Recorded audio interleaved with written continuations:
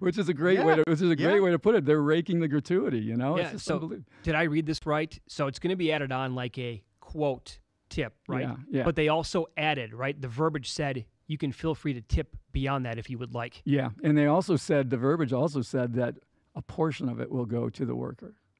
They're just taking money, man. See, that's it's insane crazy to me. And the numbers keep going down. I mean, when you're looking at the spend in Las Vegas and the numbers and the people coming, they're going down everywhere. Yeah. And they keep pointing to dumb things like people are afraid because of the shooting. Well, the TI gets more response, really? more people staying because they're doing it the old phone calls. And when I argue with people on a show like this or whatever, who try to tell me coming in, I got this black money down on a negative expectation proposition and having to pay for the right to do it. We lost a couple legends, gambling legends. I love what and you knew both of them. Let's start with Jarecki, if I'm pronouncing it right. This week, he was the best roulette player. They said if you go with he our and his TV wife ad, honed his technique at a dozen $79 casinos a night, all over the world. And by 1969, he became a menace to every casino them, in well, Europe. Then the $25 he also resort fee he is said not going to he had a be great in your line. final bill. If the casino the manager or owner didn't want to lose money, he said sell vegetables. And there was one. He would watch or clock a wheel. He would observe more than 10,000 spins over as long as a month. Sometimes a wheel would yield no advantage, but when he did find a wheel with a bias, he would have an edge over the house, and sometimes he was winning so much they would try to bring in a new wheel on him, but he couldn't. He had everyone memorized and knew, like, okay, that has a mark on. I know which wheel. I know what bias that wheel has. I got this black and white amazing guy. Don't tell me that's not true. I get to meet him, because he didn't just do. We lost a couple legends, gambling legends. But he did a lot of things. Let's start with Jarecki, if I'm pronouncing it right. He was the best roulette player at 86.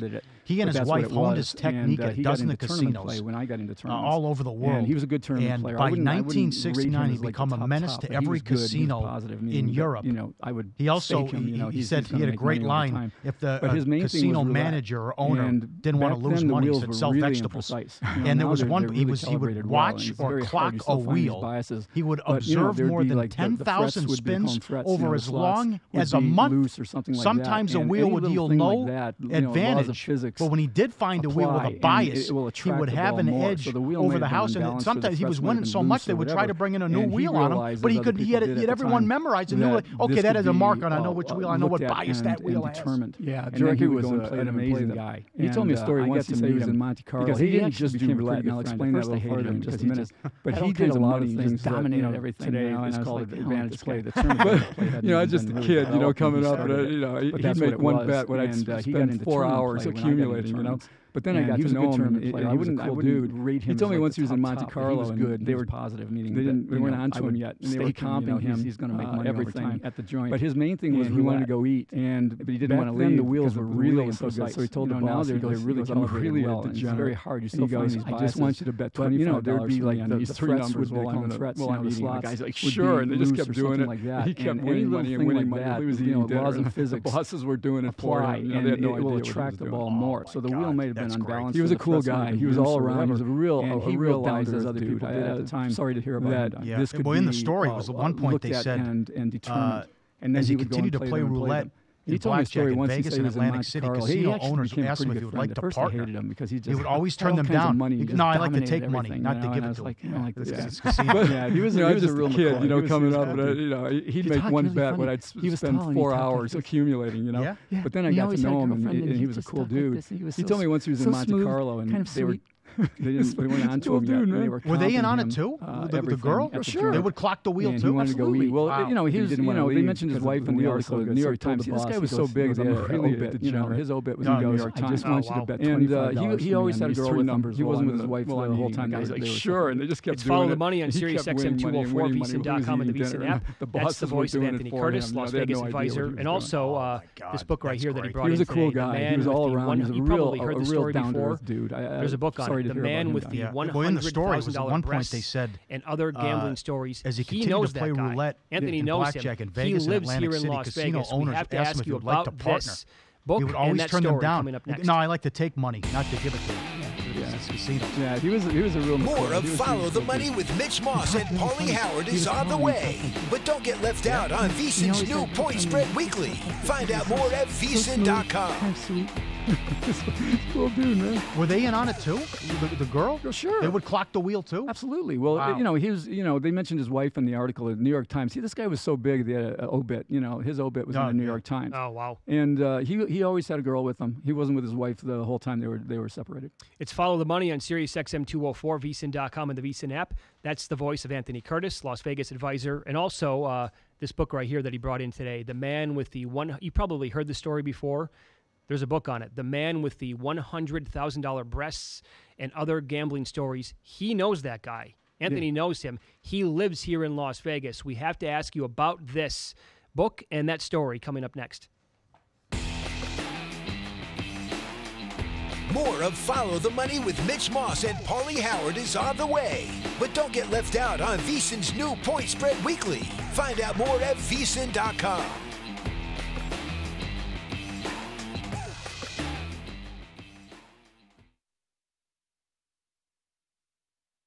If you didn't catch VSiN last week, here's some of what you missed. Your thoughts on this match between Tiger Woods and Phil Mickelson? Well, I agree with opening it pick'em. I really believe that the match is a toss-up. And, Tiger, like you mentioned, Tiger probably does have a little bit of home course advantage here. I think he's more familiar with the golf course than Mickelson is. He's been playing here for a long, long time with Michael Jordan and Charles Barkley and you name it. He's been out there. He holds the course record, has a little framed picture on the wall in the clubhouse, shot a 60 there. A 60? A 60. You just don't know what you're getting with him, but people love him. You're getting him as a plus, so I'm assuming it'll go down. I mean, it'll definitely go down in Las Vegas because the public will be all over the dog, and it's at T-Mobile. So that I can guarantee you. Vegas will have the lowest prices in the world. If you didn't catch VSiN last week, here's some of what you missed. The Caribbean, your thoughts on this match, China, wherever. It'll probably be higher because. Well, I agree with opening it pick'em. I really believe that the match is and a toss-up. handicappers of the sport will have Tiger, like you mentioned, a little higher. Tiger probably does have a little bit of home course advantage here. I think he's more familiar with the golf course than Mickelson is. He's been playing here for a long, long time with Michael Jordan. There is just Charles no Barkley bang for your buck. And you name it. He's been out there. He holds the course record. Has a little framed picture on the wall in the clubhouse. Shot a 60 there. A 60 that you've been brainwashed with for your entire life. The only thing that's available, I only bet ATS pre-flop, pre-game, You're getting them as a plus, so I'm assuming it'll go down. Pre-flop, and I only bet futures and season. Nah, because the public will be all over the dog. Makes you money given the circumstance. So that I can guarantee you. Vegas will have the lowest prices in the world. Far away some places, of these depth charts are really bad. Seattle comes to mind, Kansas City, the guys behind Cam Newton. As a former GM, when you look at some of these depth charts, true bettors of the sport and handicappers of the sport will have Nurga Bomb a little higher for sure. As far as just as a general rule for the futures market, I say this for the baseball season, football season, what have you. Pro and college football season. The video-only package is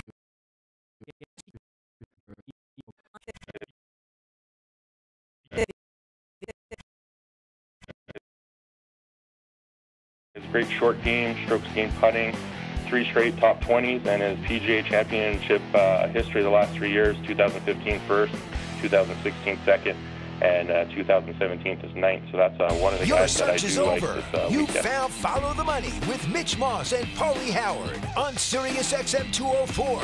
Now listen up for Winformation. All right, let's get into preseason week 2 tonight, National Football League, and this weekend, professional sports bettor Chuck Edel joins the program now. Chuck, good morning. How are you? Hey, good morning, guys. Good. How you doing? Doing well. Well, last night was the perfect example, right? Jets-Redskins game. It opened up Redskins -3.5. If you like the Jets and they went off here at the South Point as a 2-point favorite, you got to get the best number possible, right?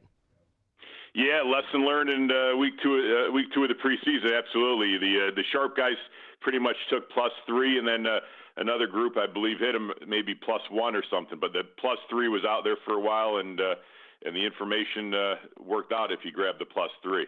How early were you on Green Bay with that great information? Open 2.5, close 6, dropped a 50 burger on the Steelers. Yeah, I laid 3 with the game. I mean, I think it closed 5.5 and 6, and again, Tomlin really, not going with the two. Roethlisberger was some concussion problems, but he wasn't going to play. Landry Jones didn't play. They went with the two backups, Dobbs and Rudolph. Meanwhile, Green Bay, with the Hundley Kaiser both battling it out, both playing pretty decent, and McCarthy was 9-3 week 2 of the preseason and worked out well. Yes, it did. That was a easy winner there. Chiefs and the Falcons. Now, movement here, a 2.5-point move on the Chiefs. Reed with the comments. He wants to play Mahomes and the starters of first half. Do you agree with the move, as Quinn apparently doesn't care about the preseason? They've lost 5 in a row. Yeah, no, I do agree with the move, and that's the one play I have played. And again, as soon as you find out some information like that, Reed came out. A lot of these coaches, you could watch hours and read all this stuff, and maybe they say one thing that you try to take and maybe do something with. Reed came right out and said he's going to play his starters the whole first half, and just as important here, guys, he's going to play his number 2s. He's going to play into the fourth quarter, so you got a pretty solid with that going. And they got Henney and McGloin as the backups. Litton, the kid from Marshall, also maybe will do some mopping up. Now Ryan, is going to probably play some of this game. Quinn was upset how bad they did look week 1. We'll see what he does, but I don't anticipate his starters playing more than a quarter in this game, and definitely an edge for Kansas City here, even with Quinn, getting on his team this week for the bad performance last week. Chuck, there's been a move on a total in the game that I also would agree with here, and that's the Buffalo-Cleveland game. Opened up 38.5. It is now into the 40s with that matchup. But I think it's the right move, right? Because we're going to want to see, the Bills' quarterback situation up for grabs, and the Browns' quarterback rotation seems to be pretty damn good.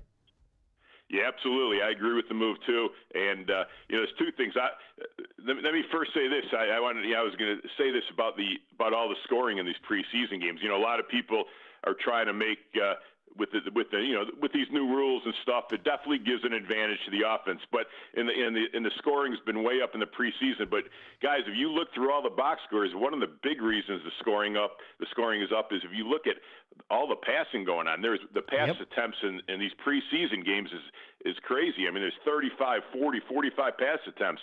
So that's also a big reason for the increase of scoring here. It's not all, everybody wants to make it seem like the rule changes, and I know that does play a role, but and you're right, Mitch, in this game, a couple storylines too. Taylor obviously played for Buffalo, now playing for Cleveland. Corey Coleman, who was on Cleveland just a few weeks ago, had a dispute, got traded to Buffalo. So it'll be, make a few interesting things. But the quarterback rotations, Buffalo's still in a 3-horse race here, and McCarron is going to go with the ones this week. So it's going to be McCarron. They're going to have Allen play with the second group this week. Last week he played with the third group, and then Peterman, who started last week, he'll do the third string. And then at Cleveland, you got Taylor, you got Mayfield, who I thought was pretty impressive in week 1. He made a lot of good reads for a rookie quarterback. He was 11 for 20, 212 yards, threw for a couple touchdowns. Also, Stanton, who did not play week 1, is going to play in this game. So they got Stanton here doing the mopping up. So yeah, I agree with the play on the over here. I anticipate there's going to be some scoring here. Cleveland last week did play aggressive on offense, but they also played aggressive on defense. I never seen in a week 1 of the preseason a team blitz as much as they did, but we'll see how that goes. Buffalo probably won't mind it, trying to get some work in. But the Cleveland starters are going to go about a quarter and a half there. Buffalo about the same. Follow the Money's here. It's XM 204, VSiN, baby. Paulie and Mitch, Pro Better. Chuck Edel, our guest. Follow him on Twitter. Any opinion on the Giants and Lions and Dolphins and Panthers, and a little bit of a move? Carolina opened 4 down to 3. Yeah, I don't really know about that move. It's just, probably maybe the number, maybe a tad high. I didn't see anything in that Miami-Carolina game that would really, as of yet, that would put me one way or the other. Miami starter is going to go a quarter. Now, Carolina starters actually might go about a quarter and a half, so maybe a little bit more there, but nothing that I saw in that game one way or the other. Giants-Detroit, a small lean here to Detroit. It just seems like Patricia is a little more into maybe trying to win this game. And, of course, I'm just trying to read between the lines here. There's not a lot of information. But, the quarterback rotation for the Giants with Manning and Webb really struggled in the last game. Now, we'll see, if he responds. He was 9 for 22 for 70 yards, looked horrible, and he's going to get a lot of the work. So you got to take that into effect. Also, these teams, the Giants in Detroit had a joint practice. You're seeing a lot more of these joint practices, meaning the Giants were in Detroit maybe Tuesday or Wednesday, and they're basically having games every day against the offense, against the defense. And what I notice when that happens is the starters sometimes don't play as much in the preseason games when these teams are having joint practices. That doesn't hold true for everybody, but because they're getting so many reps in these joint practices, sometimes you don't see the starters from either team going as much. But I would expect to see Stafford tonight, who did not play in Week 1. The late game on NBC, Arizona won, but they were dominated last week by the Chargers, 4 turnovers to 1. They had a defensive touchdown. Support for the under, 42.5 down to 41. You read anything what Peyton's saying here is the Saints are 3.5. Yeah, well, the part of the move on the under is Arizona's really working on their running game, and Coach Wilkes came right out and said they really want to get their running game going. So I think people may be reading into that, and I would agree a little bit with that. Maybe a small lean on the under there. Rosen is going to play with the starters. Last week he played with a second string, and the offensive line was horrible. Oh, yeah. He looked horrible, but there was guys in his face the whole game too. Mm-hmm. So. We'll see. The starter's going to probably go a quarter. Now, Bradford will get some touches, but expect Rosen to be in there with the starters, and he might even play a little bit with the second string, followed by Glennon. Saints, you're going to see Breeze possibly. Peyton hasn't said, maybe a cup of coffee in the game, maybe a series or two, followed by Savage and Hill. So a small lean here, Arizona, and the under. Just this Wilkes, coach for Arizona, I think we might have talked about it last week.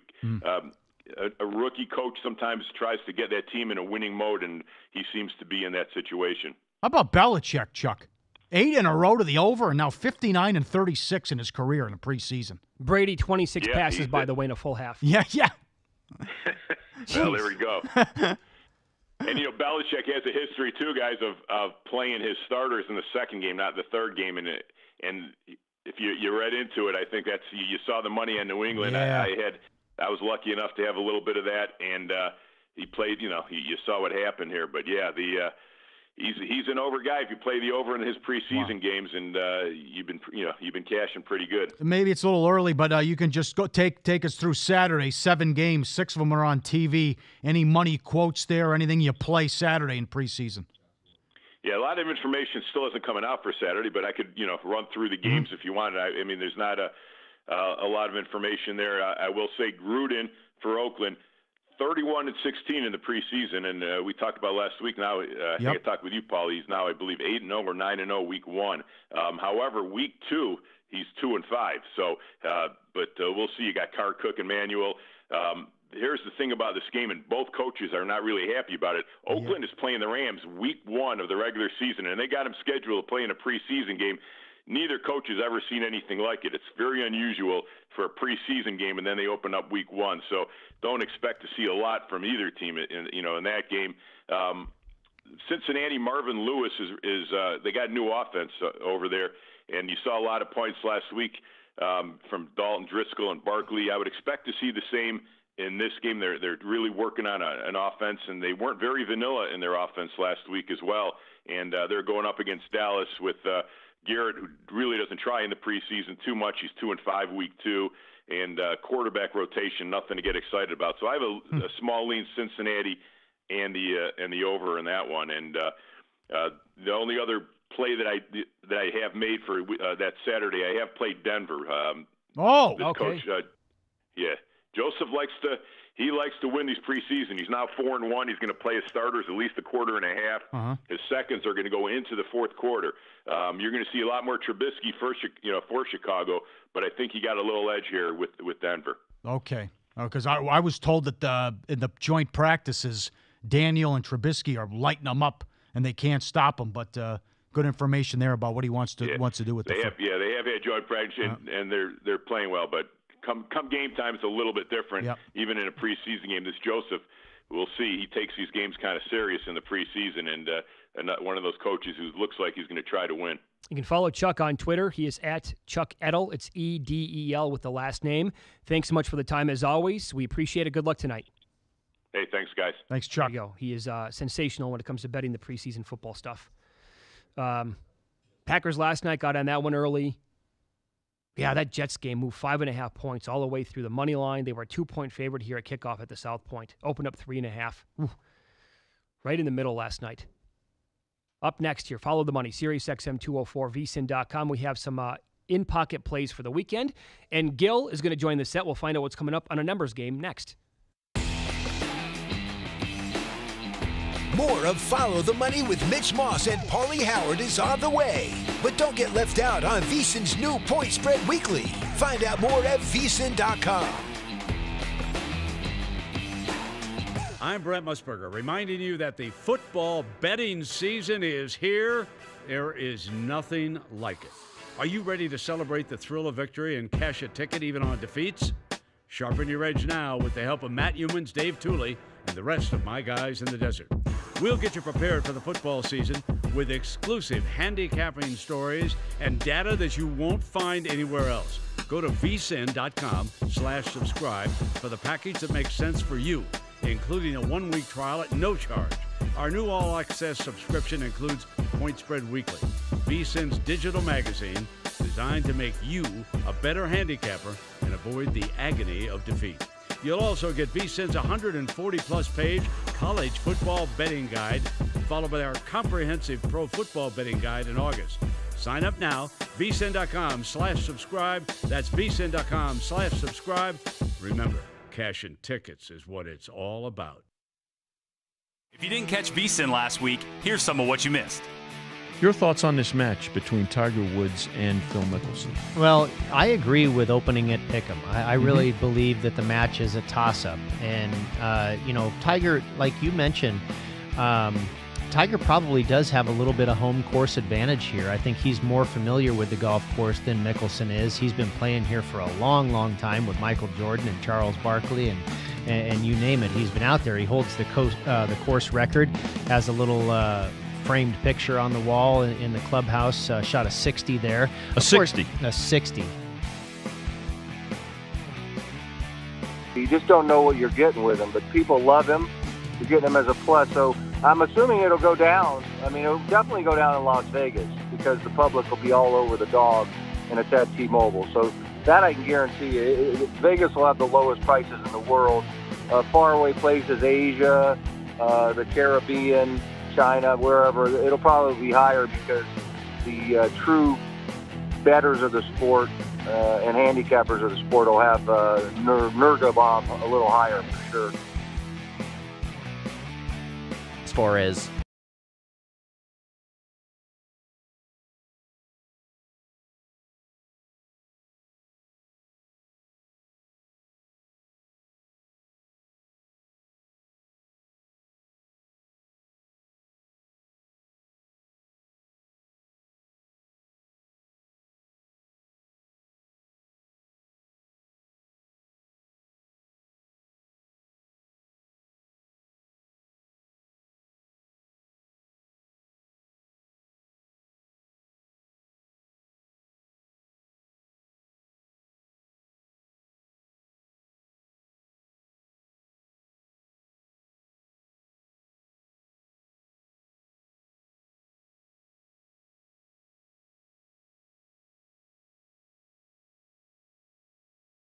between ages 25 to 54, evenly distributed, making $100,000 a year or more, and visiting Las Vegas at least once a year. VSiN Advertising delivers results because we connect with our fans in so many ways: video, radio, newsletters, podcasts, email, and right here in person. That's right, come on and visit it at the South Point at the tip of the Strip in Las Vegas. You too can get the same results that Quip, Harry's, and Hims are getting. Act now. The peak football advertising slots are filling up, so contact us at advertising@VSiN.com. Find out how VSiN can help your business grow today. Football season is fast approaching. Don't miss a moment of your favorite shows on VSiN. Subscribe now to get all our live shows plus replays of your favorites. For just $3.99 a month, you'll get access to VSiN's 24/7 stream, plus unlimited on-demand video replays of full shows and highlight clips. If you're a regular VSiN viewer, we appreciate that you've been with us throughout our early days and hope that you'll continue to support us. Your subscription will help us to expand and improve our programming as we head into the pro and college football season. The video-only package is just $3.99 a month, but we hope you'll consider the VSiN 24/7 All-Access package, which includes the video, Point Spread Weekly, the pro and college betting guides, and any exclusive stories or data we post on VSiN.com. Pricing all depends on your payment schedule. There's a 7-day free trial once you sign up, so there's plenty of time to consider all your options. If you didn't catch VSiN last week, here's some of what you missed. Easy to start looking at the NBA. And, that's a pretty darn good lineup. Listen, care to make an early number? Yeah, well, if without at the Warriors, yeah. Well, yeah, the Warriors are gonna. 8's probably too. 8 might right there. Well, I was thinking 9.5, 10. Wow. Double digits maybe high. Yeah. I don't know, but I don't know. I mean, it's hard to see. I think Brady's looking dog. Well, Brady, no, right? You guys are the pros. I am not an odds maker. I was going to say maybe 6. So I think it's a little light. 6 will be the first half. Yeah. But hey, listen. That's why I'm not working. I'm just looking at only been tearing it up for 15 years. Yeah. You know, I mean, but I'm not sure about. I'm like the rest of the world. I'm not sure about the rest of the lineup for the Lakers.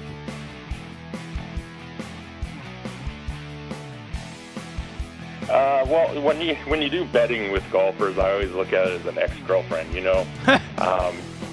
bet on these guys. The relationship's going well, and then they kind of let you down, and you break up with them, and then you see that ex-girlfriend a couple months later, and you think she looks pretty good. Let's hop back on board. Her form's a little bit better. So. Jason Day is a guy I'm willing to look at 20-1. He has great short game, strokes gained putting, 3 straight top 20s, and his PGA Championship history the last 3 years, 2015 first, 2016 second, and 2017 is ninth. So that's one of the guys that I do like this weekend. This is a numbers game with Gil Alexander, broadcasting only on the Vegas Stats and Information Network. He's one of those idiots who believe in analytics. Analytics, statistics, and more are used to win wagers, and Gil has every number you need to cash your tickets. Now, live from the VSiN studios in the South Point Hotel and Casino, it's Gil Alexander. It is a numbers game right here at VSiN, the Vegas Stats and Information Network, just like the man said. That man sounded suspiciously like JVT, by the way. Sirius XM Channel 204, VSiN.com, and the VSiN app, where sports betting analytics live. What's this El DeBarge thing looking right here? What's going on right there up top? What's going on, El DeBarge? What is that thing?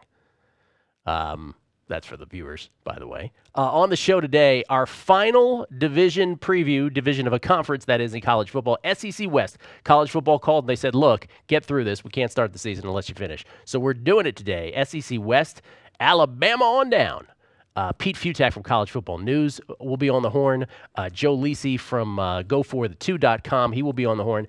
And just to let everybody know, about how we botch things. And by we, I mean me in this case. We were supposed to have Preston Johnson on in the morning. I thought we were doing our standard 8 o'clock Pacific, 11 a.m. Eastern time. Jorge tells me we're doing it earlier today. So Preston will not be here for that. But Preston will be here each and every Friday during the season for our 3-on-3 challenge, which Preston beat me by, I think, 3 games last year in the regular season, Jorge, if we recall. Jorge not really helping this morning, but I think it's 3.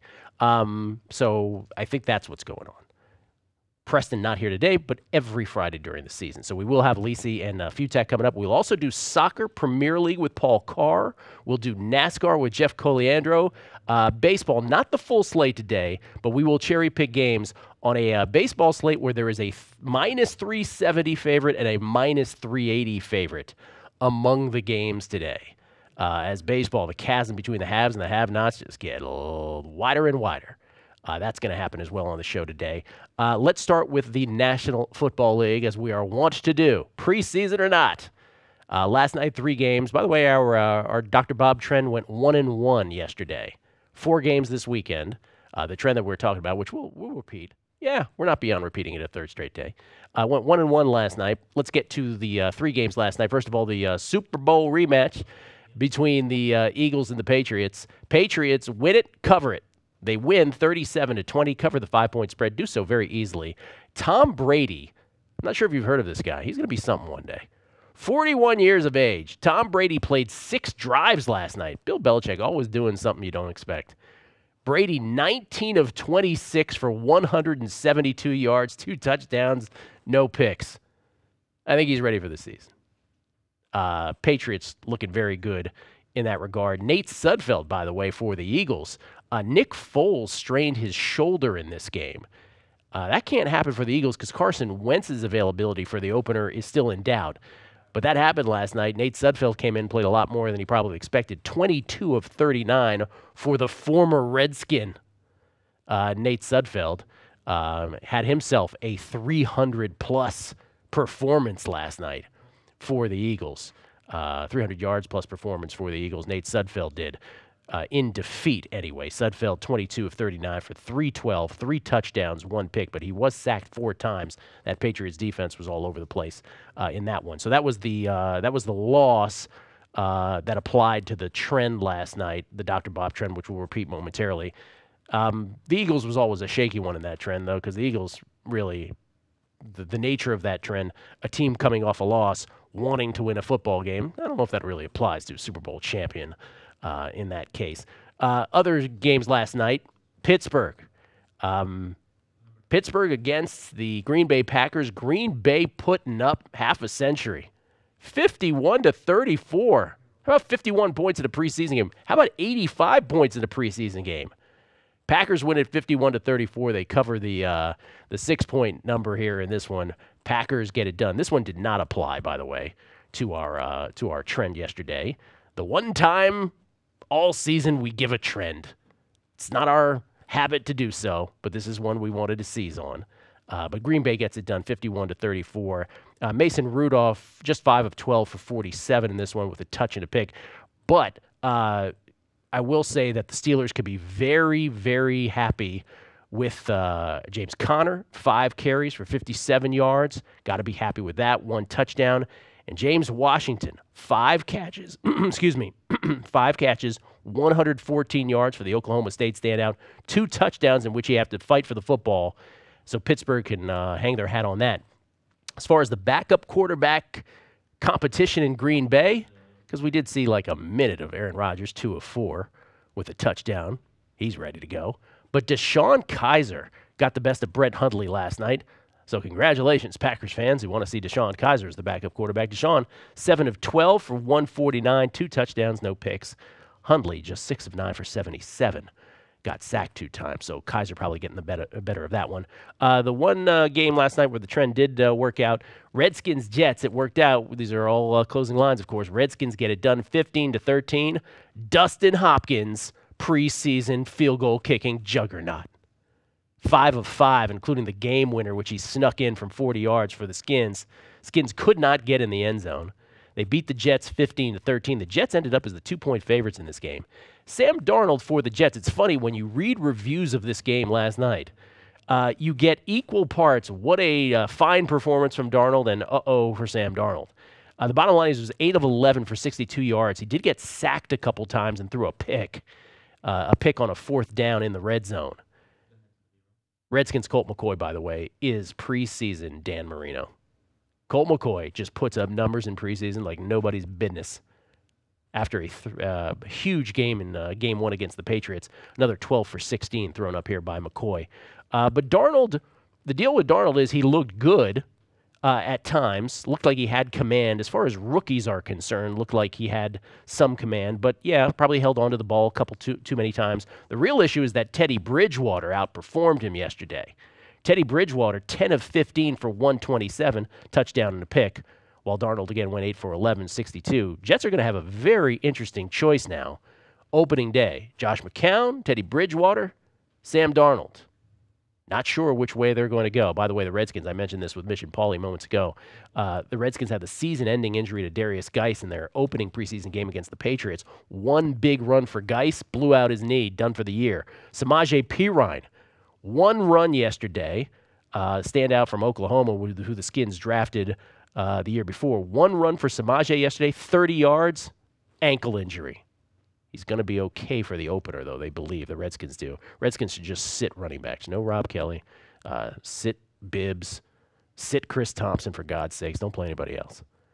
Accidents waiting to happen. The trend, by the way, that we're referring to, that I have the last 2 days, and I'll do it one more time here, is, again, this trend from our friend Bob Stoll from Dr. Bob Sports. And it's, again, I don't love trends, don't love them at all. But every once in a while, there's one that comes along where you step back and you're like, okay, there might be some sense to this. And this one, again, teams playing their second preseason game that lost their preseason opener are 158-3. 100 wins, 58 losses, 3 ties. Against the spread since 1994 when facing teams coming off a win in their preseason opener. By the way, that number adjusted, obviously, last night with the results. But a subset of that situation coming into this weekend was 59-14-1 against the spread. Teams playing their second preseason game that lost their preseason opener since 1994 when facing teams coming off a win in their preseason opener. So it was 59-14-1 ATS going into yesterday. We split on them yesterday. It's now 60-15-1, loss on the Eagles, win on the Redskins. 2 more games that applies to, one of which is tonight on tonight's slate. By the way, the 5 games tonight are as follows in the National Football League. Again, 3 last night, 5 tonight. Always interesting preseason. Maybe not your favorite thing to bet on, perhaps. Maybe it's boring after a couple rounds, but there's always some interesting competitions involved. Chiefs are at the Falcons now in preseason week 2. This is a pick 'em now. In this game between the Chiefs and the Falcons. We're going to get 1/2 of Patrick Mahomes in this game for the Chiefs. Andy Reid tipping his hand, saying we will get first-team offense for 1/2 in this game. Falcons will look to rebound from what was just generously called a listless performance last week against the Jets. That's a pick 'em now in that ball game tonight. Giants are at the Lions. Saquon Barkley, speaking of running backs, he had the 39-yard run in his first preseason carry. But speaking of running backs who have little tweak injuries, his playing status for tonight is uncertain for the Giants. He tweaked his hamstring on Monday in practice, so he may not go much tonight, if at all. Lions 3-point favorites in this ballgame. NFL Network's got yourself the Cleveland Browns. Cleveland Browns, not only on Hard Knocks, but the Cleveland Browns are on national TV each and every preseason week this year. You like the Brownies?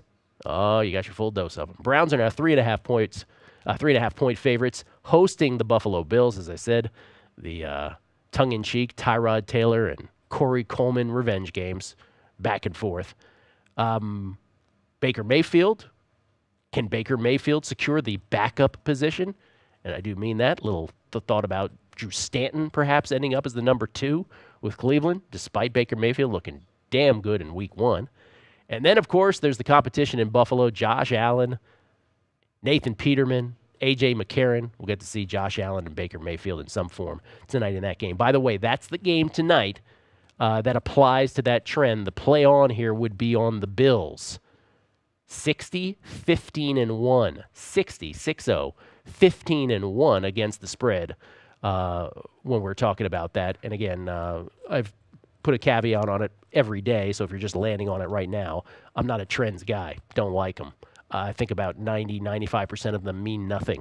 They're narrative and not predictive. But in this case, I also want to caution on the other side that I don't go completely to the opposite side and say every single trend on earth is dumb and horrible.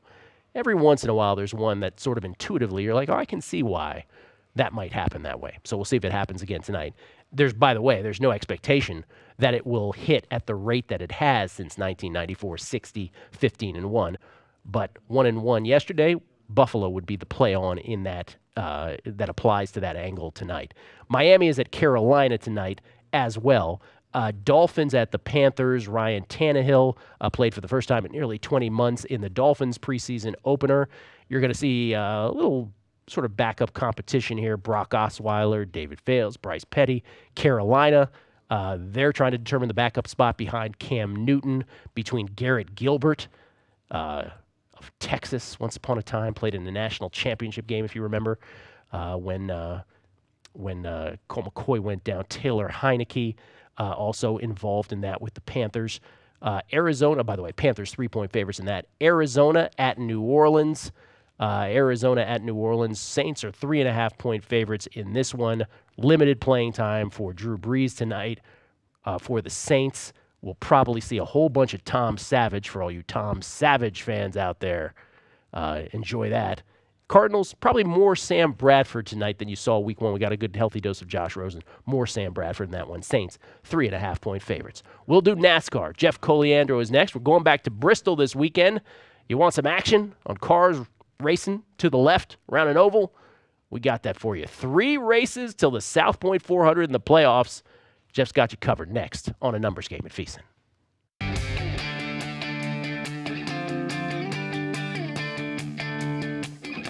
It's A Numbers Game, live from the tip of the strip in Las Vegas. Get your fill of numbers even after the show is over by following the crew on Twitter, @BeatingTheBook and @VSiNLive. 66% of men lose their hair by age 35. The thing is, when you start to notice hair loss, it's too late. It's easier to keep the hair you have than to replace the hair you've lost, so get ahead of it. Use science to fight baldness, to fight any recession you see at 4hims.com. It's a one-stop shop for hair loss, skincare, sexual wellness, and more, all for men. No snake oil pills here. This is science and a way to really keep your hair pretty much for a long, long time. I won't say forever, but for a long, long time. Get ahead of this. Take advantage of what 4Hims has to offer. If you order now, listeners to this show get a trial month of Hims for just $5 today, right now, while supplies last. See website for full details, and it costs you hundreds. If you went to a doctor or a pharmacy, go to 4hims.com/numbers. I'll spell it for you. FORHIMS.com/numbers. 4hims.com/numbers, and fight baldness today. If you didn't catch VSiN last week, here's some of what you missed. Your thoughts on this match between Tiger Woods and Phil Mickelson? Well, I agree with opening at Pick'em. I really believe that the match is a toss-up. And, Tiger, like you mentioned, Tiger probably does have a little bit of home course advantage here. I think he's more familiar with the golf course than Mickelson is. He's been playing here for a long, long time with Michael Jordan and Charles Barkley and you name it. He's been out there. He holds the course record, has a little framed picture on the wall in the clubhouse, shot a 60 there. A 60? A 60. You just don't know what you're getting with him, but people love him. You're getting him as a plus, so I'm assuming it'll go down. I mean, it'll definitely go down in Las Vegas because the public will be all over the dog, and it's at T-Mobile. So that I can guarantee you. Vegas will have the lowest prices in the world. Faraway places, Asia, the Caribbean, China, wherever, it'll probably be higher because the true bettors of the sport and handicappers of the sport will have Nurgabom a little higher for sure. As far as just as a general rule for the futures market, I say this before the baseball season, before football season, what have you, there is just no bang for your buck in the futures market. Start thinking outside of these of the construct of betting that has been driven into you, that you've been brainwashed with for your entire life. The only thing that's available, I only bet ATS pre-flop, pre-game, before games start. I only bet ATS pre-flop, and I only bet futures and season wins. Nah, do what makes you money given the circumstance. Some of these depth charts are really bad. Seattle comes to mind, Kansas City, the guys behind Cam Newton. As a former GM, when you look at some of these depth charts, how in your mind do you think that they compile some of these guys? Because for some of these quarterbacks, if they go down, it's not going to go well. No, it's not. I think, San Francisco, C.J. Beathard, we saw what happened with them last year when he had to play. And I think the most interesting player in preseason at quarterback is Teddy Bridgewater, because there's a lot of teams that if he plays well, they could use him. And I think Miami would be one of them. This is Ryan Tannehill. I think another team, Tampa Bay. Look, Ryan Fitzpatrick, we know, has to start the first 4 games. We've all seen how Ryan Fitzpatrick plays.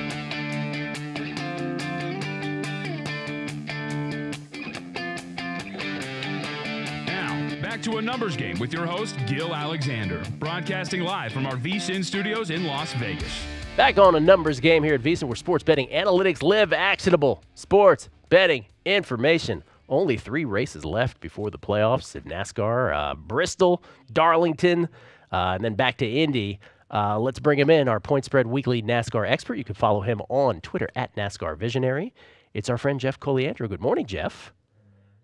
Good morning, Gil. How are you today? I am well, sir. Oh, look, we have a new picture of you on the screen. Very nice. Hanging out. I'm thinking that's at a racetrack, perhaps. I can't really see entirely, but you look very comfortable there. Jeff, here's the story. Let's go back to last week first. We were back at the Michigan International Speedway. Kevin Harvick. Oh, yeah, he does it again. 7th win of the year for Harvick as the Big Three remain nearly, I'll add the word nearly unbeatable. Another great race for Harvick. Austin Dillon, I noticed, first top 5 finish since Daytona when he won the Daytona 500. And those are the drivers. We put up a screen right here. These are the 8 drivers locked into the playoffs. Harvick with the most wins, 7. Kyle Busch, 6. Martin Truex Jr. comprising the Big Three I referred to with 4 wins. And they're 2-1, 2-1, and plus 350 respectively. Odds to win it all. But what was your reaction to Michigan? Harvick's win again? More of the same? What did you notice? Yeah, I did think so. I mean, Harvick has been so strong. And, you know, Harvick is one of those drivers, while we see a lot of these top drivers like Kyle Busch and Truex, where they have certain specialty tracks. And, again, they apply to a lot of tracks. But Harvick has the ability to really win anywhere, whether it's super speedway, whether it's a road course, or even a short track. His team and his driving, their ability to adapt is really amazing, and it's shown up all season long. Let me ask you about Bristol. So night race at Bristol coming up this week. Kyle Busch has won 20 NASCAR National Series wins at Bristol. What is it about Busch that makes him so successful on this particular racetrack? I think that it has there's a couple of factors. I think number one is he's basically always running for the same team, whether it's a Busch Series race or even a truck race or a cup race. I think his teams are very well defined to race at Bristol. In terms of setups and in terms of what they need to do to get around. The other thing I will say is that Kyle Busch has sort of the level of aggression that seems to work well when it's mixed with technicality. So he's able to sort of roll through the corners and keep pressure on the drivers who were in front of him, who look in their rearview mirror and say, gee, I've got Kyle Busch behind me, and, you know, he's right on my bumper, and I'm probably going to, you know, lose him after a turn or so. They're going to have to back off and let him go. So I think there's a number of things. Definitely his talent level and the way they're set up, and the fact that at this point he's Kyle Busch. He is Kyle Busch. Talking to Jeff Coliandro, our Point Spread Weekly NASCAR handicapper. Kyle Busch, by the way, what we were just referring to, his success at Bristol goes a long way in informing the fact that he's the short shot here. If we could flash those up again, he's 5-2 to win at the Bass Pro Shops NRA night race, Bristol Motor Speedway this Saturday. Kyle Larson, 7-2, right behind him at the South Point Hotel Casino here. Kevin Harvick, the aforementioned Kevin Harvick, 6-1, looking for his 8th win of the season. Truex Jr., Keselowski, Hamlin, Blaney, Jones, some of the usual suspects in there at 12-1 and on down the line. Starting position is always important with these races, Jeff, and you are clear to say, hey, look, I'm gonna see how this fleshes out before I give you my final picks of any particular race. And that's the nice thing about having a digital magazine. We can update that before the race. But this is interesting. We have a pie here. Winning percentages by starting position for all Bristol races. I'm not sure if you can see this or if you are aware of this graph. But talk to me about this. 33% pole and second starting positions, 25% third through fifth, 21% sixth through 10, and then it really just goes off a cliff here. Yeah, it really does. I'm not seeing exactly what you're seeing, but I can tell you that only 6 of 113 races have been won from deeper than 20th spot. So essentially, when you look to handicap this race, more or less, you can eliminate anybody who's starting 21st or deeper, and that's half the field. So then you start to work backwards, and you start to, you know, close in toward the top 5. And you see where the percentages really jump. So we know that 89 out of 113 have won from the top 10, And if we drill it down, about the best stat that comes out of that whole group is that within the top 6, 65% of the races have been won. So that gives you a good mix of a relative few amount of drivers to focus on with a high winning percentage. So those are some of the things that I look at. All right, Jeff, let's break it down then. Oh, Jorge, you wanted to add something. I'm sorry, Jorge. One thing to add to that, part of it isn't necessarily just the starting position. It's pit road. Bristol split between the front stretch and the back stretch. So the top 20 drivers get to pick the better pit stalls. So that has to do a lot with the handicapping, doesn't it, Jeff? Absolutely, Jorge. And it used to be back years ago where they would literally have to go around the front stretch and make the long pit. It's a little more equal now than it used to be, but there's a massive advantage to pitting in the top 5 spots at Bristol. Jorge, by the way, we like to joke around here, but Jorge was telling me the other day when you were at Fox, was this Jorge, that you actually got in a car and you sped around Daytona, was it? What did you do? Yeah, I've been lucky. I've done Daytona. I've done Fontana, the Auto Club Speedway, and here in Las Vegas Motor Speedway. So I got to talk to Jimmy Vaccaro and Brent Musburger about their rides this week as well. How did they go for them? How'd they feel? Jimmy, experienced a new life for sure. Yes, I'm sure he did. So Jeff, just in case you were wondering, Jorge, a skilled racer. You know what? It doesn't surprise me at all. No. Between his background and his knowledge, there's no trouble me believing that. One note here. Kevin Harvick leading all drivers, plus 16.5 adjusted plus minus at Bristol. Talk to me about that. So we take a look, like specifically, I like to look at a place where they race twice a year like Bristol. I go back to the last 5 races. Harvick has 1 win, 2 top 5s, and 5 top 10s. His average starting spot is 21.8, and his average finish is 5.2. He does not have any DNFs in the last 5. Therefore, he's got an adjusted plus-minus of 16.6, which is the highest of any driver running this weekend. And that's a big number. Normally, the highest we see is about 9 to 10, and Harvick has shown some exceptional ability to move up spots over the course of these races at Bristol. I'm guessing Harvick, well, maybe I shouldn't guess this. Maybe I should just throw it out to you. Who is it in the futures market you're going to? And then give me a head-to-head. You're 45-28, 45 and 28. 0-1 last week, you're forgiven. But 45 and 28 on the season in matchup records. Give me a matchup first and then maybe a shot to win the race. Absolutely. I like Harvick. I like Harvick as a dog. He's plus 140 against Kyle Larson. And I see them as basically scratch at this track, with even Harvick having a slight advantage.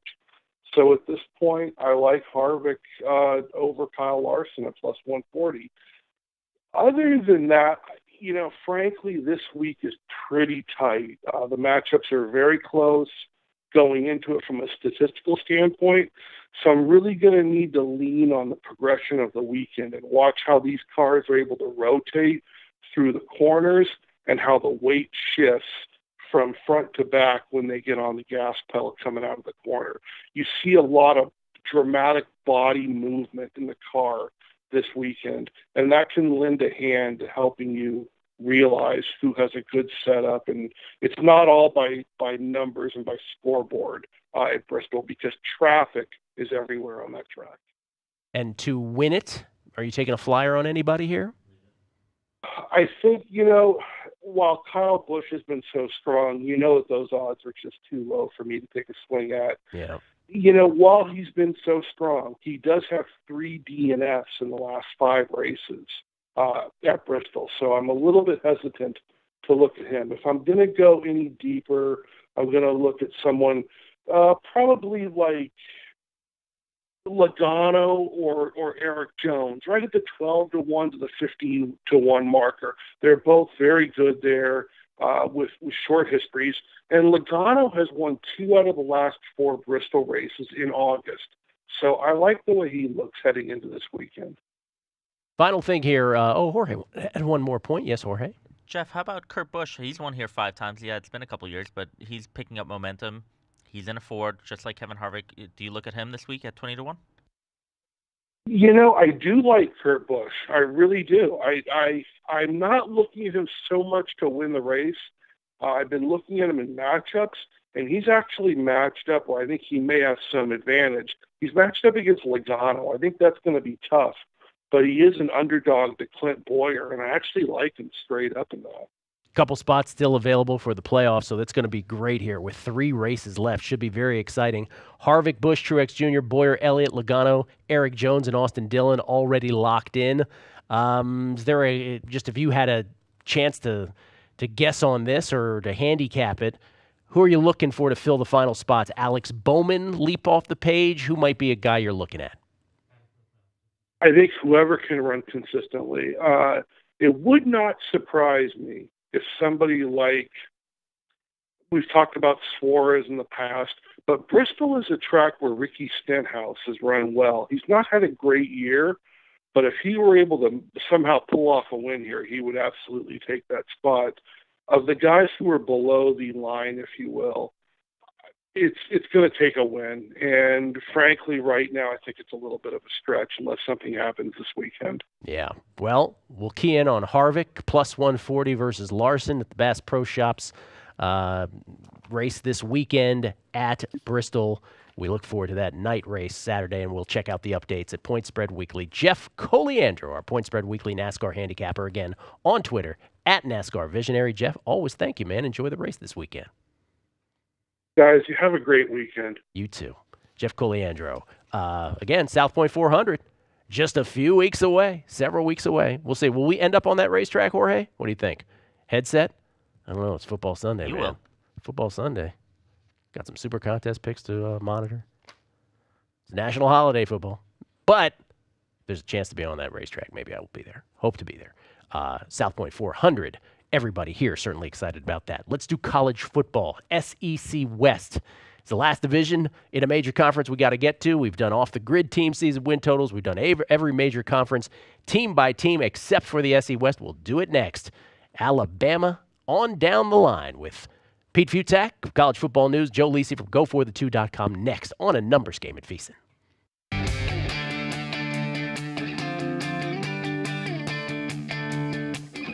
It's A Numbers Game, live from the tip of the strip in Las Vegas. Get your fill of numbers even after the show is over by following the crew on Twitter, at Beating the Book and at VSiNLive. Where does it begin and end with Harry's shave products? Well, maybe it's the closeness of the shave, smooth, comfortable glide, the weight of the razor handle. Yes, shaving nerds really do focus on the weight of the razor handle, the design, the scent of the shave gel, the amazing value. All of those things are answers that are given when asked, what do you love most about Harry's? Well, the founders of Harry's said to themselves years ago, we want to be able to have smooth, comfortable shaves at an affordable price. Why can't we find anything? Took matters into their own hands, bought a factory in Germany, and said, let's make this happen. The result, phenomenal quality at affordable prices. 100% quality guarantee. Harry stands behind the quality of their products. If you don't love your shave, you let them know. They give you a full refund, no questions asked. No subscription is required. Don't confuse them, Harry's that is. For the other online brands that force you to subscribe, Harry's lets you resupply however you want. Auto refills are an option, but you can also buy one-off, a la carte as well. For limited time only, Harry's has a special offer for listeners of this show and this network. New customers. You get $5 off a shave set from Harry's with code VSiN right now at harrys.com. The starter set that comes with a 5-blade razor, weighted handle, foamy shave gel, travel cover, all yours, all for just $3, plus free shipping when you use code VSiN at harrys.com. Join the millions who've already made the switch. Go to harrys.com today. Use code VSiN at checkout to claim your offer. Football season is fast approaching. Don't miss a moment of your favorite shows on VSiN. Subscribe now to get all our live shows plus replays of your favorites. For just $3.99 a month, you'll get access to VSiN's talk, so there's plenty of time to consider all your options. If you didn't catch VSiN last week, here's some of what you missed. The Caribbean, China, wherever, it'll probably be higher because care to make an early number? Betters of the sport, without the handicappers of the sport will have Nurga Bomb a little higher. 8's probably 2. 8 might be right there. I was thinking,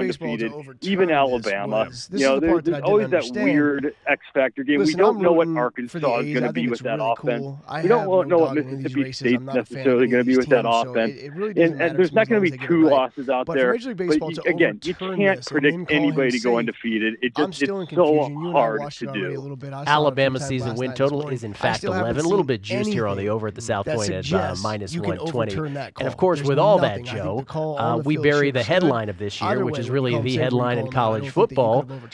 Who's going to be the quarterback? Tua Tagovailoa, who famously came in with a cape on his back and led Alabama to the national championship in the national championship game last year, or the rock-steady Jalen Hurts. What's going to happen with Alabama? I mean, I think it's going to be Tua, just based off his performance and the pressure to start him from the national championship game. I think both quarterbacks will play. I think Mike Locksley will utilize Jalen Hurts in run options for the offense. But I'll say this about Alabama, and I can't argue what Pete said in terms of talent. I mean, all they do is reload. Nick Saban has an opportunity to win 7 national championships. You're talking about a team over the last couple of years that's 17-1 against the SEC. And have won those 17 games by 26.3 points per game. They were 8-1 last year and won those 8 games by 27.6 points per game. And they haven't lost a Week 1 matchup since 2001. Won 16 straight by 24.8 points per game. But if you look at the offense last year, even with Jalen Hurts and that dynamic rushing attack in the first 8 games of the year, they averaged 298 yards against FBS opponents. They won those 8 games by 33 points per game. In the last 6 games of the year, it was a different offense against better competition. Teams like Mississippi State, teams like LSU and Auburn, they only average 170 rushing yards per game outside the Mercer game. You take that Mercer game out, they were really a different type of offense, and they won those 4 games against FBS opponents by 10.5 points per game. I think it's going to be a different offense. I mean, minus Calvin Ridley, there's really not a go-to wide receiver. Yeah, Rutz is there, but they're going to double team him most of the time.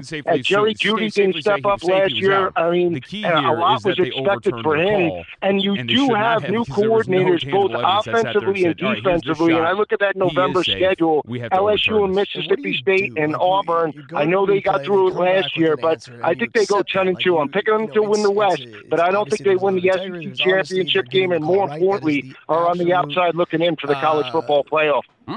Picking them to lose 2 games there, so you got an under on Alabama. If we look at the SEC, the futures market to win the SEC, Alabama, no surprise, minus 180 here at the South Point to win the SEC. Georgia from the SEC East, plus 250 there, the next shortest shot. The only other team in single digits in terms of odds to win the SEC is Auburn at 7-1. The difference, of course, between Alabama's schedule here in Auburn, when you look at Auburn, at Georgia and at Alabama looms in November, just looms. And so you think to yourself, all right, as long as that's hanging there at the end, and yes, by the way, the home game at versus Liberty and Wisconsin between those 2 games. Oakland has won love 3 those straight from them. late season buys in the price SEC. tag on Oakland, but 2-1 plus you look at the schedule and you're like, all right, can Auburn get to Georgia at 9-0? And the biggest sort of hurdle to that is right off the bat, Joe, which is their neutral site game at Atlanta versus UW. How do you feel about that game? How do you feel about Auburn? No one wants to. Yeah, I like UW in that ball game. I'll say this: the Achilles heel for Auburn and Gus Malzahn since 2014, Gil, has been being able to win on the road or on a neutral field site. They're 11-13 since that time, which is 468 winning percentage. And you look at the 4 games last year that they lost: Clemson, LSU, Georgia, and UCF, all on the road or on a neutral field site. That's the concern I have for Auburn this year, coupled with the loss of Kerryon Johnson and Cam Petway. I mean, in 12 of the 14 games, they rushed for over 200 yards. In 4 of the 14, they rushed for over 300 and won those 4 games by 28 points per game. But in their 4 losses, they failed to rush for over 200. And when you look at their offense this year, I think they're going to be a one-dimensional offense, and that's the concern I have. Coupled with that Washington game, they also also have to go at Mississippi State. They play Texas A&M, at Georgia, at Alabama. I'm picking them to lose 5 games. I'm not sold on this team overall. I think they overexceeded expectations. I'm picking Auburn 4th in the West at 7-5 for 2018. 7-5. The total is at 9, where I would have predicted it to be, but you're going with 7 games there and under there. Pete, Auburn's so close to being a 2-loss team in the college football championship playoff. I would have loved to have seen that last year. It didn't work out. But a stout defense as always. They gave up 17 points or fewer. I believe it was 8 different times last season, and they did so. One of the more remarkable stats in college football last season for such a great defense. They did so while picking off the ball a grand total of 6 times the entire season, which is pretty incredible. You expect the defense to be as up to snuff as they were last year, and Jarrett Stidham, one of the great quarterbacks in the country, if not the single greatest in your opinion, I believe, if I recall correctly. Hitting walk-off home runs. He's pretty good, and this is not going to be a one-dimensional offense. What's equivalent to that? Obviously, Gus Malzahn attacked are great at running the ball, and you do have an NFL quarterback in Stidham who's making this thing happen. That defensive front, those tackles are fantastic. So the defense is going to be every bit as good as last year. And you're right. All the way out here. I'll tell you what. It's a beautiful place. It's my favorite place in the world to pitch with all the foul territory. You got all kinds of extra outs. But it's not. Listen, ball jumps there. Let's not act like it's that pitcher friendly when it comes to putting balls in play. The ball flies at Oakland. You see, so again, one game lead for the Houston Astros in this division. And speaking of this division, Seattle Mariners, they were lucky enough to draw the Los Angeles Dodgers, who were on their 5-game slide and snapped it the other night. But the Dodgers were angry, and they let it out over Seattle. 5 home runs yesterday for the Los Angeles Dodgers, who have a lot of pop in that lineup. 11-1 your final score. They close as a $1.38 favorite. Mariners at plus 128. Total of 8 goes over, and the Dodgers take care of that on their own. But I bring this game up because we talk about the West, and we'll talk about the NL West in a second. But I think it's safe to say, and I can say this now, of course they're not officially eliminated by any means. I think Seattle's going to be the team that is left out of this. You look in terms of the long run, they have a negative 32 run differential, even though they're 70-53. And then we have this. If you look at their lineup, and we know that James Paxton, or their rotation, I should say, James Paxton's on the DL, right? The guy's off injured, kind of sucks. He's great, the big maple. But look at this. Does this, Josh, instill fear into you if you're looking at the Mariners rotation coming down the stretch? Mike Leake, Marco Gonzalez, Erasmo Ramirez, Wade LeBlanc, Felix Hernandez, James Paxton, of course, like I said, on the DL. Felix Hernandez now back in the rotation because Paxton. But I look at this team and I'm like, I don't see anything that really scares over the me years. If I'm any of these other teams in the AL West. This remains so many great defensive players. Your lineup doesn't have, besides Paxton, any other power in it. Your lineup, your rotation. Let's look at Oakland's in because you got Edwin Jackson and Trevor Cahill, and I can say the same thing for those guys, Mike Leake and Wade LeBlanc. Listen, guys got to step up. That's the reality. You got veterans in League that have been around for a long time, obviously know how to pitch. You got guys like LeBlanc who obviously know how to pitch. They don't have big names and put up huge numbers, but there's a reason they've been in Major League Baseball for a long time and have pretty cool contracts because they give their teams an opportunity, and that's all they want. King Felix, obviously, he's starting to have the decline in his career at this point, but he's still pretty intelligent and gives them an opportunity at times. Paxton's the guy that needed to step up. They really like this Gonzalez kid, and he has stepped up.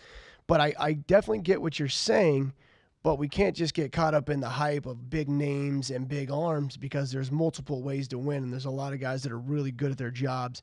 And this is probably another reason why they're successful is because a lot of people overlook them kind of how we are right now. You kind of overlook these guys, and you don't give them the credit. You take them lightly, and next thing you know, they're winning 3-2 in the 7th, and you're not really quite sure what happened, and then they got the back end of the bullpen. That's pretty good. But to what you're saying, LeBlanc takes a ball off his arm. If he goes on the DL, I'm going to assume that it hurt, but I didn't think in the moment that he should have came out of the game, but he could have got hit in a very sensitive spot. So now they lose him. King Felix has got to come back into the rotation, but Marco Gonzalez is skipping his next start because his arm's fatigued. That's not good. When you got these young kids, man, they're learning how to play full seasons. And in the minor leagues, it's different because you're bouncing around. Once you have a little success, you go to a different team, you go to a different team. It's a little bit different. Your season's shortened compared to the Major League season. So you need guys to help these young players understand how to last. It's one of the most important things that they learn in their careers. And now we're seeing a little bit of, regression because of it. And in Paxton's the same thing. He's still learning too. So you're right. Like, they're going to need somebody else to step up again do they have that player? And I don't know. Globally, the Mariners 40-1 to win the AL West. Oakland Athletics plus 260, and you're laying 340 with the Houston Astros at this point. And the Mariners are not 13 games back. That is the Anaheim Angels, sadly. 4.5 games back. Yeah, 4.5 at this point. And 40-1, and you're 4.5 games back. You want to buy to that? I don't want a piece of Seattle, and it has nothing to do. I'm not all over this Oakland A's bandwagon. I still think that Houston's, you take Oakland out of the mix, Houston's still going to beat Seattle. So, no, I really don't want a piece of it. But, once again, being a baseball fan is fantastic. We'll revisit the NL West as well because Dodgers, Rockies, Diamondbacks all won last night. NL West is completely in chaos as you have the Dodgers and Rockies, both within 2 or 1.5 games. And, hell, I guess you can even throw in the Giants, who are 7 games back. But you have a lot going on in the NL West, too. We have to get the National Football League. We had huge line moves yesterday in multiple games. One of them paid off. One of them didn't. So we'll talk about that. Patrick Mahomes, who looks like he could have the best arm in the National Football League, and the top 3 games later tonight in the preseason as well.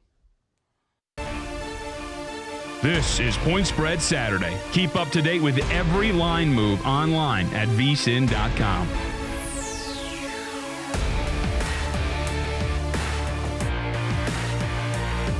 I'm Brent Musburger, reminding you that the football betting season is here. There is nothing like it. Are you ready to celebrate the thrill of victory and cash a ticket even on defeats? Sharpen your edge now with the help of Matt Humans, Dave Tooley, and the rest of my guys in the desert. We'll get you prepared for the football season with exclusive handicapping stories and data that you won't find anywhere else. Go to vsin.com/subscribe for the package that makes sense for you, including a 1-week trial at no charge. Our new all-access subscription includes Point Spread Weekly, VSiN's digital magazine designed to make you a better handicapper and avoid the agony of defeat. You'll also get VSiN's 140-plus page college football betting guide, followed by our comprehensive pro football betting guide in August. Sign up now, vsin.com/subscribe. That's vsin.com/subscribe. Remember, cashing tickets is what it's all about. If you didn't catch VSiN last week, here's some of what you missed. Your thoughts on this match between Tiger Woods and Phil Mickelson? Well, I agree with opening at Pick'em. I really believe that the match is a toss-up. And, Tiger, like you mentioned, Tiger probably does have a little bit of home course advantage here. I think he's more familiar with the golf course than Mickelson is. He's been playing here for a long, long time with Michael Jordan and Charles Barkley and you name it. He's been out there. He holds the course record, has a little framed picture on the wall in the clubhouse, shot a 60 there. A 60? A 60. You just don't know what you're getting with him, but people love him. You're getting him as a plus, so I'm assuming it'll go down. I mean, it'll definitely go down in Las Vegas because the public will be all over the dog, and it's at T-Mobile. So that I can guarantee you. Vegas will have the lowest prices in the world. Faraway places, Asia, the Caribbean, China, wherever, it'll probably be higher because the true bettors of the sport and handicappers of the sport will have Nurga a little higher for sure. As far as just as a general rule for the futures market, I say this before the baseball season, before football season, what have you, there is just no bang for your buck in the futures market. Start thinking outside of these of the construct of betting that has been driven into you, that you've been brainwashed with for your entire life. The only thing that's available, I only bet ATS pre-flop, pre-game, before games start. I only bet ATS pre-flop, and I only bet futures and season wins. Nah, do what makes you money given the circumstance. Some of these depth charts are really bad. Seattle comes to mind, Kansas City, the guys behind Cam Newton. As a former GM, when you look at some of these depth charts, how in your mind do you think that they compile some of these guys? Because for some of these quarterbacks, if they go down, it's not going to go well. No, it's not. I think, San Francisco, CJ Beathard, we saw what happened with them last year when he had a play. And I think the most interesting player in preseason at quarterback is Teddy Bridgewater, because there's a lot of teams that if he plays well, they could use him. And I think Miami would be one of them. This is Ryan Tannehill. I think another team, Tampa Bay. Look, Ryan Fitzpatrick, we know, has to start the first 4 games. We've all seen how Ryan Fitzpatrick plays. Now, we head back to Las Vegas and the VSiN studios for Point Spread Saturday, exclusively on the Vegas Stats and Information Network. Yeah, welcome in. Jonathan Von Tobel, filling in for Amal Shah. Got to get the blood flowing, man. I'm very sleepy today. You get up too early, buddy. I can see the light at the end of the tunnel. I get some time off here on, like, Monday. So I'm like, all right, I can make it through this. Josh Towers here. We're with you, of course, for the next, what is it? We've taken 18 minutes down already. We're here until about 11 o'clock. And then Between the Sidelines actually gets started. So we have a lot more in terms of football, which is where we are today, right now, in this very moment. Huge line move yesterday, pays off. Chiefs take care of business against the Falcons, take them out 28-14. I don't know if you were keeping track of this yesterday, but the Falcons actually opened up as a 2.5-point favorite. Reports came out that Mahomes and the Chiefs were going, or Mahomes and the starters were going to play the whole first half for the Kansas City Chiefs. Money comes pouring in. Falcons go from -2.5 to +2.5 at one point. Comes back down to close at Chiefs -2. And actually, it's funny because I saw Mitch Moss last night and we were talking about this. And in my opinion, it was one of those things where you handicapped it incorrectly because I didn't think Mahomes had a great touchdown, which we'll get to in a second. Yep. The starters didn't play that well, and actually the Chiefs ripped off 11 points in the fourth quarter to make this look a lot more lopsided than it really was. But the starters in the first half for the Falcons, and even their second string at times, outplayed Kansas City, and it was 14-3. Well, if you were on the Chiefs, which everybody apparently was, because the line, like you said, changed crazy. I mean, the amount of money, and we talked about it with Jimmy, the amount of money that came in was insane. When the game started, you were very nervous, but I think what you were betting was the second half of the game in reality, and that's kind of what happened. They came through because, I mean, it was quickly all Atlanta to start this thing. I mean, really quick, but, you know, whatever they saw, whatever they believed in, it pulled through because KC ended up running away with this pretty easy. Mahomes, so he had a 69-yard touchdown pass. Yep. Nice. And we have this, if you want to throw this up. So if you look, because the kid's got a live arm, and a lot of people are infatuated with what Mahomes brings to the table, but NFL research had this.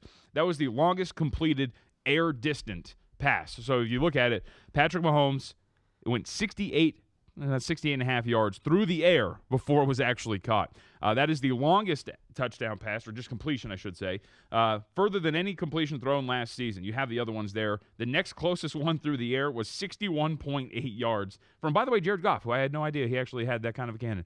But you'll see them all. Jared Goff, Carson Wentz, Deshaun Watson, Jacoby Brissett, 61, 62, 61.2, 60, and then 59. But Patrick Mahomes with a 68-yard completion, and 68.6 of them were through the air. Listen, I don't know why you're surprised. Can we put that graphic back up? I don't know why you're surprised in golf. He's the first overall pick. He better be able to do it. He's spindly. He's like the size of Greg. And then Carson Wentz. Did you see him shirtless in the Hard Knocks if you have the year before? If you have a big chest and a big arm, guess what? That means you can't throw a football. You don't. There's the gift that these guys have to throw something is internal, man. You don't want to look. What was the dude that came out of Michigan that was really pretty, all jacked, couldn't throw a football to save his life? He played for Cleveland. Can't think of his name. There's a reason, dude. You don't need it. Look at Verlander when he takes his shirt off. There ain't nothing to it. With the things that you need to throw something is internal. It's not external. But I'm looking up pretty jacked Michigan quarterback, and we'll see what. I can't think of his name. It's not Tom Brady. He might come up too. I think Brady was ugly. Jacoby Brissett might be the one surprise on there. Yeah, he was fine. But those are all the new kids, man. Brisket's got a cannon, dude. Brisket's got like the strongest arm out of all of them. And then Watts was up there. You got all the young kids, man. All the winning guys. They don't throw the ball that far. They don't need to. Trying to find this beautiful quarterback that you were talking about. I can't think of his name. Pretty. He was jacked. He couldn't throw a football, though. I mean, unless you're talking about the kid that they have now, this was a few years ago. Oh, okay. All right. We'll have to find it. We'll have to find out who this pretty young jacked quarterback who played for Cleveland was.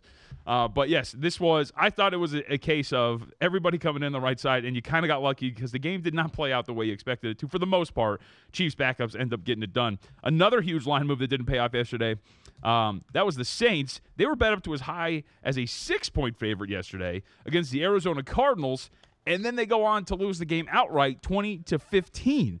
So the Saints got a lot of action yesterday against Arizona, and I kind of got behind it. I was like, look, I get it. You see this. They closed as a 5.5-point favorite here. The Cardinals looked awful in their first preseason game against the Chargers. Yes, they won. Yes, they covered.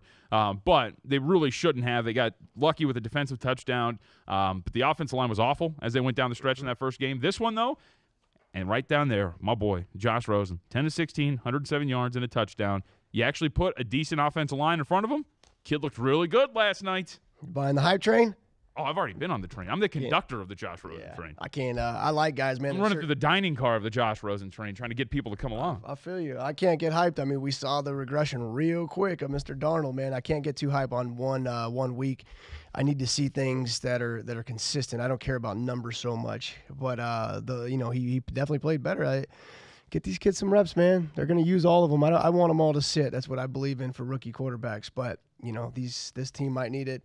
Bradford looked good too, though. It's a beautiful situation for Cleveland and for Arizona and for the Jets when you have veterans in front that can get the job done and willing to teach these young kids. It's great, man. And then the reason, too, is it's not so much the numbers. It's when you watch Rosen out on the field. Like his touchdown pass to Kirk was beautiful. Yes. And he's in the pocket, he steps up, and he waits a split second and then finds him and places it perfectly to the only spot where Kirk can get it. That's the job. And nobody else can. Do. It's like that relay we saw from Houston. I mean, that's what you have to do.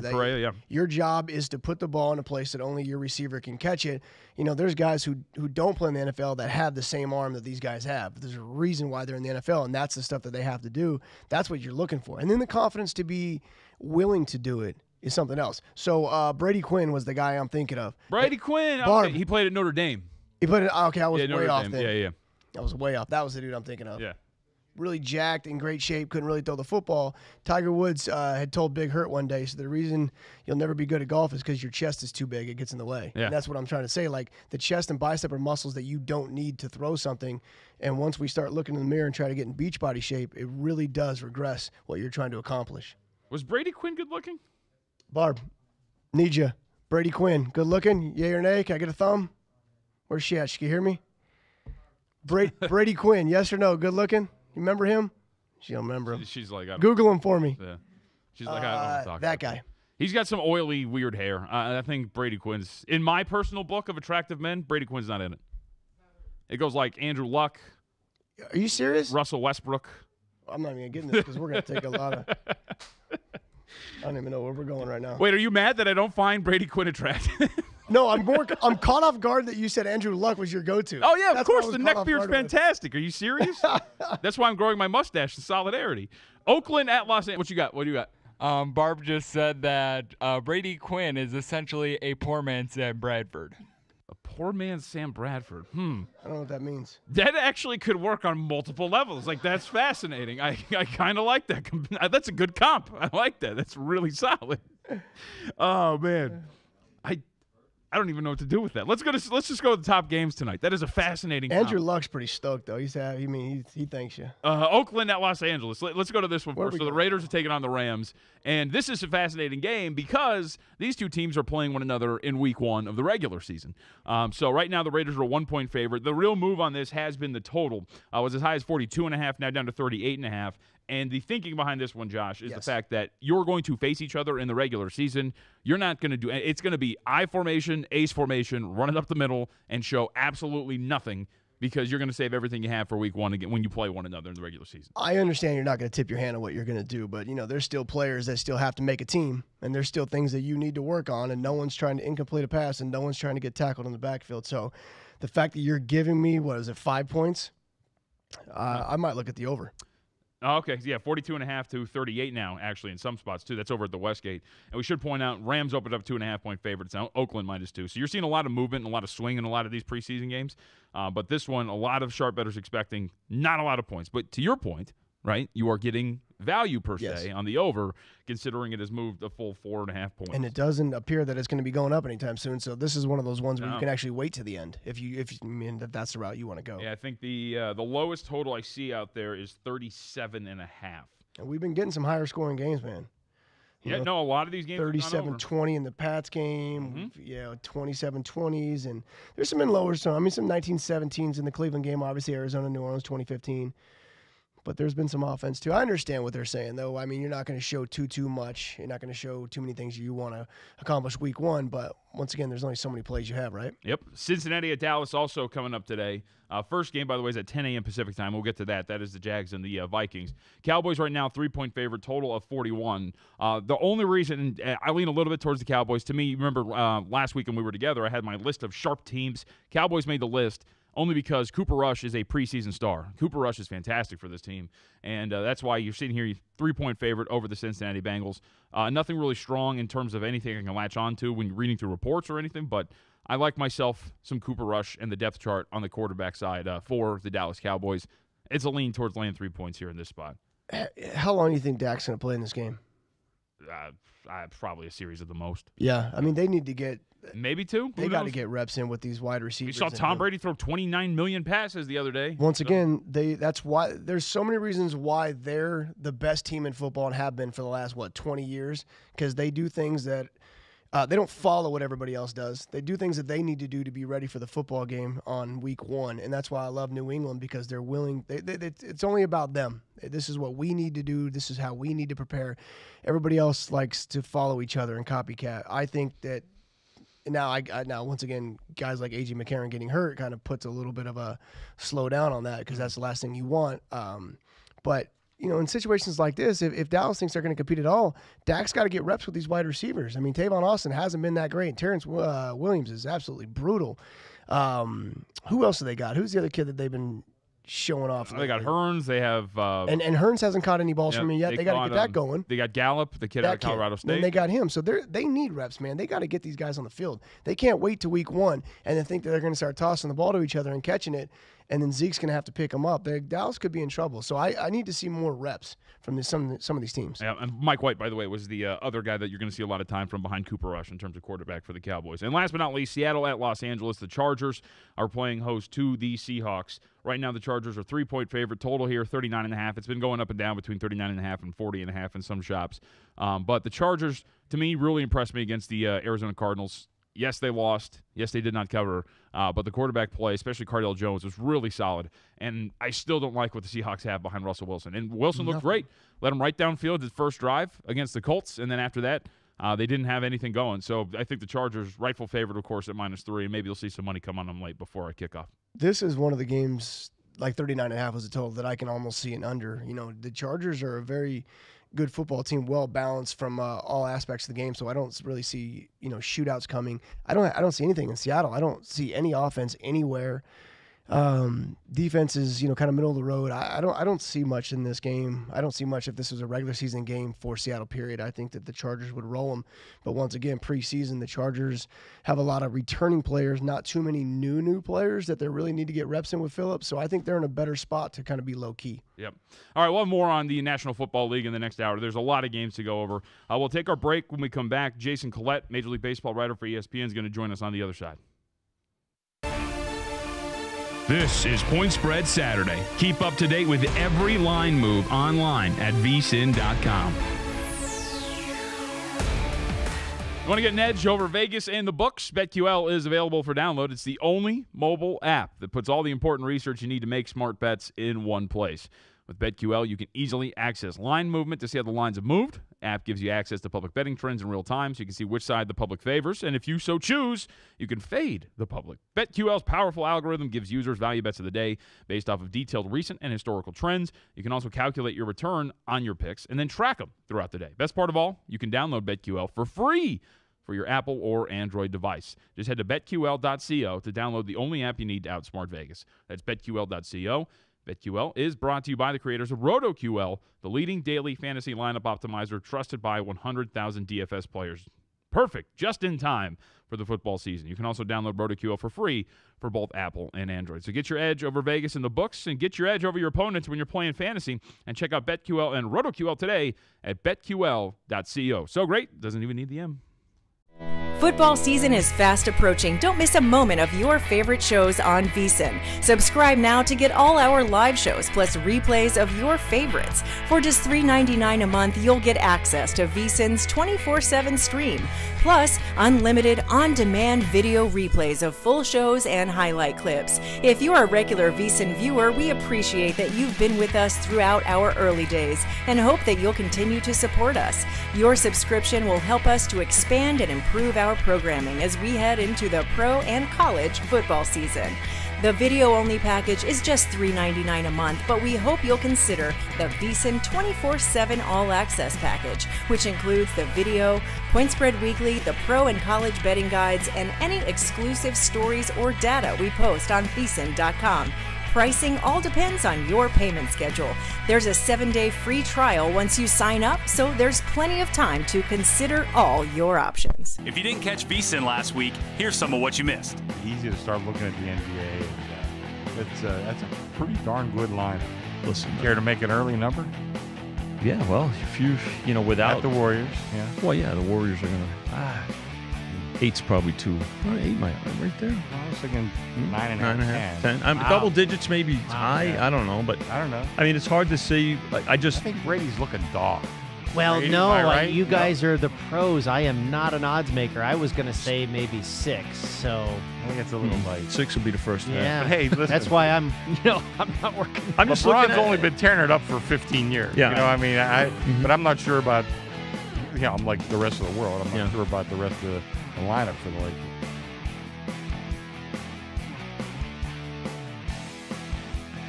Well, when you do betting with golfers, I always look at it as an ex-girlfriend. You bet on these guys. The relationship's going well, and then they kind of let you down, and you break up with them, and then you see that ex-girlfriend a couple months later, and you think she looks pretty good. Let's hop back on board. Her form's a little bit better. So. Jason Day is a guy I'm willing to look at 20-1. He has a great short game, strokes gained putting, 3 straight top 20s, and his PGA Championship history the last 3 years: 2015 first, 2016 second, and 2017 is ninth. So that's one of the guys that I do like. Football season is fast approaching. Now we head back to Las Vegas and the VSiN studios for Point Spread Saturday, exclusively on the Vegas Stats and Information Network. Wild finish in Major League Baseball last night with the Houston Astros losing in extras to the Oakland Athletics. We got to get to the bottom of that, the division race overall, and everything that's going on in the MLB with Jason Collette, Major League Baseball writer for ESPN. Jason, thank you for the time. Appreciate it. So I wanted to get your thoughts. The play at the plate at the end of the 9th inning that tied it up for the Oakland Athletics last night. My co-host and I, Josh Towers, were talking about it, and to me it just goes back to originally called out. There was nothing – like, I could get that you could sit there and go, I don't know what happened to that play. You can't really tell if he's out. You can't really tell if he's specifically safe. But to overturn that, it may have eventually handed the division to the Oakland Athletics, depending on how this plays down the stretch. Yeah, that's a tough call to overturn. Usually when you go to the replay like that and the call in the field is usually the way they lead. You got to have definitive evidence. I didn't see a definitive angle myself enough to overturn that. And that tied the game, obviously allowed the walk-off homer later, but that was a very, very tough call to say, yes, we had a definitive angle on that. So 4 out of the last 5 games between these two teams, the Oakland Athletics have won. They could have been 5 out of 5 for Oakland, that crazy walk-off that was at Minute Maid before the All-Star break. This team seems to have a lot of confidence against the Houston Astros, but they're not fully healthy yet. They did get George Springer back. They're still waiting to see what goes down with Altuve. But with the way these two teams have played, how do you see this playing out between the two of them? Because they do have 3 more games after this series in about a week. And that's it. That's the unfortunate part. They don't play each other in September, and so the A's really have to take advantage of this opportunity in front of them, because this is the last time they'll have head-to-head with them. The rest of the way, once you get to September, the schedule favors the Astros slightly. So Oakland really has to take 4 of these next 5 to put themselves in the best possible position. Do you lean towards one or the other in terms of maybe making it out on top in this division? Do you still have to wait and see because they're so close? I think it's going to come down to the final 7 to 10 days. I mean, the Astros, as you said, they've been extremely unhealthy the last few weeks, which has allowed Oakland to play catch-up. Oakland has been playing baseball at an unbelievable level. You have to figure that comes down just a little bit, and as the Astros get healthy and get all of their pieces back, they're going to come up a little bit. So I still think the Astros take this in the end. But what looked like a walk-away division win for them a month ago is going to come down to the last 7 to 10 days now. Yeah. Such a beautiful thing with this long baseball season, too. 162 games, man, tells the truth. Jace, what do you got here in the NL West? I mean, obviously we're in love with this division, this conference, and what's going on. Arizona's been sitting up top the whole time. The Rockies kind of go up and down. The Dodgers get streaky. Dodgers are 2 back right now. If the season ended today, they don't make the playoffs. How do you think this ends up? Yeah, this honestly is going to come down to the final weekend. When you look at how these schedules play out against one another, I mean, the schedules favor the Dodgers. The rest of the way, they have the Giants. I know it's a rivalry weekend, but the Giants have been hanging right around 500 all season. They seem they can't get any higher than that. But the schedule, I think, favors the Dodgers. There's that crucial series right there the last week of the season when the Dodgers have to go to Arizona. I think that's where we find out who wins this division. But Arizona's got a tough sled ahead of them. They've got a tough schedule, and then they have to do an interleague series against the Astros right in the middle of September. I don't know about you guys. I hate interleague play, and I really hate it in September when guys are trying to win their division. They have to go out of their division to play somebody else. Listen, I hear you. I haven't played in that for a lot of years. I never was a fan. I mean, we got the World Series for a reason because you get the 2 best from either side, and they get to meet at the end and determine who's the best. I think interleague's crazy. That's why I don't understand why there's National League MVPs and Cy Youngs and American League anymore. Interleague starts this season. It ends this season. It's all year. All the numbers should just be won these days, or I think they should get rid of interleague play because I mean the beauty of American and National League champs meeting for the World Series, that's what it's all about. And when Jason, to your point, what I think you got to go in the model like the NFL. The one thing they did right, in my opinion, was they put emphasis on putting division games at the beginning and definitely at the end of schedules for a lot of these teams, right? And so I think you have to start doing that because your tweet was great. You have it up if you're following on Twitter at Jason Collette. Phillies and Braves 7 games against one another over the final 2 weeks of the season. That's how it's supposed to be. Meanwhile, the Astros have a series against the Diamondbacks in the middle of September. you got to change it up at least in the formatting. Exactly, and part of the issue is you have 30 with the odd number of teams in each league. That's what leads you always have to have an interleague series.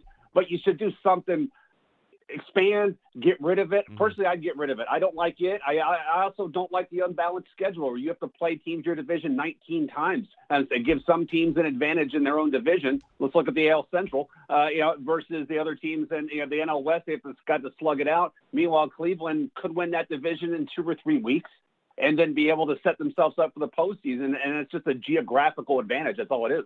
Yeah, Cleveland's putting themselves in a good spot. And you're right, because the rest of that division didn't even really come to play baseball this year, so they handed that to them. Listen, I've been on the Cardinals, bandwagon all year. I thought they'd be a better baseball team than they were. They've obviously made some pretty cool moves, and now they're 11 games above 500. Milwaukee's fading fast, but that's because of the pitching.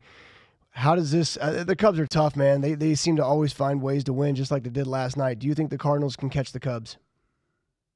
I don't think the Cardinals can catch the Cubs. Honestly, I think the best move they made was the managerial switch. Once that happened, we've seen that team take off. If they had made that earlier, I don't think there's enough runway for them to catch. The Cubs were the favorite coming into the season. They've had their bad stretch of baseball. They're a deep roster for a reason, and I just think the Cardinals aren't going to have enough time to do it. The schedule, again, favors the Cubs. Of those teams, of the 3 teams that have a legit shot in the NL Central, the Cardinals have the toughest strength of schedule the rest of the way. I think you said something very important that people need to understand. You said deep roster. It's very important. Everybody can put a team of 9 out there and it looks beautiful, but who do I have to fill in? Who do I have to help me when things go south? And you're right, the Cubs, there's a couple teams that have deep rosters. So why was the managerial change in St. Louis so important? Because I'm a big fan of what they did with the bullpen. Right, and I think one of the things Matheny was doing is not going to that bullpen early enough. When you have a good bullpen, sometimes managers will get stuck in that role. You are my 6th inning guy. You are my 7th inning guy. And my starter has to go 6. And I think when you look at Luke Weaver's struggles, particularly this year, there were a number of times where he was leaving Luke Weaver out there too long, and then they were losing that game when Weaver was overextended, when they should have gone to their bullpen. I haven't seen much of that now with new skipper in place. And that's what comes into play, and that's really where it comes into play. Managers do have an impact. You may not see it; it doesn't always show up in the win-loss record, but it's that situational management, and it gets highlighted in the postseason. We all talk about it after every game on your shows and different things like that. And you have to, if you don't get it right in the regular season, it's going to get exposed in the postseason. No question about it. So, Jason, what side are you on? If you're managing in the major leagues, are you a manager that you have your 6th, 7th, and 8th inning guys, your 7th, 8th, and 9th inning guys, and that's the way it turns out? Or are you letting the game dictate the moves that you make, meaning your starter's going well, you feel like he's got his stuff, are you going to let him go 7, 8, 9 innings? Or do you have to go to your 8th inning guy because it's the 8th inning? I let the game dictate it. I mean, I am a believer in the times through the order penalty, where the more times the starting pitcher gets exposed, the numbers do get worse. But you can't automatically yank a guy out at the 19th batter face because the numbers say he's bad that times through the order. You just have to look at it batter by batter, see how the stuff is. If his command's wavering, catchers having to reach for setting up low and going up high, those types of things, and watch the situation, and then look at the advantage. You don't have to save your closer to the 9th inning. If you've got 2 men on, nobody out in the 8th inning, bring them on. That's going to be the game right there. If you're down 1 or you're tied, that's your game. Don't save them for a lead that may not be there the next inning. I think there are some managers that get that very well and some who don't. Jason, who's your NL MVP? It's tough not to vote for Matt Carpenter. And this is a guy that before the season, I was extremely down on Matt Carpenter because of how he finished last year, the shoulder problems, the fact that he had not did not have surgery to correct his shoulder problems. Maybe it was my own bias. I've had 3 shoulder surgeries, and I know how much a struggle that is to go through. And so I say, and it never fixed itself. I wish I didn't have to have those surgeries. But Matt Carpenter, since the middle of May, has been unbelievable. And I know I'm one of the guys who's like, when I look at MVP, I vote, who's the one player I would love to have on my roster? I don't care how his team's doing. And I know that goes against the grain for a lot of people, but if I could pick any guy in the league to put on my team to make my team better, who would it be? And right now, for me, that's Matt Carpenter. Really? Yeah, I agree. The guy's been fantastic. See, I'm shocked because he was nowhere to be found the first part of the season, and I like consistency. And I got guys like Nolan Arenado who does it all, and he's always there. He doesn't really take months or anything off. Freddie Freeman's been there all year. I can't get caught up in what a guy's done for 1 month, because if that's the case, then Paul Goldschmidt should be in the conversation because he was hitting same thing like Carp. He was hitting probably under 2, and now he's at 287. I need a little bit more consistency. I get what Carp's doing, and it is really cool to watch right now because he took it personal when everything started going down there as well. But to me, I got to lean towards maybe Nolan in this case. It's going to be a very deep MVP battle in the National League. You're going to see a lot of guys get a first-place vote, and I think that's great. What about Baez? People seem to be high on Javier. Yeah, defensively, he does some things every day that you're just going, wow, really? It's incredible to watch him play. I mean, you see a lot of guys want to say, okay, he swings at too many things, his strike zone's too big, but yet he gets that plate coverage, and he's terrific in the field wherever you put him. And he's definitely, to me, he's the Cubs MVP. And it would not surprise me. I wouldn't be disappointed if he won the MVP over Carpenter. Like you were saying, we've got 5 or 6 guys that could get first place votes from writers, and not just the writers in their own neighborhood. It's two writers from every city, and it wouldn't surprise me if Baez was getting first place votes from Phoenix writers, and Goldschmidt was getting first place votes from Chicago. You could see that kind of thing, but it's going to be a very interesting NL MVP race this year. What about in the AL? Because for a while, before Trout started missing time, the thought was Mookie Betts is having a fantastic year. At least this is the general vibe I was getting, reading reports and just reading the general pundits out there. But it was going to be Trout's MVP to lose. But since he's been missing time and Betts is still out there, is this kind of switched and now it's going to be Mookie's award? Do you still think Trout, despite the missed games and the struggles of the Angels, could probably still win it again? I mean, to me, let's be real. It's always Mike Trout to lose, but he never gets to win it. That's the sad thing, is he never gets to win it because a lot of writers will still look at how is his team doing, and that's something that never goes away. And then you look at how awesome Boston is this year, and that's going to win it for him. And it's tough to overlook Jose Ramirez, who is having as good, if not better, of a season than Mookie Betts. But a lot of writers are going to slap him down because he plays in the Central, and 4 of those teams are below 500, and they could have won the Central without him. You're going to hear that sentence come up when the ballots start coming out. You're going to hear it, and it's going to happen. But Jose Ramirez is having an amazing season, and only because Boston's doing so incredible over there, and Mookie Betts is doing what he's doing. I mean, 437 on base percentage is absolutely unreal. But those two guys are having a great season, but you're going to see a big gap between these two guys in the final standings because of the teams they're playing on. Yeah, we got to break that mold. We got to get rid of you can be an MVP and not be on a winning team. I can promise you that. And you said there's some good guys, but Jose Ramirez, what he's doing, I think if you take him out of that roster, Cleveland's still winning the division, but I don't think it's even close to what they are doing. And then, I mean, Mookie Betts is fantastic, but JD Martinez. I mean, what he's done, this is cool too. We're going to have some awesome voting. Hopefully they get it right. But, yeah, there's no runaways. I mean, when Michael Trout's playing every day, obviously he's fantastic. But I don't think that you can find time on the DL and win the MVP. I think that you need to be there all year as well. It's going to be scary because Jose Ramirez is going to be could be a 40-30 guy before September 1st, right? Yep. JD Martinez could be a 40-homer, 120 RBI guy before September 1st. I mean, these are crazy numbers that these guys are putting up this year with the way the American League is so unbalanced where you're top heavy and you've got 10 teams looking for the future and 5 teams playing for the now. But these numbers are video game-like in the American League this year. Well, you know what's cool about these two guys, too, is Ramirez has 85 runs scored and Martinez has 90 runs scored, and we're talking about 3-hole hitters as well. So they're getting it done on just all levels. Yeah, indeed they are. It's fun to watch these guys. And we'll get some more spotlight on him in the postseason. The Jose Ramirez Francisco Lindor show, if people aren't tuning into that, really need to be tuning into it. And October is going to give them the spotlight they deserve. JV, one more thing. Sorry, buddy, on this. I just want to point this out. So Mookie Betts, he's got 63 strikeouts. He doesn't like to strike out. That's cool. JD Martinez, obviously a little bit free swinger, 117. Jose Ramirez, strikeouts. Guess how many he has? He doesn't have that many. 57 strikeouts. Yeah. Wow. Crazy. 37 homers, 91 stakes, and 57 strikeouts. Those are MVP numbers, buddy. Jason Collette, ESPN Major League Baseball writer at Jason Collette up on Twitter. Jason, thanks for the time, man. Great conversation with you this morning. Hey, thanks, guys. Appreciate it. Yeah, you got it. By the way, Jose Ramirez, so he's tied for the league lead, 37 home runs. He was 200-1 to win the home run title before the season started. 200-1, and he's tied with JD Martinez at this point.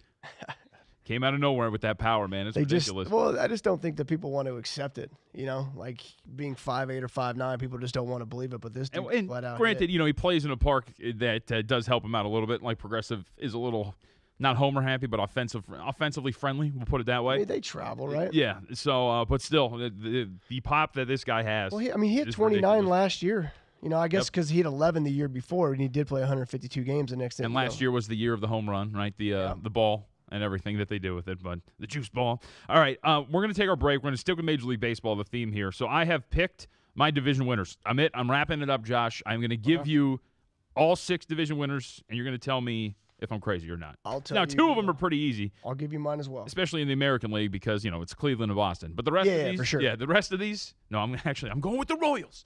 We'll have those next, though. This is Point Spread Saturday. Keep up to date with every line move online at VSiN.com.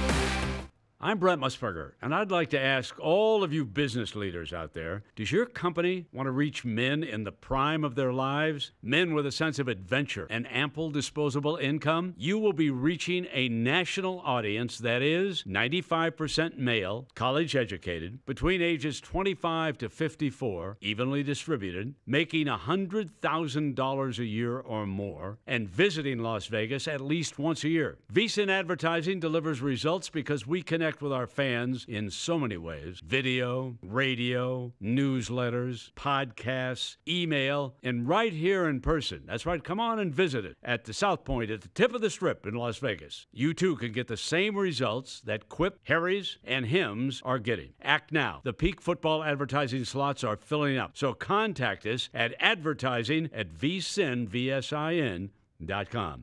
Find out how VSiN can help your business grow today. If you didn't catch VSiN last week, here's some of what you missed.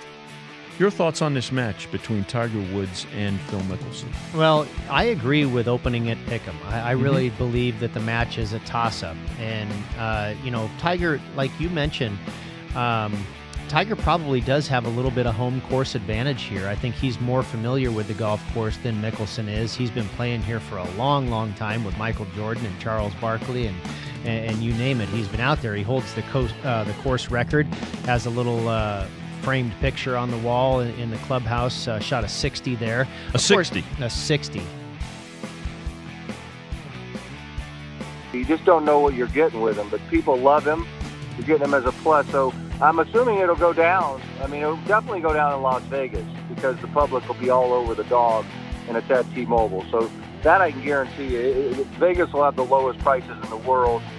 Faraway places, Asia, the Caribbean, China, wherever, it'll probably be higher because the true bettors of the sport and handicappers of the sport will have Nurga Bomb a little higher for sure. As far as just as a general rule for the futures market, I say this before the baseball season, before football season, what have you, there is just no bang for your buck in the futures market. Start thinking outside of these of the construct of betting that has been driven into you, that you've been brainwashed with for your entire life.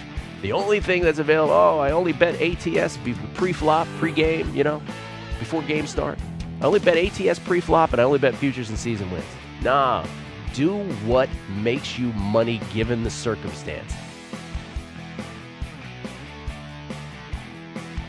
Some of these depth charts are really bad. Seattle comes to mind, Kansas City, the guys behind Cam Newton. As a former GM, when you look at some of these depth charts, how in your mind do you think that they compile some of these guys? Because for some of these quarterbacks, if they go down, it's not going to go well. No, it's not. I think, San Francisco, CJ Beathard, we saw what happened with them last year when he had a play. And I think the most interesting player in preseason at quarterback is Teddy Bridgewater, because there's a lot of teams that if he plays well, they could use him. And I think Miami would be one of them. This is Ryan Tannehill. I think another team, Tampa Bay. Look, Ryan Fitzpatrick, we know, has to start the first 4 games. We've all seen how Ryan Fitzpatrick plays.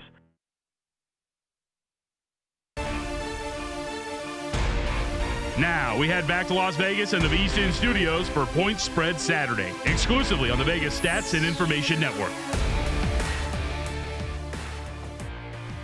It's actually kind of busy this morning. Bustling. We got a 10 o'clock football game, brother. They like it. Yeah, but it's 8 o'clock in the morning. No, they got nothing to do, and it's the weekend. They bored. You get up early for work all week. You can't sleep, man. You might as well come here and start staring at the board. These psychopaths. Crazy. All right, so Major League Baseball divisions. Pretty safe to say that the AL Central is Cleveland's, right? There's no question about it.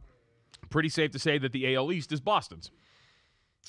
Yes, when you're 10.5 up at this point. Yep. AL West, Oakland is my winner in the American League West. Okay. In the NL West, Dodgers will pull this one out despite being 2 games back. Okay. Cubs in the NL Central and the Atlanta Braves in the NL East. Okay.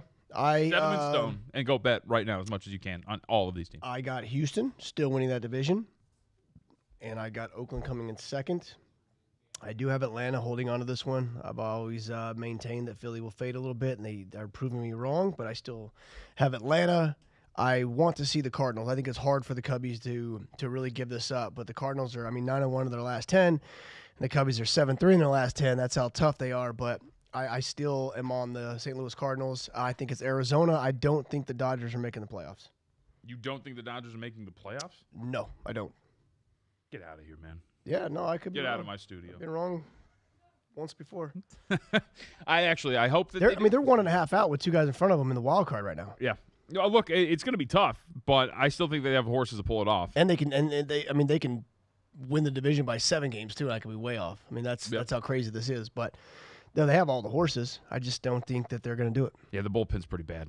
Yeah. They're going to have to definitely fix that one up. All right, we have a Major League Baseball game that is set for first pitch at about 10 a.m. So when we come back, we'll have Toronto and New York, and we'll get a preview there. We'll go through 6 games. We have more in the National Football League because a key injury for the Buffalo Bills that you're not stoked about.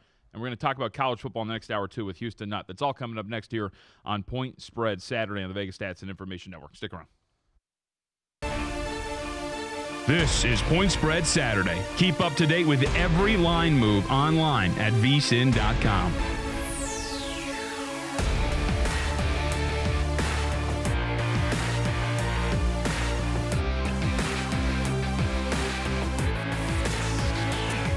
I'm Brent Musburger, reminding you that the football betting season is here. There is nothing like it. Are you ready to celebrate the thrill of victory and cash a ticket even on defeats? Sharpen your edge now with the help of Matt Humans, Dave Tooley, and the rest of my guys in the desert. We'll get you prepared for the football season with exclusive handicapping stories and data that you won't find anywhere else. Go to vsin.com/subscribe for the package that makes sense for you, including a 1-week trial at no charge. Our new all-access subscription includes Point Spread Weekly, VSiN's digital magazine designed to make you a better handicapper and avoid the agony of defeat. You'll also get VSiN's 140-plus page college football betting guide, followed by our comprehensive pro football betting guide in August. Sign up now, vsin.com/subscribe. That's vsin.com/subscribe. Remember, cashing tickets is what it's all about. Football season is fast approaching. Don't miss a moment of your favorite shows on VSiN. Subscribe now to get all our live shows plus replays of your favorites. For just $3.99 a month, you'll get access to VSiN's 24/7 stream, plus unlimited on-demand video replays of full shows and highlight clips. If you're a regular VSiN viewer, we appreciate that you've been with us throughout our early days and hope that you'll continue to support us. Your subscription will help us to expand and improve our programming as we head into the pro and college football season. The video-only package is just $3.99 a month, but we hope you'll consider the VSiN 24/7 All-Access package, which includes the video, Point Spread Weekly, the pro and college betting guides, and any exclusive stories or data we post on VSiN.com. Pricing all depends on your payment schedule. There's a 7-day free trial once you sign up, so there's plenty of time to consider all your options. If you didn't catch VSiN last week, here's some of what you missed. Easy to start looking at the NBA. That's a pretty darn good lineup. Listen, care to make an early number? Yeah, well, if without at the Warriors, yeah. Well, yeah, the Warriors are gonna. 8's probably too. 8 might right there. I was thinking 9.5, 10. Wow. Double digits, maybe high. Yeah. I don't know, but I don't know. I mean, it's hard to say. I think Brady's looking dog. Well, Brady, no, right? You guys are the pros. I am not an odds maker. I was going to say maybe 6. So I think it's a little light. 6 would be the first. Yeah. But hey, listen. That's why I'm not working. I'm just LeBron's only been tearing it up for 15 years. Yeah. You know, I mean, but I'm not sure about. I'm like the rest of the world. I'm not sure about the rest of the lineup for the Lakers.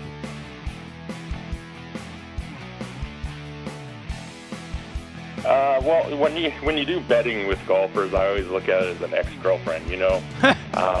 You bet on these guys. The relationship's going well, and then they kind of let you down, and you break up with them, and then you see that ex-girlfriend a couple months later, and you think she looks pretty good. Let's hop back on board.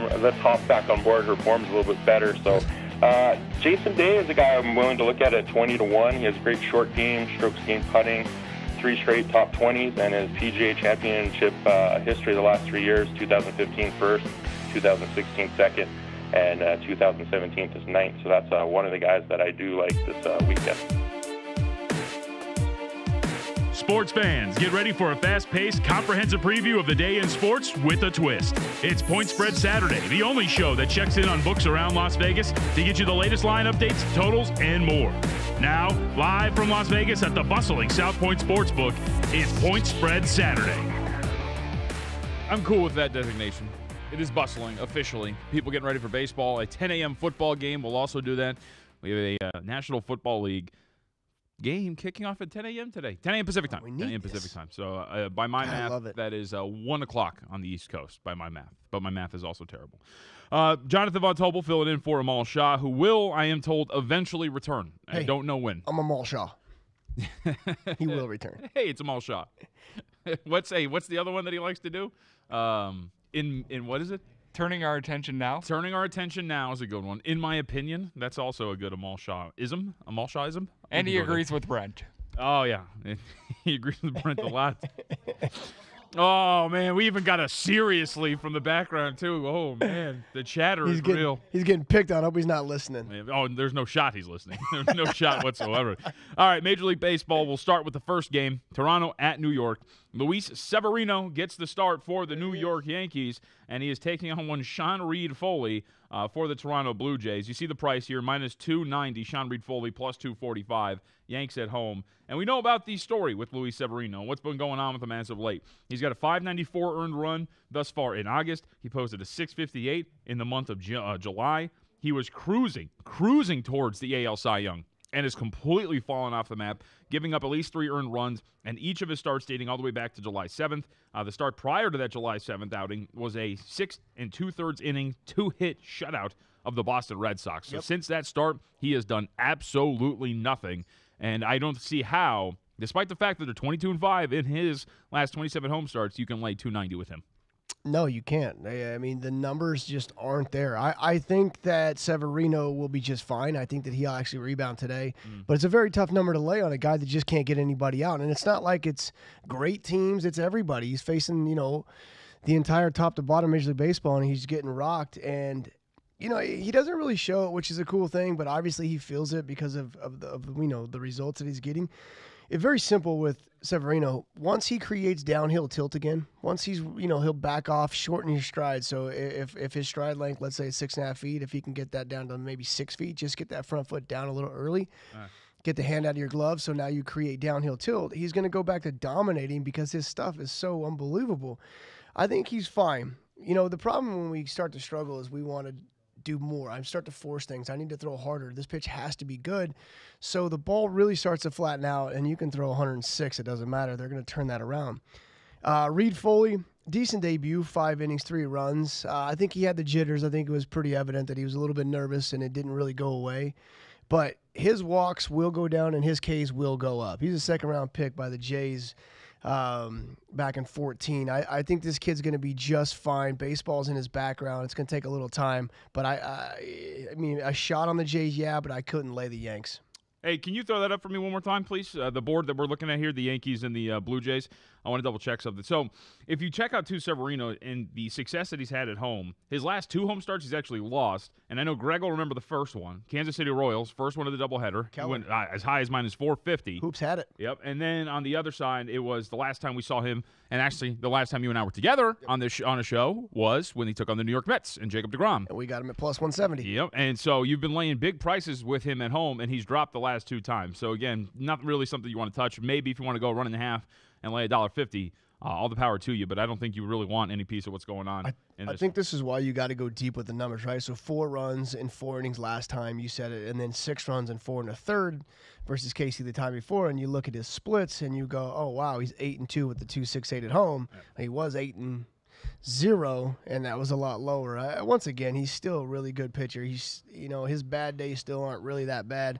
A lot of confidence in the Yanks after going down yesterday pretty big, and then Stroman giving it right back to him. So I'm not laying the number, but I can see Severino being just fine today. All right, we'll move on then. Baltimore at Cleveland in this one. Alex Cobb gets the start for the Baltimore Orioles. He is plus 180. Plutko and the Indians are minus 200 with a total of 9, over at minus 115. And if you look at Cobb, he has lost 8 of his last 10 outings. Some of it has to do with the fact that he's just playing for the Baltimore Orioles. Because if you look at his last 3 starts, he's actually pitched very well in his last 3 starts. He's pitched at least 7 innings in 2 out of 3. He pitched 6 in the other. Hasn't given up more than 1 earned run since the start against Tampa Bay on July 26th. And that was actually the first kind of hiccup he had, because other than that, he'd been pitching very well in his last 4 out of the last 5 and 5 out of the last 6. So Cobb, not a guy you can back just because of the team around him. And Plutko and the Indians, we know about what the Tribe can do, especially when they play at home. I think some of these teams wisened up. This was the guy and they still could. This is the guy they should go get, because everybody's for sale in the Baltimore Orioles. Don't look at his win-loss record.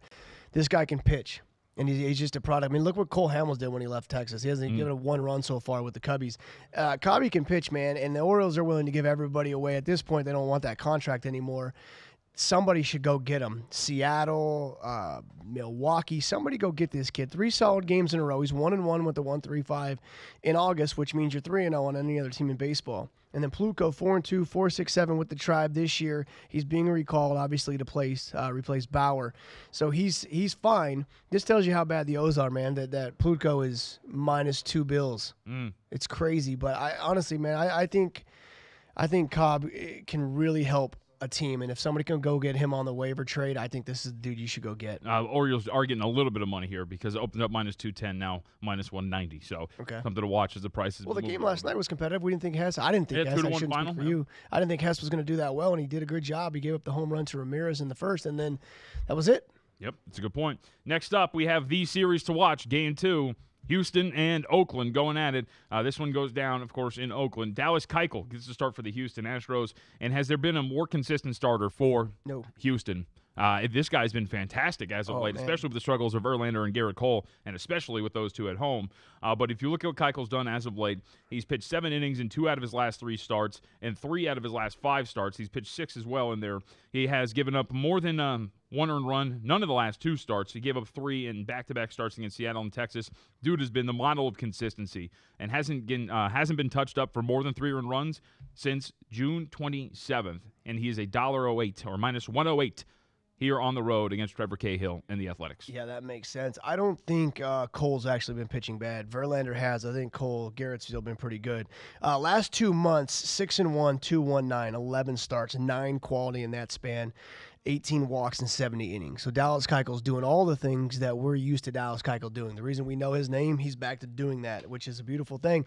Once again, it's why Houston's still in first place. It's why they're tough. It's because they have a whole bunch of different players all around this team that can step up and help them win at any given point. And then Trevor Cahill, JVT, they've won 3 of his last 4, 3-0 with the 0.99 at home in 7 starts.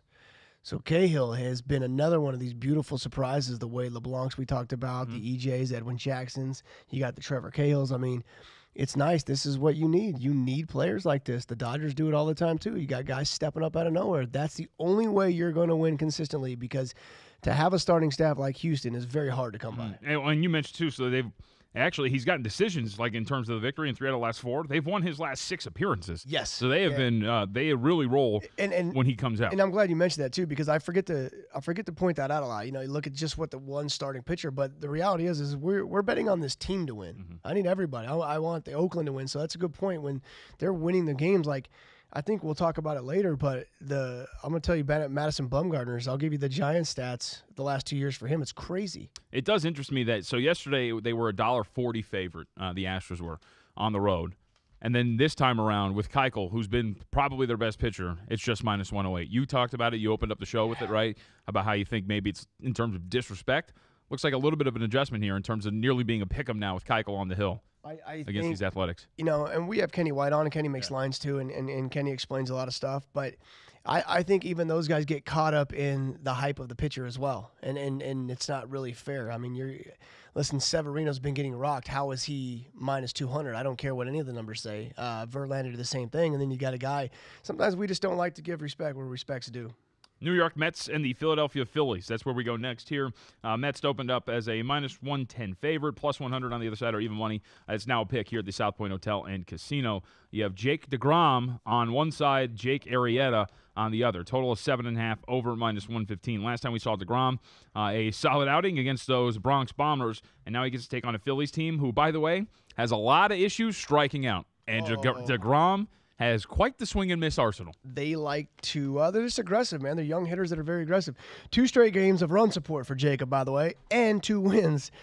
21 straight, 3 runs or less. Let me repeat that. 21 straight games he's given up 3 runs or less. I'm telling you, man, I know Jacob DeGrom is 10 times better than I ever was. It is not that easy for anybody to do that. That is unbelievable. And Jacob said it. And we all know this. He wants to win the Cy Young.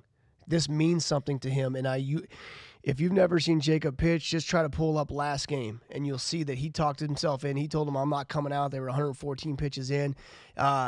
He's possessed on another level, and the team's backing him. All the players went to bat for him. The middle infielders went to bat for him when Callaway went to the mound. They said, "Leave him in the game." They all supported him, and he delivered. I'm not betting against Jacob DeGrom anytime soon, I promise you that. And then Arrieta, obviously we know he can be good, but he's also very streaky. He lost last game, 5 runs in 5 innings, 4-2 with 3 ERA at home. But I'm not betting Arrieta. I'm definitely taking my shot with Jacob in this game. Definitely. You're only laying $1.05 here. $1.05, buddy. And by the way, you mentioned the start for Arrieta, 5 earned runs against the San Diego Padres. That was on the road. He had been putting together a string of starts where he was untouchable. So maybe if anything, you see the month before. Yeah, I know you probably got his numbers. The month before he couldn't get anybody out, and then the very next month's calendar date, and now he can't be hit. It's crazy how streaky this kid gets. Yep. And we have mentioned it a couple times here on this network, but it is worth pointing out yet again. The New York Mets Sneaky good in terms of road offense. All right, something to keep an eye on. Yes, they've dropped 2 in a row, but they are sneaky good. I think I want to say now, I'll have to double check because I just checked it the other day, so it's been updated a little bit. But in terms of runs per game on the road, about 4.75 runs per game on the road for the New York Mets. Citi Field doesn't really treat them well. Nope. The last couple games, they decided they wanted to try to get into some shootouts, which isn't really their style of baseball. So it was for 2 games in a row. Calm down a little when they bit. Scored 40 runs or something like that in 2 contests. Once again, all I'm asking. We pointed it out, 21 straight 3-runs or less. All I'm asking is to give Jacob 3 runs, and I feel like I should win every game for him. And we know that Jake's going to go probably 7 innings, and he's going to talk himself into 8 or 9 because, like I said, he really wants this Cy Young. All right, next up you have Chicago at Pittsburgh. Yep. In this spot, the last one we'll get to here, Jake Arrieta's former team. And if you look, you're watching at VSiN.com, minus 115, the price tag on Musgrove and the Pirates. Tyler Chatwood gets to start for the Chicago Cubs at plus 105 with a total of 8.5 shaded to the under.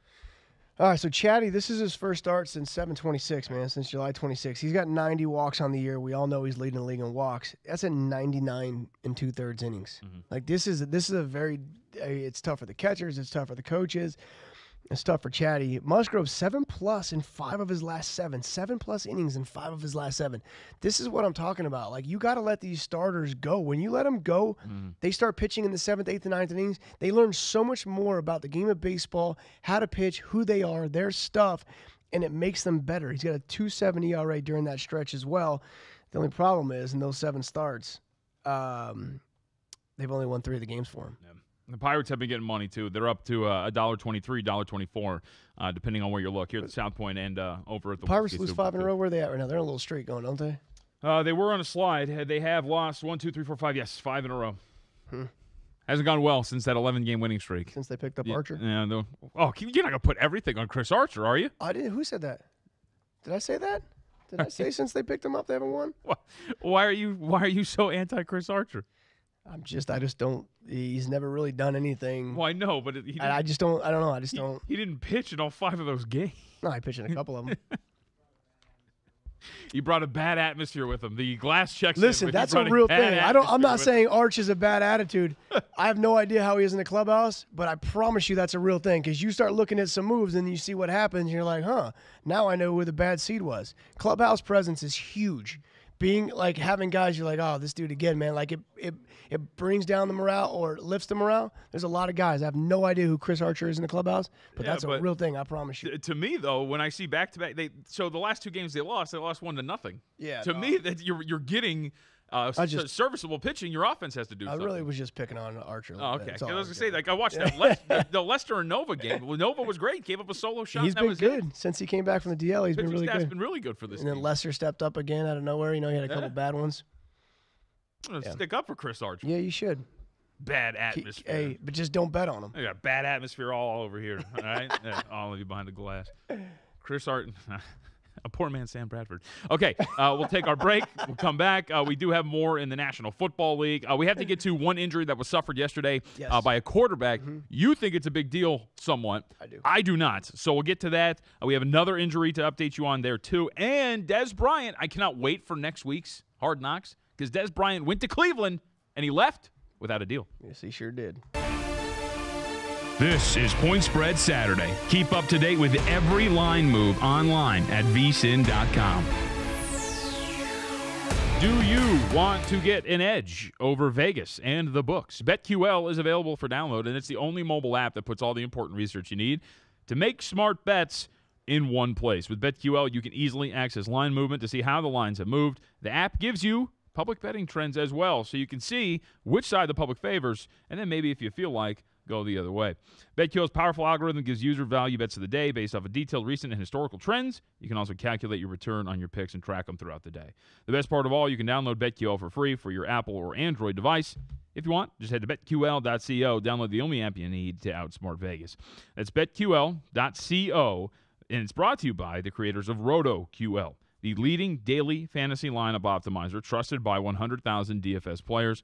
You can also download RotoQL for free for both Apple and Android. So if you need to get that edge over Vegas and the books, BetQL is available for download right now. Just head to BetQL.co. So great, doesn't need the M. That's BetQL.co.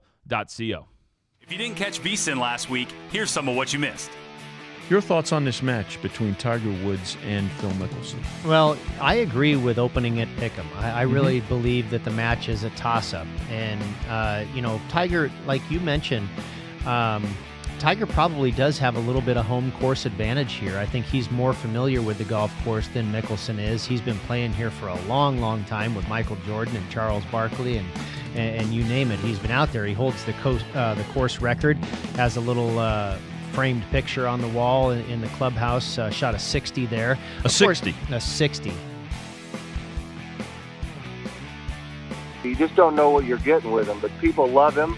You're getting him as a plus, so I'm assuming it'll go down. I mean, it'll definitely go down in Las Vegas because the public will be all over the dog, and it's at T-Mobile. So that I can guarantee you. Vegas will have the lowest prices in the world. Faraway places, Asia, the Caribbean, China, wherever, it'll probably be higher because the true bettors of the sport and handicappers of the sport will have Nurga Bomb a little higher for sure. As far as just as a general rule for the futures market, I say this before the baseball season, before football season, what have you, there is just no bang for your buck in the futures market. Start thinking outside of these of the construct of betting that has been driven into you, that you've been brainwashed with for your entire life. The only thing that's available, I only bet ATS pre-flop, pre-game, before games start. I only bet ATS pre-flop, and I only bet futures and season wins. Nah, do what makes you money given the circumstance. Some of these depth charts are really bad. Seattle comes to mind, Kansas City, the guys behind Cam Newton. As a former GM, when you look at some of these depth charts, how in your mind do you think that they compile some of these guys? Because for some of these quarterbacks, if they go down, it's not going to go well. No, it's not. I think, San Francisco, CJ Beathard, we saw what happened with them last year when he had a play. And I think the most interesting player in preseason at quarterback is Teddy Bridgewater, because there's a lot of teams that if he plays well, they could use him. And I think Miami would be one of them. This is Ryan Tannehill. I think another team, Tampa Bay. Look, Ryan Fitzpatrick, we know, has to start the first 4 games. We've all seen how Ryan Fitzpatrick plays. Now, we head back to Las Vegas and the VSiN studios for Point Spread Saturday, exclusively on the Vegas Stats and Information Network. All right, we got breaking news in the National Football League. He's back. According to NFL Network, NFL Total Access on our screen right now, wide receiver Josh Gordon will return to the Cleveland Browns. Thank goodness. And now I definitely can't wait for next week's Hard Knocks because he's going to be on, and I cannot wait to see what kind of a status he is in. Is he in shape? Is he going to be ready to go? I mean, of course, there's different. There's difference between game shape and actual shape. No, not with him. This guy's. I'm telling you right now, he's as good as anybody in the NFL at his position. There's no question about it. And I know he's had a lot of off-the-field problems, and he decided he wanted to kick it with Manziel for a while. It wasn't a good decision. This dude showed up out of nowhere last year and was fantastic. The talent that Josh Gordon is something special. I'm stoked. I mean, we knew he was coming back. It's always been talked about. It was just a matter of time. This team's awesome, dude. I mean, this is a really good football team. Hugh Jackson, mess it up when they play the Ravens, but past that, don't mess it up. Wait, I love this team. I love this football team. The Browns? Love them. We're talking about the Cleveland Browns. Top to bottom, I think they're a great football team. 1-31 in the last 2 years. Yep. Really? I think it's well, when you say great, like everywhere, top to bottom. But no, I'm saying the head coach is the only problem in this team. How many wins? They're gonna have a chance to win the division. Chance to win the division? Yeah, I think they go over 6. Really? Oh yeah. That is shocking because I think they win 4 games. I think they'll be better. Like from a game-to-game basis, they will be much better, and they will be able. You will be able to bet on them now because you weren't able to last year because it was awful and it would piss you off. What were they against the spread last year? I want to say 4-12. They were 4-12. Yep, okay.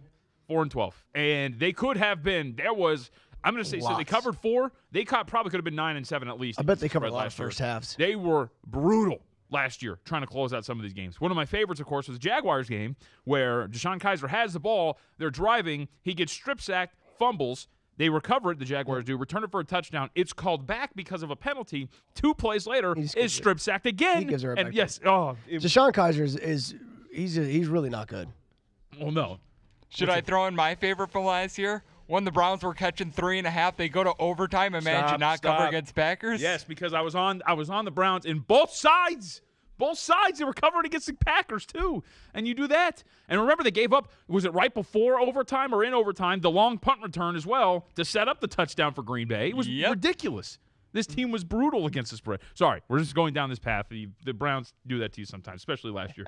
But, yes, I do think there'll be because a lot of people, we have the shirt in the VSiN store. Real wise guys don't bet Cleveland. Yeah. I think now you can bet on Cleveland. Like, that's the difference for me. I don't think they win 6-7 games. I think they probably win 4, but you'll be able to bet on them now. Okay, that's fair. They're getting points a lot, too. Enjoy those. 9 wins. You're not the only one that thinks that. A lot of people have a high respect.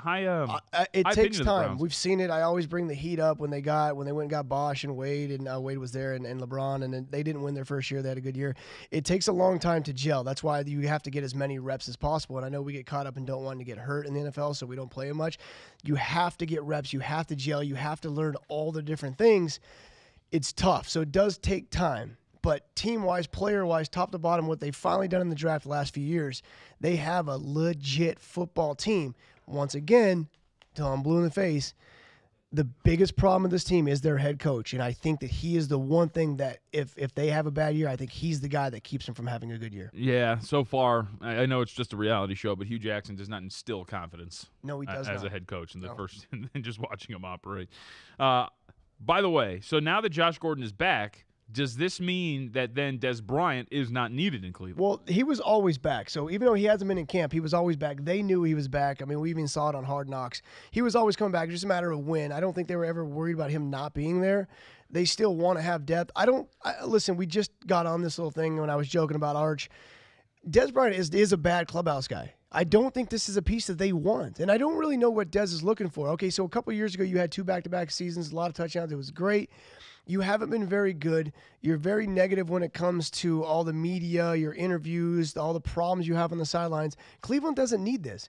You turned down a 3-year, I think it was like $21 million deal with Baltimore because that apparently wasn't good enough for you. I don't know what he's looking for, but I don't think that, I'm telling you, this is a bad fit for a lot of teams with Des Bryant.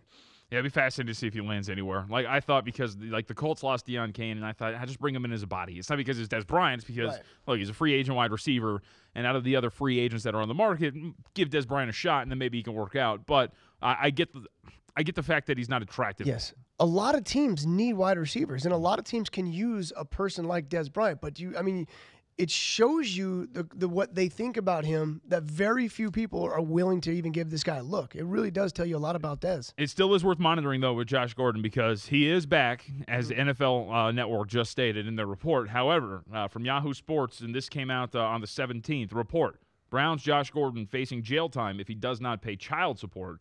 This is via TMZ Sports when he first broke it. Gordon and Christina Lockhart, the mother of his 3-year-old daughter, battling over child support. Apparently, he has to pay $6,765 per month in support beginning on August 1st. It is August 18th, and he has yet to make his first payment. Yeah, because he ain't got a paycheck yet. Just pay the money.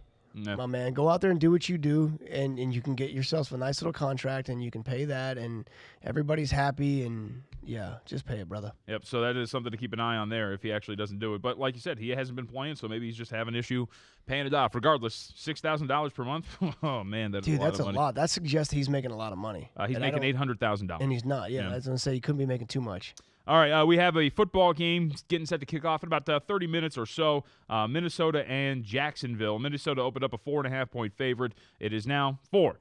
Jacksonville catching those points in that regard, of course. In the total of 40 has been bet up to 41 or 40.5, depending on where you shop. The Vikings, rightful favorite here, especially at -4. In terms of their quarterback rotation, really, really solid. Of course, Kirk Cousins is going to come up, light him up. He probably won't even throw any completion in the preseason. That's how good he is. But behind him, you have Trevor Siemian, who has played a lot in terms of starting quarterback, starting minutes, so you know he's got a lot of experience, and Kyle Slaughter, who was very, very solid in preseason action last year. So I like the quarterback rotation for Minnesota. Makes sense that they're a 4-point favorite, although Jacksonville getting a little bit of cash here today. Yeah, if this was a regular season, how great is this football game? Two defenses this good. I mean, tops maybe even 1 and 2 in defense, and then obviously some offenses that can get it done. Minnesota's offense slightly better. I would love for Cousins to come out and the entire first drive just pick on Ramsey the whole time just for fun. I would love to see that, and I would love to see him burn him. Maybe Diggs burns him or something, and they kind of rub it in. But no, this is a good football game, and we got a 10 a.m. start, which is in about 34 minutes. So I'm pretty stoked about this. Maybe we can get on about 4 of these TVs. 4 of them? At least. You know what I like to do? 2 inactives up here. I'll say you know what I like to do when I'm at home, because I have the 2 TVs set up in the living room, and if there's nothing else, like if there's only one game on, I will put it on the big TV with sound, and then on the other one, I'll rewind it 10 seconds or 15 seconds, so then I have like the alternate feed that's a little behind. So if something happens, I don't have to rewind this one. I can just watch the other screen. I actually kind of like that. And I got to say this because I have it set up like that too. A couple TVs here and then, some TVs. The cable guy setting the cable up was mad at me because he said I had too many TVs. Oh, dude, that's the mistake, though. That's why you install it yourself. I said, what? You're yelling at me because I have too many TVs? I enjoy watching sports. Sometimes there's more than one game on. Why don't you get out of my house? Get out, set it up first and then beat it. Yeah, why don't you do your job and then get out? I don't pay you for your opinion. He left one of the TVs, the box. He didn't activate it. Wow, he really didn't like it. And I didn't know till later, but he was mad strictly because I had too many TVs in his opinion. Sounds like he was just jealous. I didn't do anything wrong to the guy either. Maybe you wronged him a few years back when you were a major leaguer. He probably... Yeah. Maybe you wronged him in some regard. He didn't like you. You picked the wrong year. Yeah. Houston and San Francisco also on the board. It's going to come up. San Francisco opened up as a 2.5-point dog. It's up to 3.5. So we've seen this line move a little bit, and the Texans getting the action here at the South Point. They were a 3-point favorite, total of 42. No strong read for this one. And then same with Tampa Bay at Tennessee. If we could throw that one up too, guys. Tampa Bay right now is a 3-point dog in most spots. Tennessee, no movement here. Total, though, 41 up to 42. So you're seeing a little bit of action on the over. You see it here at the South Point. Titans laying 3 points with a total of 41. But it is worth mentioning this one. Chicago at Denver. So the Bears right now in most shops, 3.5-point dog. Denver laying those 3.5 points to 3, depending on where you look. Here at the South Point is 3.5. Broncos got blown out in their first game of the preseason against the Minnesota Vikings. You have the dynamic now that Chad Kelly, which, by the way, if you're out there, YouTube Chad Kelly's rap song, it is fantastic. He says his name a lot. It's a real thing? Yeah, it's a real thing. It's 3.5 minutes long. It's really real. But Kelly is now the backup quarterback. He has been promoted. Paxton Lynch is now the third-string guy in Denver. He should be. So it's going to be a fascinating dynamic because Kelly actually performed really well in the first preseason game, but you're taking on third- and fourth-stringers. Let's see what happens when you get in earlier. So this could be a play on Chicago in the second half because Paxton Lynch might actually be on the football field for a while. He's not good, man. He's struggling bad, and it's crazy watching it because it's almost like he's like doesn't really care if he's out there or not, which is not a good place when they were fixing to hand him the starting quarterback position. Can I ask you a question? And let's go fantasy for a second. Houston Texans defense. I mean, are they going to be good this year or are they not? Because they haven't been getting any respect anywhere. They it depends. Well, so J.J. Watt has played in 7 games, I want to say, in the last 2 years, something around there. Hasn't really played a lot. Whitney Merciless is coming off of an injury as well. If those two are healthy, plus Jadeveon Clowney, you get Honey Badger, who I think Tyrann Mathieu. Love the kid. At safety. Like, this defense is going to be very, very good this year. Everything that I would keep watching and reading, and they're getting no love. And I feel like this defense should be really good. Obviously, you want JJ on the field. Clowney would be great. If any of these guys could ever play a full season, it would be fantastic. But the secondary is not bad either. No, but and then again, fantasy is a different dynamic because you have to get points, sacks, and turnovers, all of that. But in terms of just being a very good defense, yes, Houston's going to be a very, very good defense. All right, we'll take our break. I have to listen to the Chad Kelly rap to get myself fired up. I need to hear this as well. Yeah, Houston Nutt's going to join us on the other side, college football analyst for CBS. This is Point Spread Saturday. Keep up to date with every line move online at VSiN.com.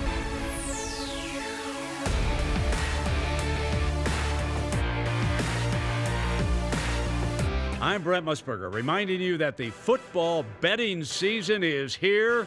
There is nothing like it. Are you ready to celebrate the thrill of victory and cash a ticket even on defeats? Sharpen your edge now with the help of Matt Humans, Dave Tooley, and the rest of my guys in the desert. We'll get you prepared for the football season with exclusive handicapping stories and data that you won't find anywhere else. Go to vsin.com/subscribe for the package that makes sense for you, including a 1-week trial at no charge. Our new all-access subscription includes Point Spread Weekly, VSiN's digital magazine designed to make you a better handicapper and avoid the agony of defeat. You'll also get VSiN's 140-plus page college football betting guide, followed by our comprehensive pro football betting guide in August. Sign up now, VSiN.com/subscribe. That's VSiN.com/subscribe. Remember, cashing tickets is what it's all about.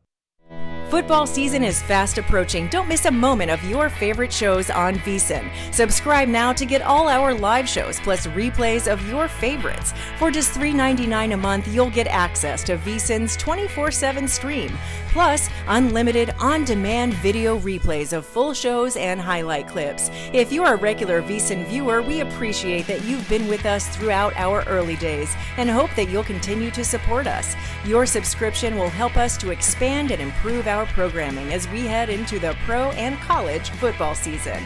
The video-only package is just $3.99 a month, but we hope you'll consider the VSiN 24/7 All-Access package, which includes the video, Point Spread Weekly, the pro and college betting guides, and any exclusive stories or data we post on VSiN.com.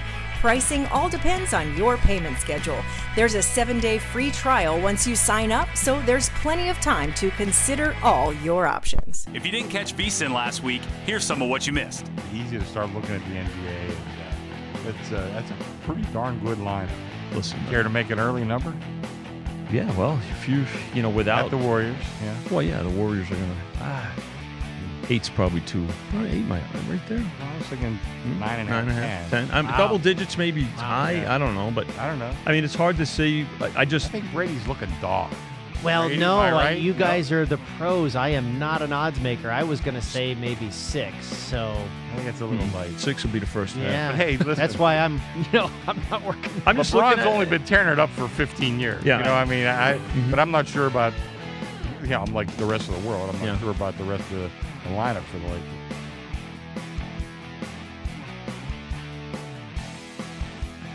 Well, when you do betting with golfers, I always look at it as an ex-girlfriend. You bet on these guys. The relationship's going well, and then they kind of let you down, and you break up with them, and then you see that ex-girlfriend a couple months later, and you think she looks pretty good. Let's hop back on board. Her form's a little bit better. So. Jason Day is a guy I'm willing to look at 20-1. He has a great short game, strokes gained putting, 3 straight top 20s, and his PGA Championship history the last 3 years, 2015 first, 2016 second, and 2017 is ninth. So that's one of the guys that I do like this weekend. Now we head back to Las Vegas and the VSiN studios for Point Spread Saturday, exclusively on the Vegas Stats and Information Network. All right, Josh Towers, Jonathan Von Tobel here with you today. I'm filling in for Amal Shaw, who will be back, I believe, next weekend. But let's head out to the phone line. Houston Nutt, college football analyst for CBS and former head coach for Ole Miss. Nice enough to join us here this morning. Houston, thank you for the time. Appreciate it. And I wanted to start and really focus on the SEC. And I find this conference fascinating because, of course, you have Alabama, you have Auburn, you have Georgia. But I also think there's some teams that are somewhat in the middle that are really talented and can really make some people turn their heads and go, wow, there's actually some parity in this conference. But let's start with Alabama, because what I'm fascinated by with them is the schedule. This sets up so nicely for them, Houston, to where not only are they fantastic, I could see them really running through this schedule, being undefeated into the SEC championship game because of the way it sets up for them. Well, Nick has done such a good job of recruiting. If you look at the last 3 or 4 years, the one word that he constantly can use, even with injury, he can say next. And, man, the depth has just been outstanding. So you got that. And then, of course, he has not one quarterback. He has 2. And both these guys are proven winners. So that'll be interesting now to see how that plays out the very first game. But I'm like you. When you look at the schedule, starts with Louisville. And Louisville's, they're kind of feeling their oats. They're talking a little noise. And so I'm anxious to see what happens there. But when you look at it, Texas A&M at home, you have Missouri at home, you got Mississippi State. Now, Mississippi State is one of those teams I think you got to keep your eyes on, because Dan Mullen left some offensive linemen and defensive linemen there. And, of course, whenever you have your quarterback, and he had to come back from this injury, and everybody said he's healthy right now, and that's Nick Fitzgerald, keep your eyes on Mississippi State, because this could be a big-time sleeper team. Yep, completely agree. And last year when they played Alabama, they were down 24-17 going into the fourth quarter. They had to sweat that one out. Right. When it comes to the quarterback position, being a former head coach, how do you handle this when you have a guy who has won so many games for you, brought you to so many mountaintops in Jalen Hurts, and then you have the kid who came into the second half, lit up Georgia, and then on top of that, throw in the fact that just a couple weeks ago, Jalen came out and was actually somewhat audible, which was shocking for a team, an Alabama team that usually don't hear from, when he comes out and says, look, I didn't hear from the head coaches. I really, I could have transferred essentially and played somewhere else. So how do you think this quarterback situation works itself out? Yeah, that's such a great question. You hit on something that's just spot on, and here's what I mean. Jalen Hurts, not too long ago, was the SEC Offensive Player of the Year. He's lost only probably 1 or 2 games in his career. He's done an outstanding job, and so when you fast forward to the second half and Tua comes in and wins the ball game, and then all of a sudden now you hear about Tua is on the Heisman list. Yep. There's a lot of talk about him, and all of a sudden he's getting left out. Jalen gets his feelings hurt. And so it has to be handled very delicately. And I still think deep down inside, and I have, again, it's just my opinion, I still think Jalen Hurts will start, but a lot of people say otherwise because they think Tua is much more talented. But for some reason, I think Jalen Hurts will start the season, and then it's going to come down to this. Which is the most consistent quarterback that's going to put the team in the end zone without a turnover? Who's the most consistent, and who's going to win the locker room?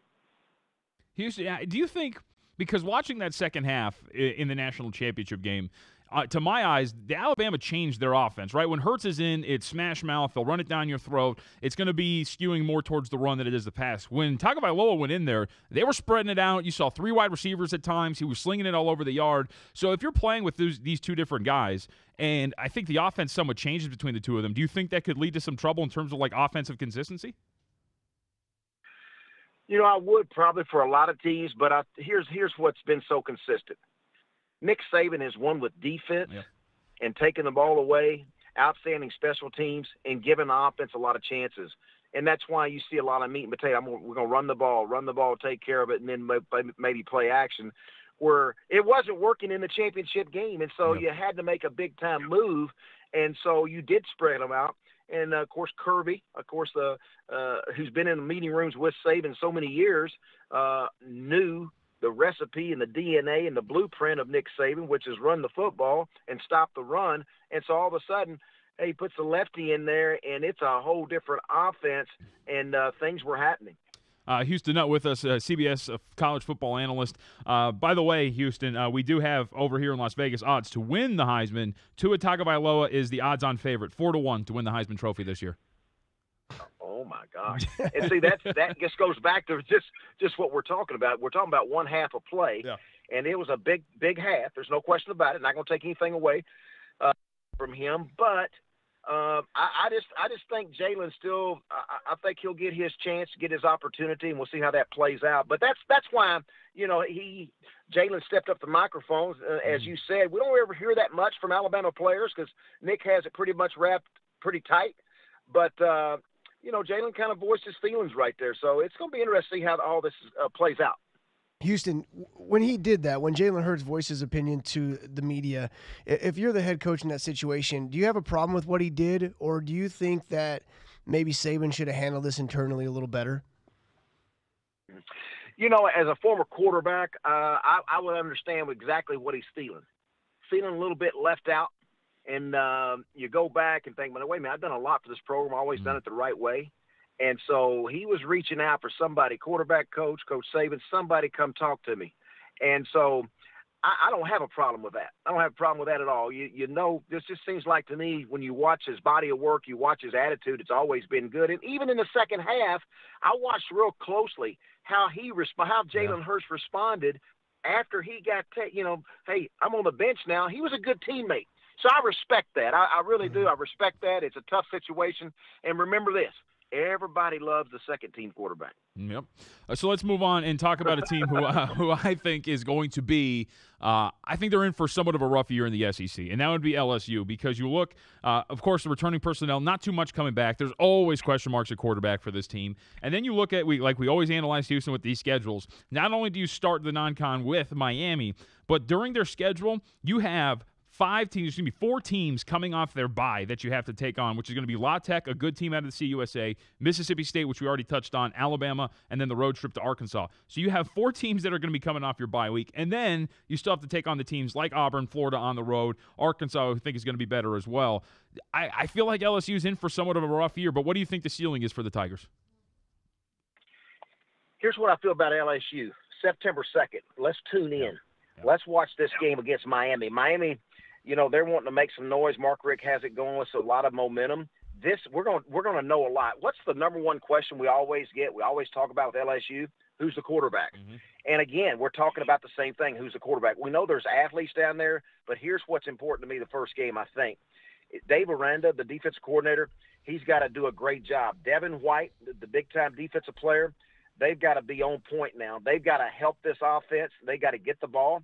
They got to create some turnovers. They got to take care of this game for that offense, because I feel like they're going to be a little bit behind offensively. When you look at it, there's not a running back that's rolling off our tongue that scored a lot of touchdowns and has experience. So the defense has got to step up and help the offense, and that may mean they may have a few more plays. They may have to go out there a few more times. So their mindset has to be right. And, of course, this first game is so huge, so big, because you mentioned it. You look at the schedule at Auburn early, that third week. Man, that's going to be a good one. It's going to be a big one. You mentioned Louisiana Tech. Ole Miss offensively, watch out. Yep. Jordan Tamu and the receivers. The receivers is probably good as anybody in the country. A.J. Brown and the guys, Metcalf, those guys can flat out ball. They can create separation. So then you go to Florida, and Florida always has athletes, as we all know. So it's just a tough situation. But to me, that first game is so important, and especially the one that loses that game, Miami or LSU, that's going to take a big-time coaching job now. Get that thing turned around quickly, because you can't be licking your wounds for a whole nother week, because that first game can also help you lose the next one. I'm glad you brought up Florida, because that's where I wanted to go to next. Because if you look at the SECs, to me, there's 2 teams who could possibly, if Georgia has for some reason an off year, because Georgia looks loaded, their schedule sets up really nicely for them as well. But Florida, not only do you have about 19 guys coming back in terms of starters, but you also get an upgraded head coach in Dan Mullen, who I think is going to do a great job with this team. Now, you have questions at quarterback, but I think the ceiling's really high for Florida, and they're going to be very, very competitive and dangerous, somewhat of a sleeper in that division. Would you agree? Absolutely. When you look at the defense, when you look at these guys, C.C. Jefferson, Marco Wilson, these guys are leaders. They've got laps around the track, a lot of experience, very, very athletic. Dan Mullen, we all know, has done an excellent job at Mississippi State, and he's really good at being that quarterback whisperer. It's going to be real important that he gets this quarterback right, whether it be Felipe Franks or whoever it may be, because there's some receivers, Van Jefferson and Tyree Cleveland. These guys are some guys that can take the top off, and I really think they're playmakers that can make it happen. And I agree with you, Florida. Watch out. Watch out. They could be a very sneaky team. Nobody's really talking about them, but watch out. A lot of good things if that ball bounces right and the defense gets some turnovers, gets that ball to the offense, and then Dan Mullen gets that offense going. Man, you never know. So out of 2 teams in this division, I'll give you 2 other teams that are kind of in the middle of the pack. Which would you rather have, South Carolina or Missouri coming into this year? South Carolina. Okay. South Carolina, I just think with Deebo Samuel coming back, keep your eyes on him, guys. This guy, to me, is electric. He's electric. I mean, special teams, he can take a kickoff back, punt return back, get it to him out in the perimeter on quick screens, reverses. This guy, if he stays healthy, I think with Bentley coming back, the quarterback's back, I just think that South Carolina has a real chance to really make some noise, and watch closely now between South Carolina and Georgia early. That will be one to watch now. Now, I think it's pretty safe to say, so this will probably be a short answer, Georgia, Alabama, SEC title game? Yeah, but, again, that's what's easy on paper. But, this ball doesn't bounce. I have two brothers that coach collegiate college basketball, and I always tell them, hey, your ball bounces straight up and down. Our ball doesn't, okay? Yeah. So everybody's hoping, every coach right now is hoping this. Let's get to the starting gate with no more injuries. Let's stay healthy, and let's take care of the most precious thing we have, that ball that doesn't bounce up and down. It bounces sideways and every which way. So, when you look at Auburn's front seven guys, they're as good as it gets. And so you got to watch out for them. You got Jarrett Stidham coming back. Now, they don't have the caliber running backs with Kerryon Johnson, but Cam Martin, they're going to probably have to do it by committee. And what you don't know is the offensive line. J.B. Grimes is the offensive line coach. Tim Horton's the running back coach. So between those two guys, they've got to develop that offensive line because they don't have as much experience as the past. But for the defense, and you got a solid quarterback that's a veteran, I think they could be tough. And so you look at them. We talked about Florida on the other side, South Carolina. I just think you just can't just say, okay, that's it. It's Alabama, Georgia. And you want to do that because they look so good on paper. So, Houston, before we get you out of here, I want to get your opinion really quickly on what's going on with Ohio State. So it looks like we'll get a decision in terms of the investigation with Urban Meyer tomorrow. But I wanted to get your opinion in terms of the on-the-field implications. They have Oregon State coming up September 1st. You have to deal with this for about 2-3 weeks now in terms of just the distraction, Urban Meyer not being around the program. How do you think, if at all, this bleeds over into week 1 against Oregon State? And keep in mind, for those listening, Oregon State's not going to be that great this year. But do you think we see a little bit of a lull here because you've had to deal with this distraction so close to the season? Well, I think it is a big distraction. I really do. And I think it's a shame. And I do think it's going to kind of bleed over a little bit. Coach has got to do a good job of keeping everything on track, keeping the outside noise, to a minimum, because I don't think you can stop it all because there's just so much noise. So it is tough. It's a very difficult situation. They're so talented. They got to lean on their experience. And of course they can't wait to get to a ball game. It's Houston Nutt, CBS college football analyst at CBS Coach Nutt up on Twitter. Houston, thank you for the time. Really appreciate it today. Hey, thanks for having me. Appreciate it. Yeah, you got it. Great insight on the SEC. His former stomping grounds there. That's a great, by the way, guess because, his body of work, former quarterback, former head coach, obviously very knowledgeable. That's a guy that can give it all to us, man. Yep. All right, we're going to update the line and preview real quick again, Toronto, New York, because first pitch is set for about 10:05 a.m. our time. And then I want to get your opinion because you and I haven't talked about this, so I wanted to see what you think because we've seen some movement in this Tiger Woods versus Phil Mickelson showdown, head-to-head, mano-a-mano here at Shadow Creek. So I want to get your opinion, pick your brain, and see who you're playing because, of course, after that performance at the PGA, the odds on Tiger shot up. This is Point Spread Saturday. Keep up to date with every line move online at VSiN.com.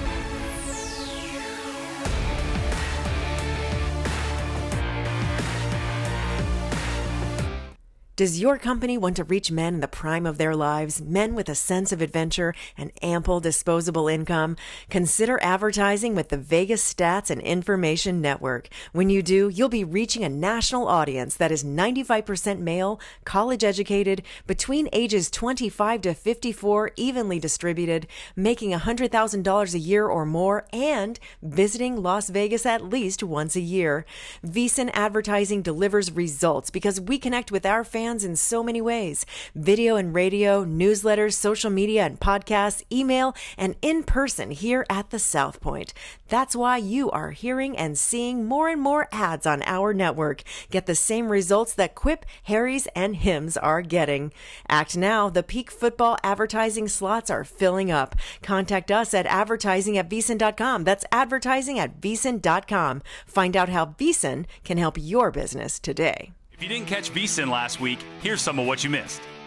Your thoughts on this match between Tiger Woods and Phil Mickelson? Well, I agree with opening it pick'em. I really believe that the match is a toss-up. And, Tiger, like you mentioned, Tiger probably does have a little bit of home course advantage here. I think he's more familiar with the golf course than Mickelson is. He's been playing here for a long, long time with Michael Jordan and Charles Barkley and you name it. He's been out there. He holds the course record, has a little framed picture on the wall in the clubhouse, shot a 60 there. A 60? A 60. You just don't know what you're getting with him. But people love him. You're getting him as a plus. So I'm assuming it'll go down. I mean, it'll definitely go down in Las Vegas because the public will be all over the dog, and it's at T-Mobile. So that I can guarantee you. Vegas will have the lowest prices in the world. Faraway places, Asia, the Caribbean, China, wherever, it'll probably be higher because the true bettors of the sport and handicappers of the sport will have Nurga Bomb a little higher for sure. As far as just as a general rule for the futures market, I say this before the baseball season, before football season, what have you, there is just no bang for your buck in the futures market. Start thinking outside of these of the construct of betting that has been driven into you, that you've been brainwashed with for your entire life. The only thing that's available, I only bet ATS pre-flop, pre-game, before game start. I only bet ATS pre-flop, and I only bet futures and season wins. Nah, do what makes you money given the circumstance.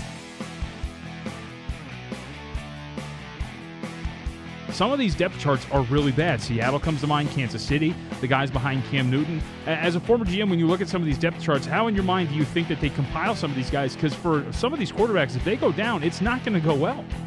No, it's not. I think, San Francisco, CJ Beathard, we saw what happened with them last year when he had a play. And I think the most interesting player in preseason at quarterback is Teddy Bridgewater, because there's a lot of teams that if he plays well, they could use him. And I think Miami would be one of them. This is Ryan Tannehill. I think another team, Tampa Bay. Look, Ryan Fitzpatrick, we know, has to start the first 4 games. We've all seen how Ryan Fitzpatrick plays. Now, we head back to Las Vegas and the VSiN studios for Point Spread Saturday, exclusively on the Vegas Stats and Information Network. Back on the program, already approaching the final hour, Josh Towers. We are? Yes, it's almost 10 o'clock. Can you believe that? Slow down. Time flies when you're having fun, huh? Slow down. We're more to talk about. Yeah, we're such good buddies. That's why. That's what happens, Time flies. You're dressed nicely. Everything just clicks. It's beautiful. You read GQ magazine? When I traveled, I'd read it all the time. I always took it with me on the planes. That's why you're so fashionable. Mm-hmm. That's why we know. It's a good all right, one game that is going to start here in about 10 minutes. Let's get to it. The New York Yankees taking on the Toronto Blue Jays. The Blue Jays will oppose Luis Severino with one Sean Reed-Foley. On the line here at the South Point, minus 320. Sean Reed-Foley at plus 260. And we've seen the movement here. It's no surprise that the Yankees are getting bet. They opened up over at the Westgate at minus 260 before getting up to 3-1 where they're sitting right now. And here at the South Point Hotel and Casino, the guys behind the counter opened it up at minus 265 and have now put it all the way up to minus 320. So for some reason, despite the fact that Luis Severino has dropped his last 2 starts, despite the fact that he was over 2-1 in the last one and over 4-1 in the start against the Kansas City Royals, despite the fact that he has given up at least 3 earned runs in each of his last 4 starts, save for the one against the Chicago White Sox, which, congratulations, shut down the White Sox, he is still getting bet here. It's fascinating that people are still going to lay this kind of money with him, despite the fact that he keeps struggling. They can't accept it. They can't believe it. Like, we have to bet the favorites. The books put a line up. It suggests that they're going to win, and it's the New York Yankees. And we just get caught up in that, man, and we don't really want to believe the numbers. And then, the one game that, you bet against them today, and you're like, see, I knew it, and then you get all upset.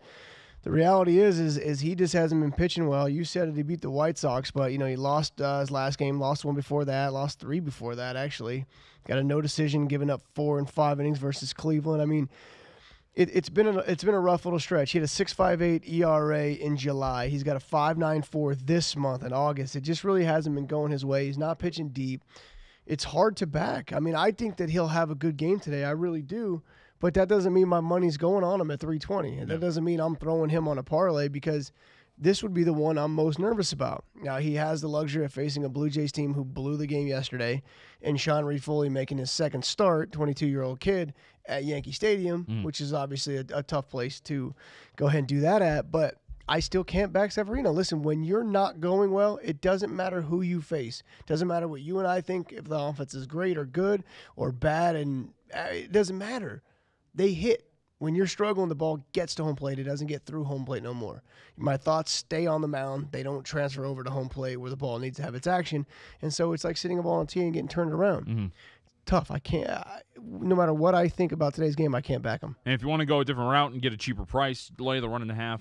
It is -150, and I don't know if I trust them in that regard either. Who knows? I mean, again, look, it's the Toronto Blue Jays they're not exactly the worst team in baseball either. They're not one of the best, but they are a competitive team for the most part. And I know that you said that you liked a little bit out of Sean Reed-Foley when you saw him. So I looked up his numbers, in the minor leagues, and he's always been over a strikeout an inning. His walks have always been down, so it shows me that he has above average stuff. Yep. And that he can pitch. Now we just, you got to get past the nerves and the name on the back of the uniforms at the major league level first before you can really shine. All right, so when we come back, we're going to get back to the story of the night in Major League Baseball, of course, last night, and that would be the Oakland Athletics and what they did with the Houston Astros and the play at the plate. We're going to get fired up here for the final hour of Point Spread Saturday. This is Point Spread Saturday. Keep up to date with every line move online at VSiN.com.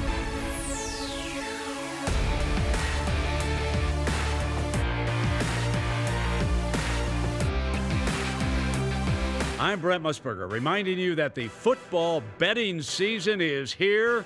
There is nothing like it. Are you ready to celebrate the thrill of victory and cash a ticket even on defeats? Sharpen your edge now with the help of Matt Humans, Dave Tooley, and the rest of my guys in the desert. We'll get you prepared for the football season with exclusive handicapping stories and data that you won't find anywhere else. Go to vsin.com/subscribe for the package that makes sense for you, including a 1-week trial at no charge. Our new all-access subscription includes Point Spread Weekly, VSiN's digital magazine designed to make you a better handicapper and avoid the agony of defeat. You'll also get VSiN's 140-plus page college football betting guide, followed by our comprehensive pro football betting guide in August. Sign up now, vsin.com/subscribe. That's vsin.com/subscribe. Remember, cashing tickets is what it's all about. Football season is fast approaching. Don't miss a moment of your favorite shows on VSiN. Subscribe now to get all our live shows plus replays of your favorites. For just $3.99 a month, you'll get access to VSiN's 24/7 stream, plus unlimited on-demand video replays of full shows and highlight clips. If you're a regular VSiN viewer, we appreciate that you've been with us throughout our early days and hope that you'll continue to support us. Your subscription will help us to expand and improve our programming as we head into the pro and college football season. The video-only package is just $3.99 a month, but we hope you'll consider the VSiN 24/7 All-Access package, which includes the video, Point Spread Weekly, the pro and college betting guides, and any exclusive stories or data we post on VSiN.com. Pricing all depends on your payment schedule. There's a 7-day free trial once you sign up, so there's plenty of time to consider all your options. If you didn't catch VSiN last week, here's some of what you missed. Easy to start looking at the NBA. That's a pretty darn good lineup. Listen, care to make an early number? Yeah, well, if without at the Warriors, yeah. Well, yeah, the Warriors are gonna. 8's probably too. 8 might right there. Well, I was thinking 9.5, 10. Wow. Double digits, maybe high. Yeah. I don't know, but I don't know. I mean, it's hard to say. I think Brady's looking dog. Well, Brady, no, right? you guys are the pros. I am not an odds maker. I was going to say maybe 6. So I think it's a little light. 6 will be the first half. Yeah, but hey, listen, that's why I'm not working. I'm just LeBron's only been tearing it up for 15 years. Yeah, I mean, but I'm not sure about. I'm like the rest of the world. I'm not sure about the rest of the lineup for the Lakers.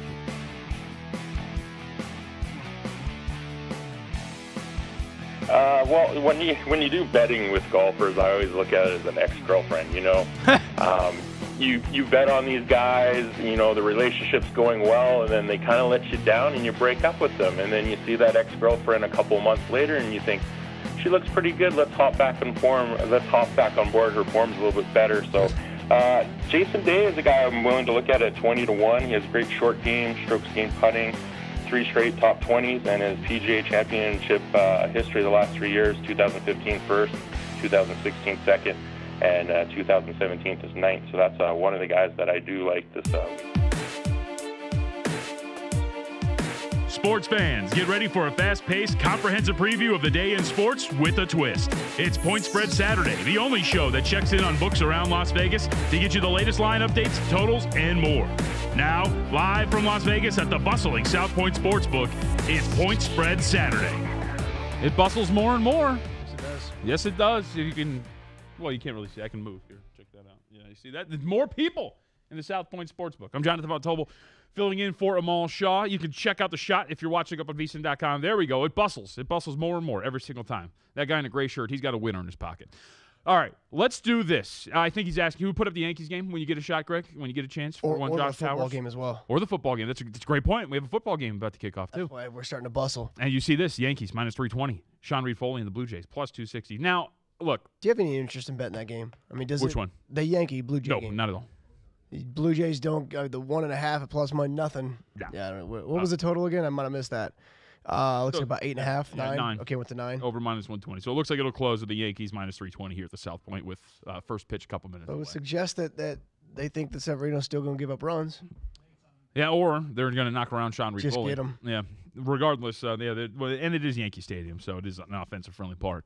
So game ball flies, that's for sure. Since I'm filling in for Amal Shaw, I'm doing Amal a service. And look, I'm not going to lie. I am a little tired. All right, I need something to kind of put a pep in my step. And since I'm doing the Vegas Stats and Information Network such a great favor, they have allowed me to jam out to one of my favorite songs, Chad Kelly's rap song.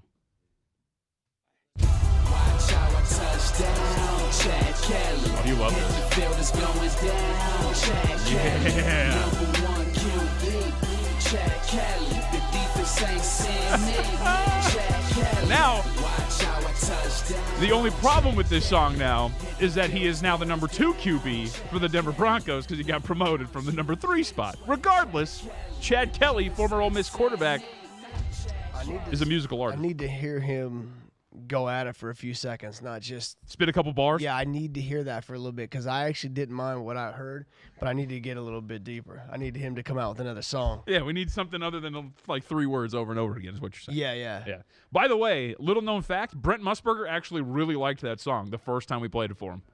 Musburger really dug that song. It was actually his idea. He wanted me to play that on the show a while back when we first got a hold of it. So it was pretty solid. But yes, now I am fired up and ready to go.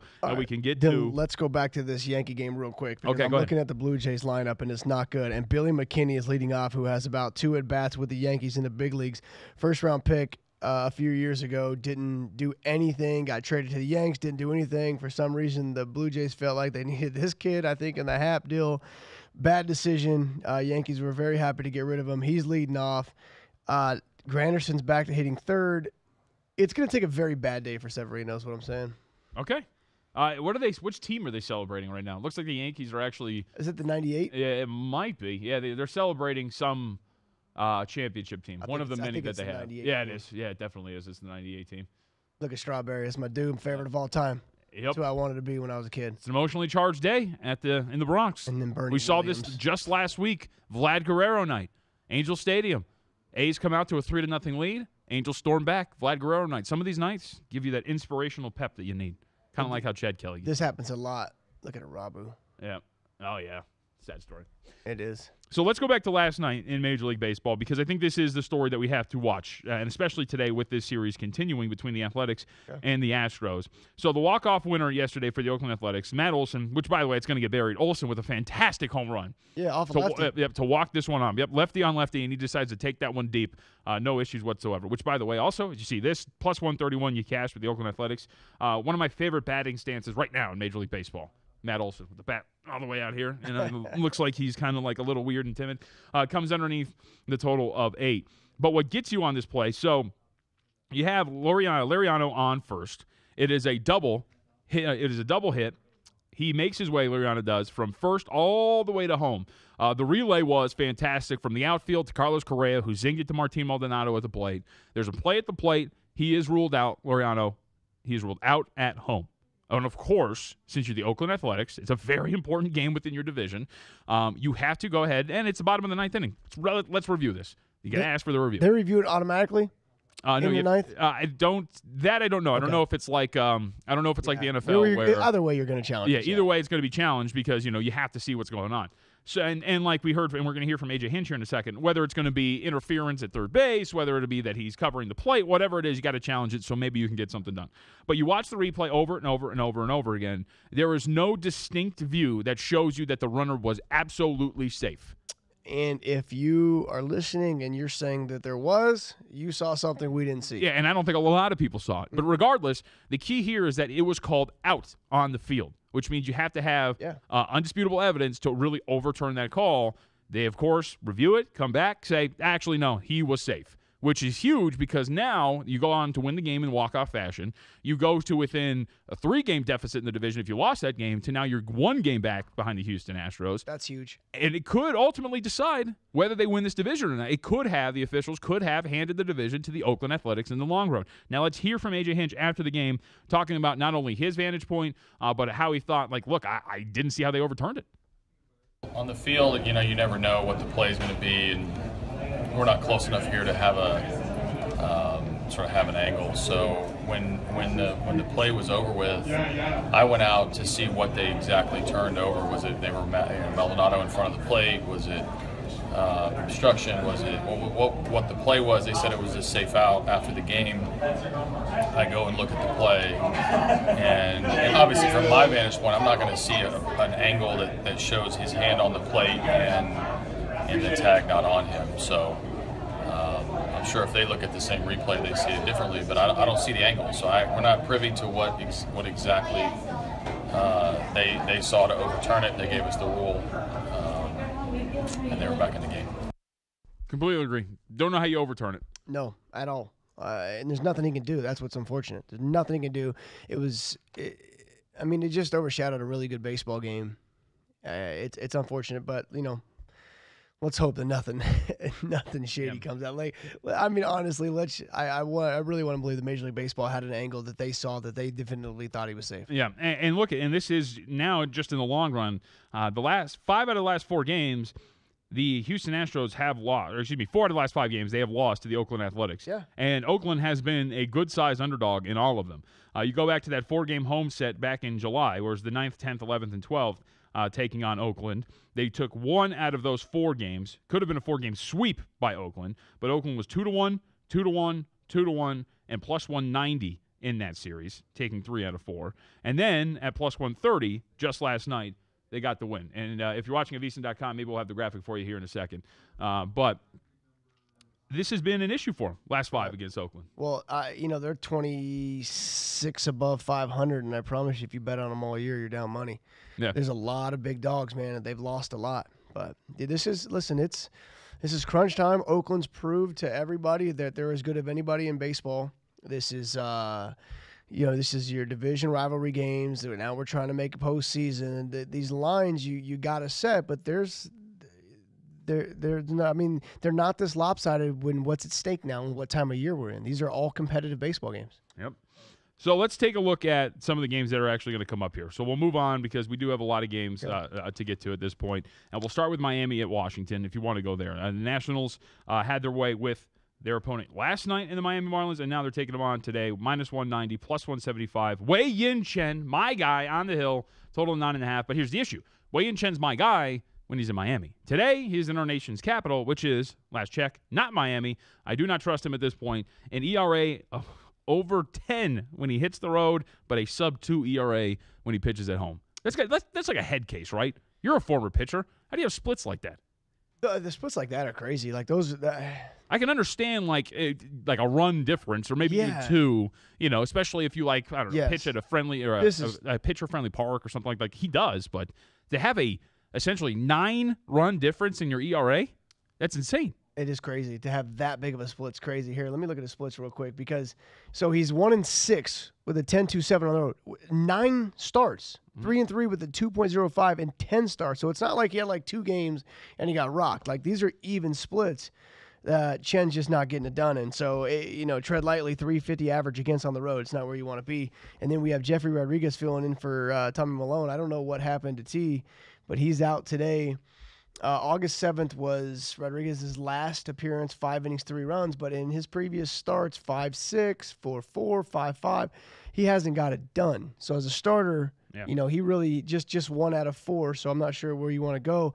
And then mindset-wise, maybe this is a day where he's actually okay because he had no expectations of pitching today. It just, there it is, buddy, need you. Yeah, and I think what happened with Malone is he just got toasted in his last 2 starts, especially the start against Atlanta. I agree. 6, went 6, gave up 7, and then went 4 1/3 and gave up 2, which is not terrible, but it took him a long time to get to those 4 1/3. So I think that's might be what happened to him. Yeah, I think Washington, they're understanding how they're in a hurry. They got to win. They can't give any away that they felt maybe they're 7 back. This guy gives them a better chance than Tommy does. They're 1 game over 500. Listen, they have to win out. Let's be honest. Mm-hmm. Mike Foltynewicz gets the start for the Atlanta Braves here, taking on the Colorado Rockies. And don't sleep on the Rockies, man. Nope. They took the first 2 of this series. They're playing really good baseball. Took 1 from the Houston Astros as well. Mike Foltynewicz on the hill for the Braves. He's -154. Antonio Senzatella gets the start for Colorado at +144 with a total of 8.5. Those are your current numbers, courtesy of the South Point Hotel and Casino. Last 3 starts have gone much better for Mike Foltynewicz. If you look at him, last time we saw him, it was 8 strong against Miami, just 1 earned run, struck out 7, walked 3 of them. So the walks are still somewhat of an issue because he's had 3 walks and actually 4 out of his last 6 starts. So that's not really something you want to really rely on. Control's an issue. Other than that, though, great strike, swing and miss stuff. Home runs have been an issue as well. 4 of those dingers in his last 4 starts. He didn't give one up last time out. And obviously taking on a Rockies lineup that is just feeling itself at this point. They do, and they like playing away from home, it seems like, even more. I don't know why. Senzatella, man, off the DL, 3.6 ERA in his last 5 starts, 30 innings. So he's getting about 6 there a game. And just like last game, 6 innings, 1 run versus the Cards. He's been pretty good, and you mentioned it. Folty, his last 3, man, 3-0 with a 1.83. Yeah, I'll take that in August. Yep. It's a nice little start for a team that's trying to win their division. 8 innings last game versus Miami, 1 run, so he's pitching well. We got another good game. This is 2 very good baseball teams. Both of them, a lot at stake. Atlanta has been better for the most part. $1.40 is what they opened. Got as high as $1.56 before coming back down to about $1.52 in most shops around town. So that's where we sit currently. And I know everybody is excited about Detroit at Minnesota. So we'll spend the next 45 minutes breaking this one down. $1.70. Cole Stewart is the favorite here for the Twins. Ryan Carpenter on the other side at +155. Total's 9.5 with the over at -120. Minnesota, small little winning spurt here, 4 in their last 4. I'm terrible at totals, and by no means am I suggesting the over. But Carpenter is 2-8 with a 5.3 ERA in AAA in 13 starts. His last major league appearance was May 31st. Those are not good AAA numbers in a league that's pretty easy to pitch in. I got to be honest. Stewart, second career start, 4 1/3 his first start, 1K, 8 hits. So I'm not sure what 1 strikeout means, JVT.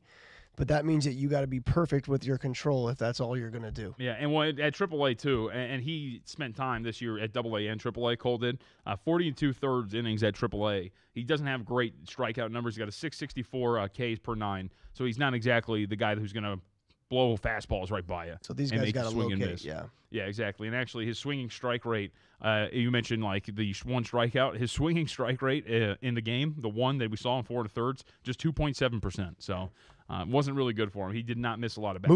Movement. That's why we have to have sinkers, man. That's why we throw changeups. Ball's got to cut. That ball's got to move. And that, once again, back to the downhill tilt. You got to be throwing downhill so you have added movement. We're going to keep it up with the Major League Baseball slate. We got quite a few games to go over, and then in 15 minutes, Greg Bishop, NFL writer from Sports Illustrated, is going to join us. We do have one NFL game currently underway. We'll update that on the other side. This is Point Spread Saturday. Keep up to date with every line move online at VSiN.com.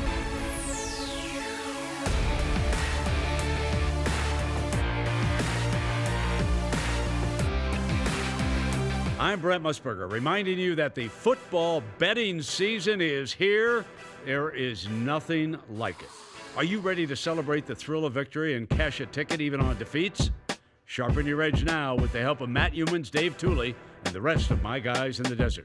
We'll get you prepared for the football season with exclusive handicapping stories and data that you won't find anywhere else. Go to vsin.com/subscribe for the package that makes sense for you, including a 1-week trial at no charge. Our new all-access subscription includes Point Spread Weekly, VSiN's digital magazine designed to make you a better handicapper and avoid the agony of defeat. You'll also get VSiN's 140-plus page college football betting guide, followed by our comprehensive pro football betting guide in August. Sign up now, VSiN.com/subscribe. That's VSiN.com/subscribe. Remember, cashing tickets is what If you it's didn't catch all VSiN about. last week, here's some of what you missed.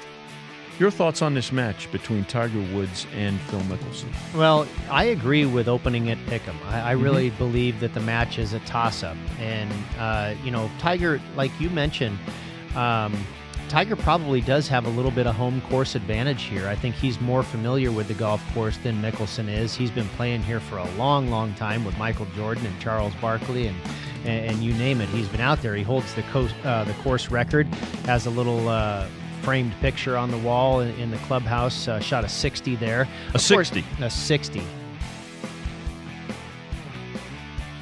You just don't know what you're getting with him, but people love him. You're getting him as a plus. So I'm assuming it'll go down. I mean, it'll definitely go down in Las Vegas because the public will be all over the dog, and it's at T-Mobile. So that I can guarantee you. Vegas will have the lowest prices in the world. Faraway places, Asia, the Caribbean, China, wherever, it'll probably be higher because the true bettors of the sport and handicappers of the sport will have Nurgabom a little higher for sure.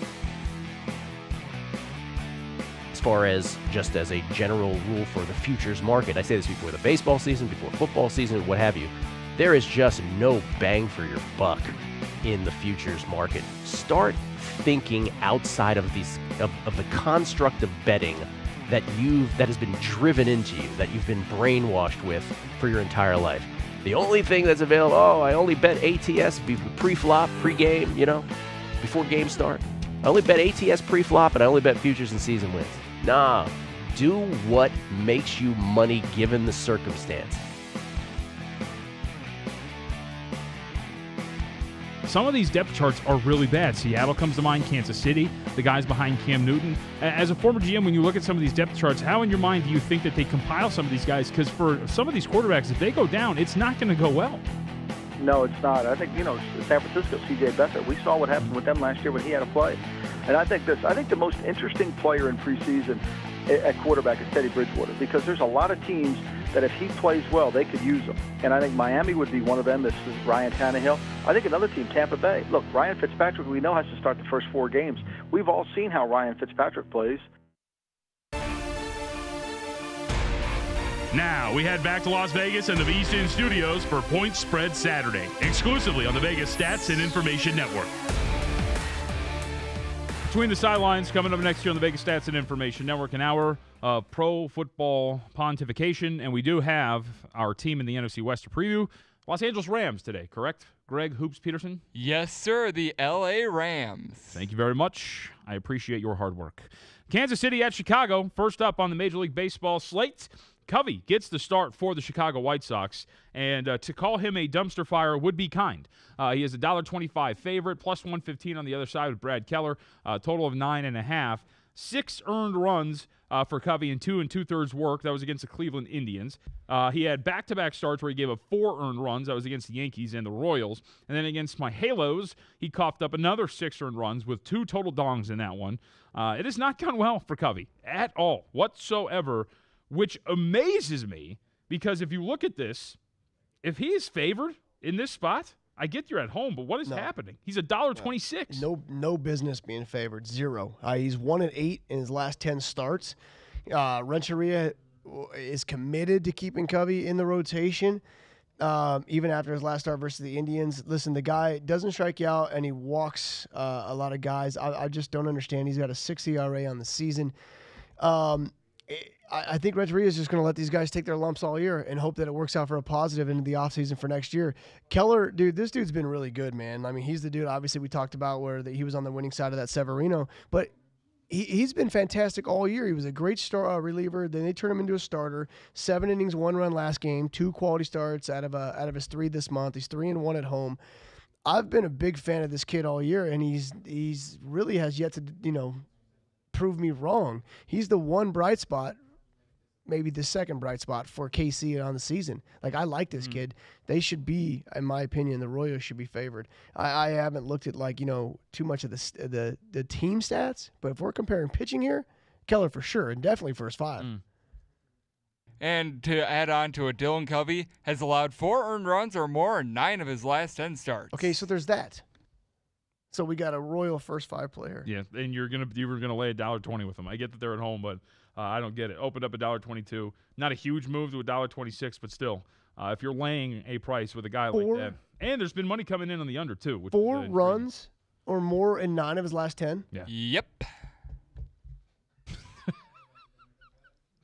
Sorry, I just loved the emphasis. I'm just thinking about this because I've had some really bad years. I went 0-10 or 12 or whatever it was once or twice, and I'm trying to think if – I mean, that's really bad, man. I can pull up your game logs if you want. Yeah, don't do that. I was gonna say, I'm gonna go out on a limb though and say you pitched much better than I would have in those situations. I don't know. When you go 0-12, you get rocked. Yeah. San Francisco at Cincinnati. I did not mean to bring up terrible memories. No, it's okay. There's good ones mixed in. All right, $1.54. That's what you're paying with Madison Bumgarner on the road, taking on Matt Harvey here in Cincinnati. Plus 144, the price tag there. Total 8.5 with the over at minus 120.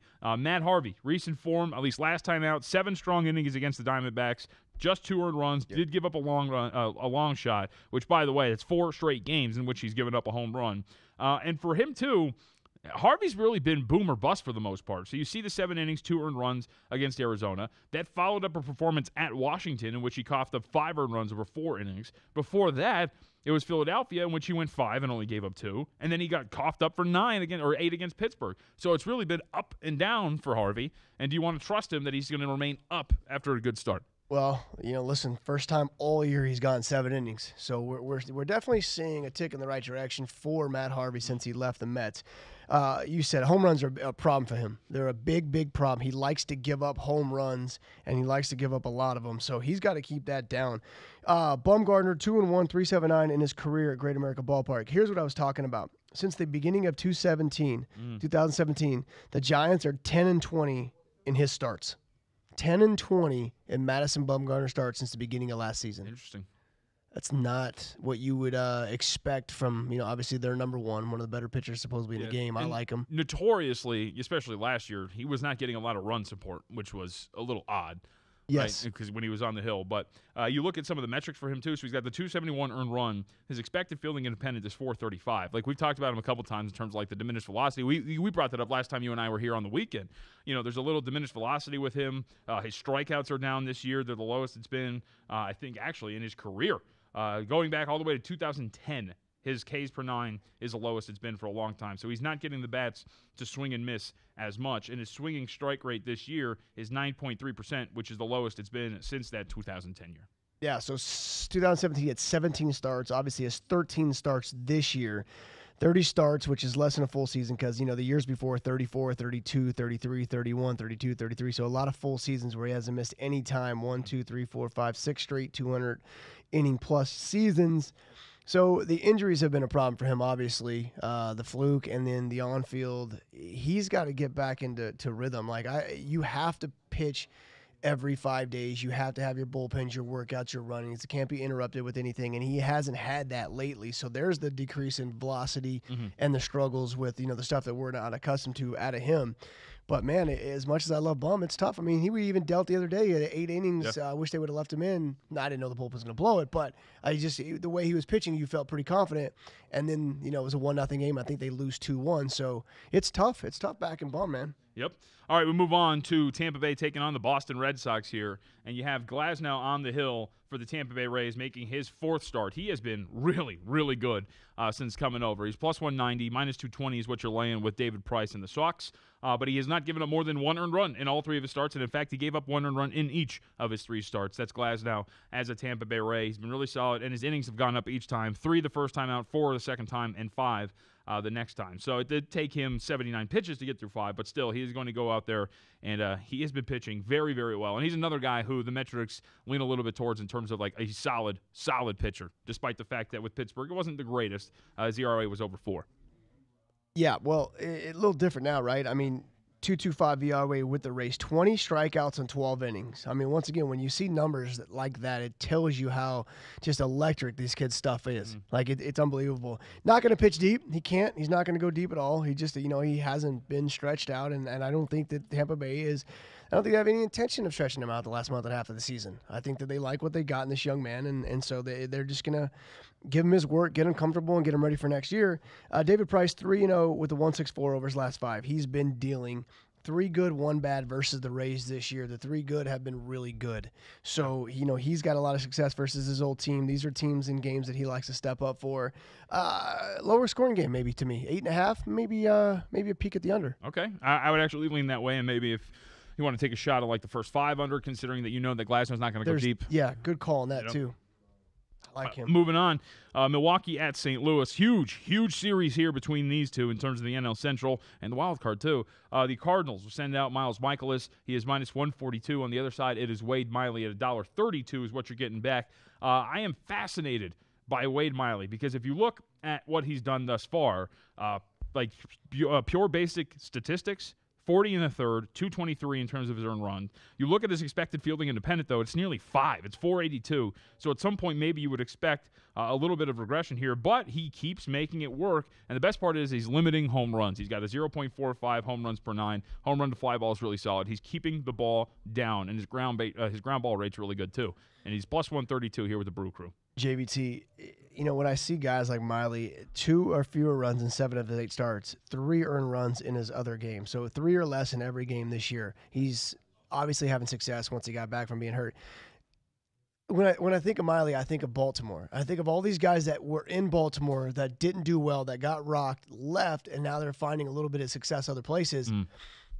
There's something that the Orioles have to do internally, the structure, the format, the approach, the mindsets to pitching, because they have a lot of kids that they brought in or developed that could be very good, and they go other places and find some success.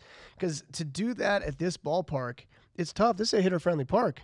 Yep. And I know he's pitched on the road as well, but the Brew Crew, it's a tough place. Mikolas, 1 of 4 qualified starters this year to not allow more than 4 runs in a game all season. Yeah. Those are Kyle Hendricks did a couple of years ago, and I think that he should have won MVP. Young. It's very hard to do that. I mean, all year, 33, 34 starts to give up 4 or less all year. I mean, in essence, you're throwing a quality start every game. And this dude came over from Japan back to the big leagues, and he's doing this on this team. Very impressed with this young man. Yeah, Mikolas is just insanely consistent. Yes, insanely consistent. That's how you make money, by the way. Yeah. Last one here, Angels and Rangers. Angels, this series has not gone well for them, and they send out Andrew Heaney to try to get something right. He's a $1.15 favorite. Martin Perez on the other side at plus 105. Big total of 10.5. Heaney still winless on the road thus far. He's 4.97 ERA and he's 0-5. He is 7-2 with a 2.90 at home, so the splits there are pretty egregious. He does not like to pitch on the road for some reason, and he's in an offensive-friendly park now. He did pitch very well against the Padres on Monday. 7 in the third, 2 runs. So he looked really strong there, and he's opposing Martin Perez, who is coming off of a start in which he gave up a season-high 11 hits in 5 innings and 7 runs. Yes, it's been a tough 2 games in August for him. He faced the Yankees and he faced Seattle. Actually, the Seattle game wasn't bad. 7 innings, 3 runs, but then he gets tattooed for 7 on 11 hits versus the Yankees. Perez did. 0-1 with the 3.47 the month before, so he had some good games mixed in. They haven't won for him in a long time. He hasn't seen a victory since April 22nd, dude. But you said it. I mean, we're going back to Chen again here. We got these splits. He's 0-5, Haney is, with a 4.97 on the road. And then you go home and he's 7-2 with a 2.9.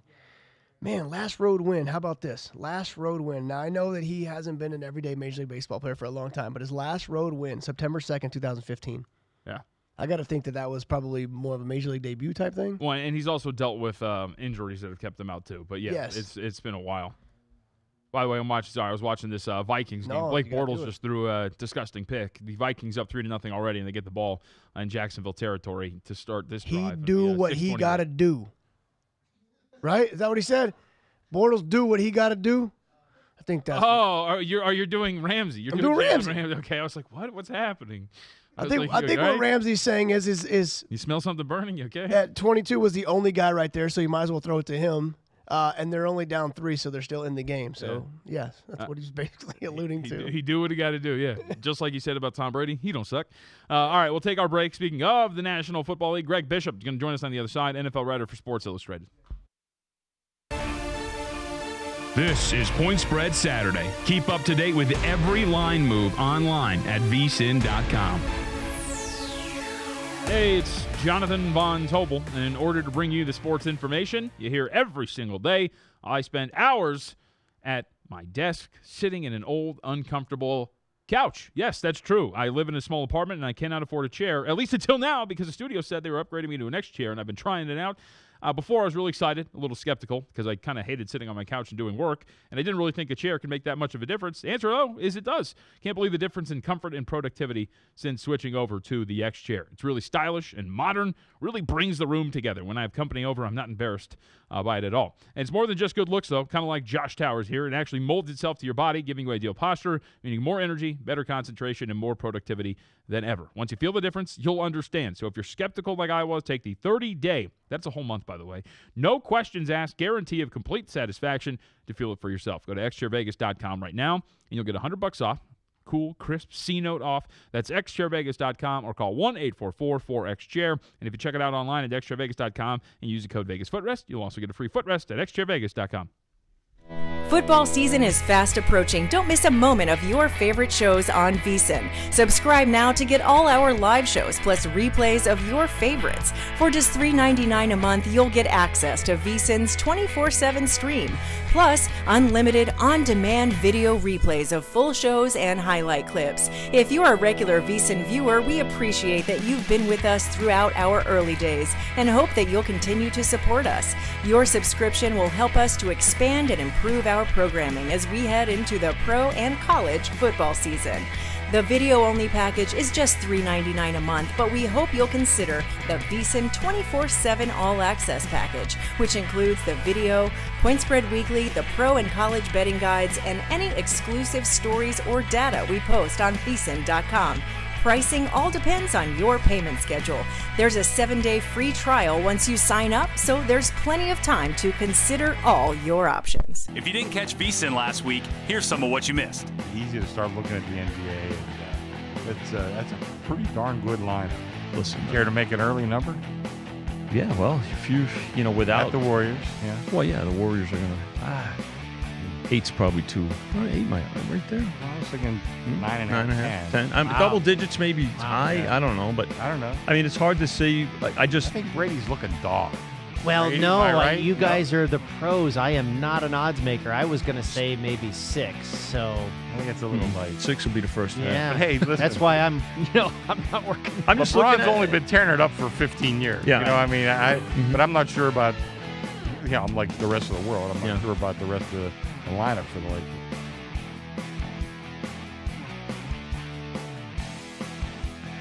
Well, when you do betting with golfers, I always look at it as an ex-girlfriend. You bet on these guys. The relationship's going well, and then they kind of let you down, and you break up with them, and then you see that ex-girlfriend a couple months later, and you think she looks pretty good. Let's hop back on board. Her form's a little bit better. So. Jason Day is a guy I'm willing to look at 20-1. He has great short game, strokes gained putting, 3 straight top 20s, and his PGA Championship history the last 3 years: 2015 first, 2016 second, and 2017 is ninth. So that's one of the guys that I do like this weekend. Now we head back to Las Vegas and the VSiN studios for Point Spread Saturday, exclusively on the Vegas Stats and Information Network. Perfect time here to bring in Greg Bishop, NFL writer for Sports Illustrated, Jonathan Von Tolp, by the way, and Josh Towers with you on Point Spread Saturday. Greg, thank you for the time. Wanted to dive right in because it looks like we had a headline up on ESPN. Sources: Wentz set to resume 11-on-11 work. So that's good news for the Philadelphia Eagles, considering the brief scare that they had with Nick Foles just the other day. But now that you hear this, or now that we know this, what's the confidence level that Wentz may be even able to give it a go week 1 against the Falcons? Yeah, I think for the Eagles, that's about as good as news as you could hope for. I was out in New England the other night at that game, and, you could hear even in the press box where all the Eagles sort of scouts and executives sit, sort of an audible gasp when Foles got hurt. And, I think they're looking at it like they had the best insurance plan in football. Here's a guy that came in for Wentz, won Super Bowl MVP, and then, you wonder how long it's going to take Wentz to get back, and he gets hurt. So I think all in all, the Eagles seem to be living a charmed life right now. And I think it looks like Carson Wentz will be the week 1 starter. What's the plan here for Foles? And actually throw Wentz into there, too, because if he's cleared for 11-11 work, 1, do you think you see Wentz at all in the preseason? And 2, with the scare with Foles, how much do they use Foles in preseason action from here on out? I think that'll be tricky to watch. I would actually be surprised if Wentz plays in the preseason. I think if he does, it would be just to kind of get a look for him at an NFL defense. Get used to the speed again, acknowledge that this is going to happen. He's going to have to play. But given the injury that he suffered and given the way that Nick got banged up the other night, I think they're going to be extra cautious there. They have another backup in Sudfeld that can come in and play. I think that they're going to want to try to be as healthy as they can entering the season. And so I think when you see teams with significant injuries like that, they tend to err on the side of caution, especially with a guy like Wentz who was playing at an MVP level when he got hurt last year. Yeah, he was a stud. Do you think sometimes they err, Greg, too much on the side of caution when they're trying to prevent injuries? Because I know last year at this point, they really weren't worried about Foles if he went out there and got hurt. They don't ever want anybody to get hurt. I understand that. But now it's like, whoa, we can't get this kid hurt at all. He's our dude. Do you think sometimes we err too much on him to where we baby it and it puts him in a bad spot? Yeah, that's a fair question. I think sometimes you see that with guys who are holding out, right? Like if Le'Veon Bell comes back in and you don't want to get him banged up, can he really get used to football speed? Can he get used to the contact and being hit all the time? All these things that you miss when you're not in camp. I think you see that sometimes on the injury end of things as well. You want to wrap a guy in bubble wrap, put him in a bubble if you can and keep him healthy. And, the NFL is a contact physical game. And I think sometimes when you're trying to keep a guy as healthy as possible, you also aren't necessarily getting him in the best possible football shape. Yeah, no, for sure. And you hear it a lot, especially, I've heard Tom Brady say in the past, like a lot of these guys, they can't wait to get hit for that first time. Like they need that. That kind of like wakes them up, gets them going, makes them feel good about what they're about to do. You don't see that in many professions, right? Oh, right. Like I don't get up and think about writing and need to get smacked really, really good one time to get into it. So, yeah, it's an interesting, and I think that just speaks to football, and these guys have been playing this game their whole life. Now they're back in training camp, trying to get ready for another season. And, I think some of them welcome the contact and the idea that, they know that it's football season again and they know what they have to do. Greg, I'm fascinated by this, and I feel like it's almost buried in everything that we're watching here, but Carson Wentz tore his ACL in December, and yet it looks like he's going to be ready to go in September. Like, that is crazy, the fact that he tore it so late, and yet he's going to be ready to go week 1.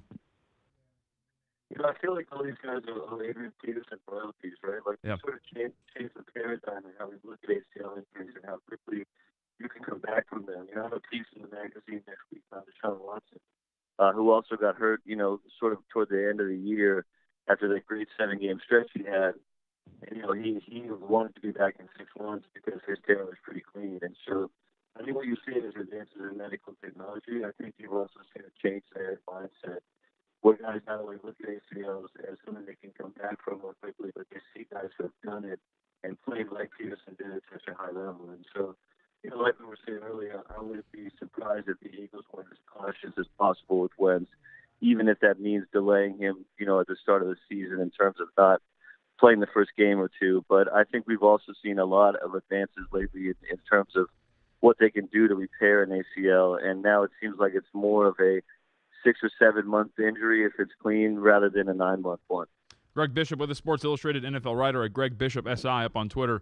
So let's talk a little preseason quickly, because the Raiders are taking on the Rams today, and this is fascinating considering that they're also going to play one another in Week 1. So are we we were talking about this earlier. Is this just going to be like, we're just going to line up in the I formation and hand it off almost every single play because we're showing you absolutely nothing tonight? Yeah, I think you'll see a little bit more vanilla in terms of that. I have a piece on Sean McVay in the magazine too next week, and he was, the time we spent together, he was spending most of his time drawing up plays, trying to be creative, looking how to incorporate Brandon Cooks into the offense, stuff like that. I doubt he'll show a lot of that today, given that they're going to play them Week 1. In fact, wouldn't be surprised if their backup running back gets a ton of work. And I think, those are two teams that, want to stay healthy, two teams actually that don't have a ton of depth. And so, that might be the most boring game of the preseason tonight. Nice. I hear you, man. I mean, obviously, like you said, you suggested with the totals, everybody's betting it down a little bit. Are they really going to go that basic and that plain? I mean, I understand you're not going to show too much when you got opening day coming up here in a couple weeks and you're going to face each other, but there's still stuff that you have to work on. We're still trying to make plays. Guys are still trying to make teams. I mean, we're not just going to, we're not really just shutting it down. Otherwise, this is an irrelevant game. Yeah, to your point, I think especially early, they're going to want to get whatever they have planned for Jared Goff and Todd Gurley. And, Derek Carr and those guys, I think that they'll get some work that looks a little bit more normal. I think, the other thing you might see is that they run some similar scheme and put the backups in earlier, have them play a lot more, that kind of thing, to sort of get an idea, so that way, even if you're running a scheme that's a little bit more complex or developed or something a little deeper in your playbook, they're only getting film of the second team running it, the second running back, the third running back, whatever. So that's another way to kind of hide whatever they're planning to do week one. And then, Greg, what are the chances we're looking at a completely different team anyways week one with Mac and Donald? I mean, what do you got? These guys possibly be back and play week one or no? Yeah, I think both of them, if they get back, in relatively quickly, could play then. You've seen some encouraging news, I think, if you're an LA Rams fan, in terms of now they're at least saying that they're in the same zip code with Aaron Donald in terms of negotiations. Seems like they've re-upped almost everybody there except for him. And they get him into the fold. They've got probably the best young core in football. And all those guys except for Goff have just recently signed extensions. You got to like that if you're a Rams fan, if they can get Donald in the fold. And then I think on the other side, these are two guys that are two of the best defensive players in the league, maybe the two best defensive players in the league. And so if they're in shape and in camp and having like a week or even whatever to practice, I'd expect them to play as soon as possible. Okay, and I got a question. This is kind of I just need your opinion because JVT and I are on two different sides with this, so I need you to tell me what you think. He says 4 wins-ish for the Browns. I think the Browns are a much better team. Go over their season win total with 6 that we have here in Vegas and actually make a run at maybe the division. I was actually wondering if you guys were going to ask me that today because I was just watching Hard Knocks last night, the second one, and maybe it's the Hard Knocks effect, but I'm sort of buying Cleveland. I'm with you on that one. I think that you look at their roster, like they have a few pretty good players. They have very good receivers, very good running backs. They have some pretty good depth at quarterback. Tyrod Taylor's looked pretty good so far, and Baker Mayfield seems to be coming along fine. They've had 1 million high draft picks lately. Like, you think back to the Patriots haven't had a top 10 pick since Willie McGinnis. We're talking like Kraft's first year as the owner of that team, and now the Browns pick sometimes twice in the top 10 all the time. You look at Myles Garrett, seems to be coming along. You look at some of their help in the secondary that they've been able to pick up, Jabril Peppers and guys like that. I don't know. I feel like I look at them as like a 7-8 win team, and I think that if things fell right, we could be talking about at minimum a playoff run. I think that it's not outside the realm of possibility. A lot of people like them. A lot of people have much more respect for Cleveland this year. And it's not just, of course, public, but some sharp bettors really do think that Cleveland's going to turn it around. Greg Bishop, Sports Illustrated NFL writer with us. So, Greg, I wanted to ask you, so we've seen the 5 quarterbacks taken in the first round. Each one of them has 2 games under their belt in the preseason. Last night, I was more impressed with Josh Rosen in his second stint because he had a better offensive line in front of him. When he actually gets time, this kid can deliver some beautiful passes, including that touchdown to Kirk. That was an NFL throw. It was ridiculous the way he placed it right on the money. But what did you think of Rosen? And now that we're 2 games in for a lot of these quarterbacks, who's impressed you the most? Yeah, I liked Rosen a lot last night, and he has a good friend, I think, in David Johnson coming back, who seems to be healthy and ready to go. They obviously have a strong line, and they have playmakers outside. So if he plays well, I think you could look at Arizona as sort of a factor when maybe before people weren't considering them that way. He would be sort of the guy that I think that hinges on. The other thing I'd say there is, maybe we didn't expect this going in. I think all 4 of those guys have had their moments, but I think the 2 most impressive so far have been Rosen and Allen, which I think going in, you might have said those were the 2 worst of the 4. And some people were even saying that maybe Allen wasn't as good as Lamar Jackson. So to me, this is going to be a fascinating quarterback class for a long time because, it looks like, all 5 of those guys, if you count Lamar Jackson, might play pretty early. It looks like 3 of them could start, as soon as like the first month of the season, and they've all sort of shown flashes. So I think it'll be something we're talking about for a long time in terms of how those guys do relative to each other, how their franchises do, and then just the sheer amount of money down the road that will be invested in all 5 of them. Greg Bishop, Sports Illustrated NFL writer at Greg Bishop SI up on Twitter. Greg, appreciate the time today, man. Really do. Thank you, especially early on this Saturday morning. No worries, guys. Thank you for having me. You got it. Care. I was really impressed by Rosen last night. I really liked a lot of what I saw. Yeah. How much did you watch? Not too much of that one. No. Yeah, I looked at the stats. Obviously, the stats were nice, but I didn't get to see too many. The Kirk play, obviously, because the touchdown. But yeah, I need to look and see a little bit more. What I like that the NFL does is, especially with these young quarterbacks in the preseason, they will cut up and put every single one of their plays into one video for you. So it's cool on NFL Network when they got the games going too, because they'll just jump back and forth, so you get to see a little bit of everything. But if you're a millennial like me and you have no attention span, I can watch a 2-minute video. Boom. Well, that's why that's why we got multiple TVs right there. Yeah, that's right. And even in the 2-minute videos, I find my eyes wandering because I'm like, oh, man, this is really long. All right, we'll take our last break, come back, update the score in the Minnesota-Jacksonville game, what's going on with the New York Yankees and the Toronto Blue Jays, and we still have a couple more games in Major League Baseball to go over as well as we wrap it up here on Point Spread Saturday. This is Point Spread Saturday. Keep up to date with every line move online at VSiN.com. You want to get an edge over Vegas and the books? BetQL is available for download, and it's the only mobile app that puts all the important research you need to make smart bets in one place. With BetQL, you can easily access line movement to see how the lines have moved throughout the day. This app gives you access to public betting trends in real time as well, so you can see which side the public favors, and if you so choose, fade. BetQL's powerful algorithm gives users value bets of the day based off of detailed recent and historical trends. You can also calculate your return on your picks and track them throughout the day. The best part of all, you can download BetQL for free from your Apple or Android device. Just head to betql.co to download the only app you need to outsmart Vegas. That's betql.co. BetQL is brought to you by the creators of RotoQL, which is the leading daily fantasy lineup optimizer trusted by 100,000 DFS players. Just in time for the football season, so make sure you check that out today as well. And you can also download RotoQL for free for both Apple and Android. So get your edge over Vegas and the sports books and check out BetQL today at betql.co. If you didn't catch VSiN last week, here's some of what you missed.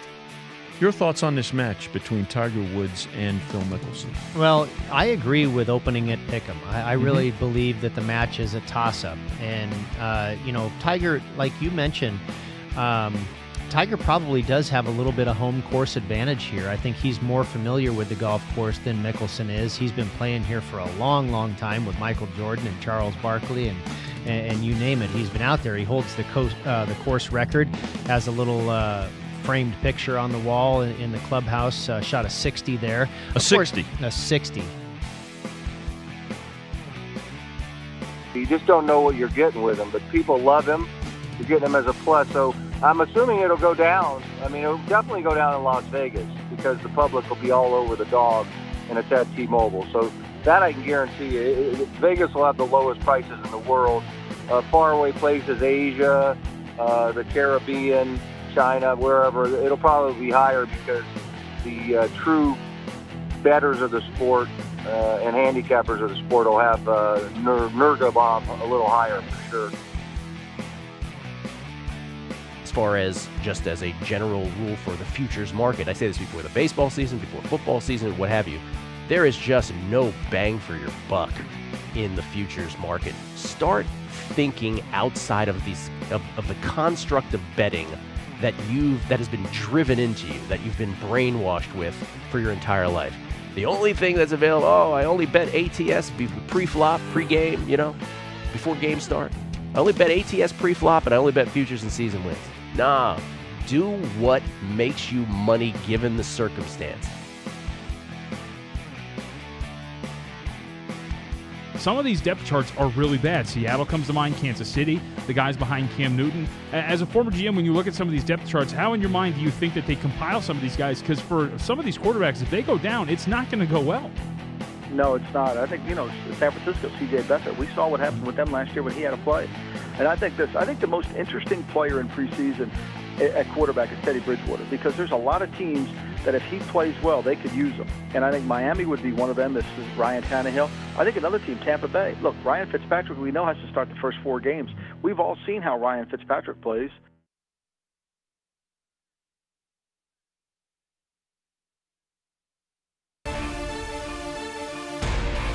Now, we head back to Las Vegas and the VSiN studios for Point Spread Saturday, exclusively on the Vegas Stats and Information Network. What's up? Stop throwing front door sinkers, right-handed pitchers to lefties, and it runs back to their barrel. I mean, they appreciate it. Didi Gregorius appreciates it. Reed Foley.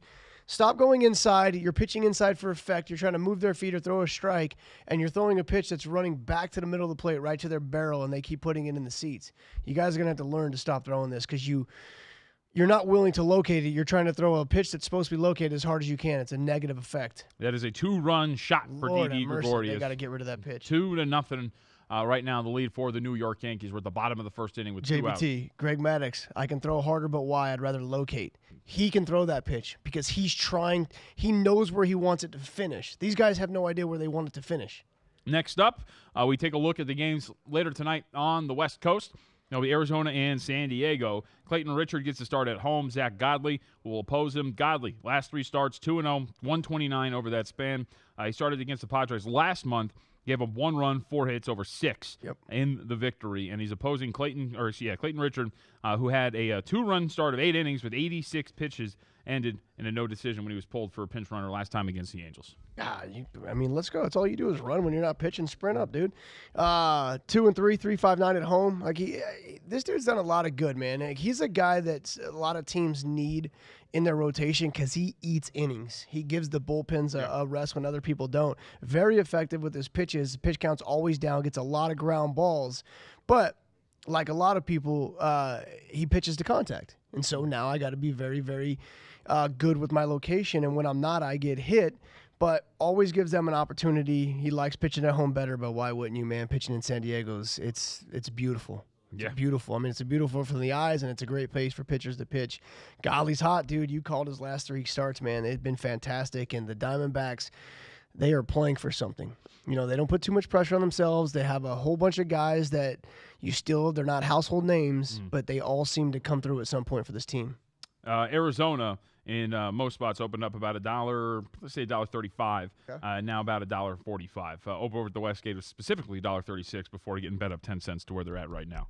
Dodgers taking on the Seattle Mariners. That is up next here, Interleague Series. Minus 135 currently in most spots, $1.35 here at the South Point Hotel and Casino. Not a lot of real movement. Opened up 132 at the Westgate, went down to 130 before getting bumped back up. Same process here, total of 8. Shaded to the over.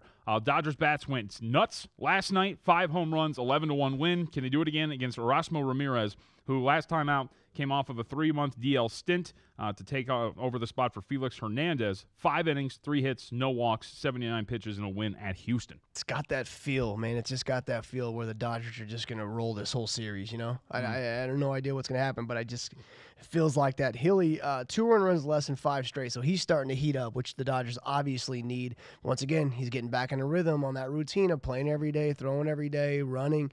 So he's starting to heat up. Ramirez, second start off the DL. The first one, 5 innings, no runs versus the Astros last game. Can he continue to do that? The bullpen's been pretty solid for the Mariners all year. These guys have been good. Obviously, the back end, he's been fantastic. But the guys leading up to him, and there's been a whole bunch of them. They haven't relied on 2 or 3. There's been a whole bunch.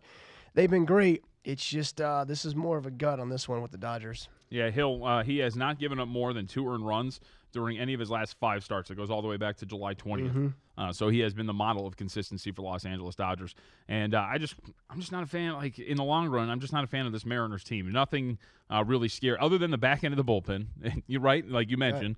There's nothing in terms of pitching arms that will make you shake in your boots besides Paxton. And Paxton can't even stay healthy.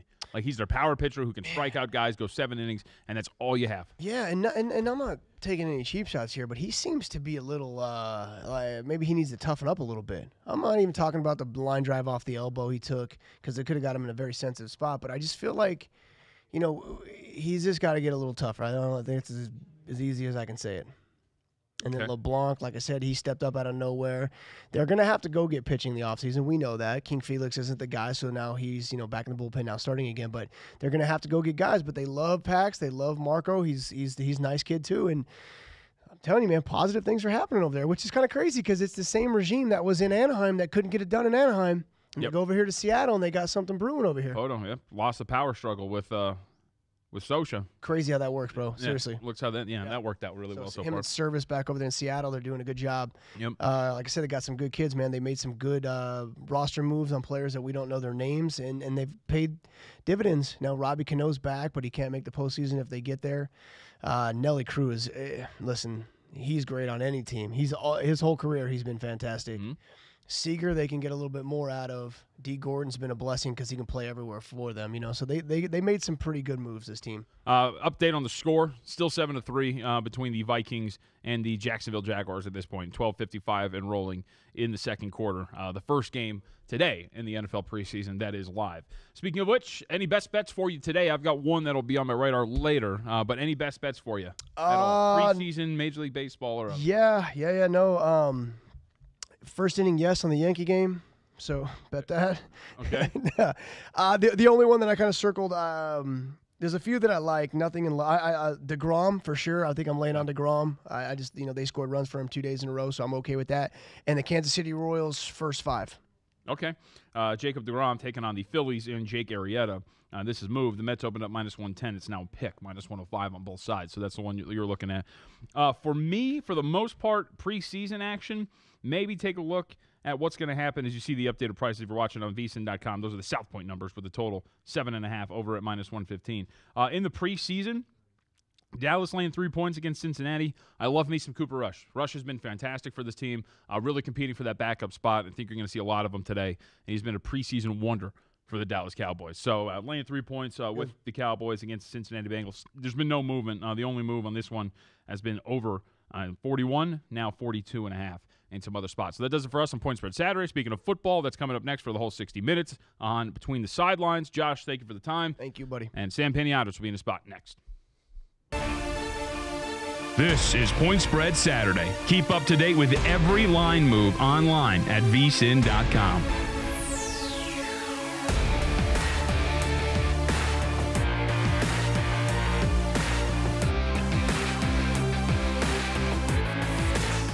Does your company want to reach men in the prime of their lives, men with a sense of adventure and ample disposable income? Consider advertising with the Vegas Stats and Information Network. When you do, you'll be reaching a national audience that is 95% male, college-educated, between ages 25 to 54, evenly distributed, making $100,000 a year or more, and visiting Las Vegas at least once a year. VSiN Advertising delivers results because we connect with our fans in so many ways: video and radio, newsletters, social media and podcasts, email, and in person here at the South Point. That's why you are hearing and seeing more and more ads on our network. Get the same results that Quip, Harry's, and Hims are getting. Act now. The peak football advertising slots are filling up. Contact us at advertising@VSiN.com. That's advertising@VSiN.com. Find out how VSiN can help your business today. Football season is fast approaching. Don't miss a moment of your favorite shows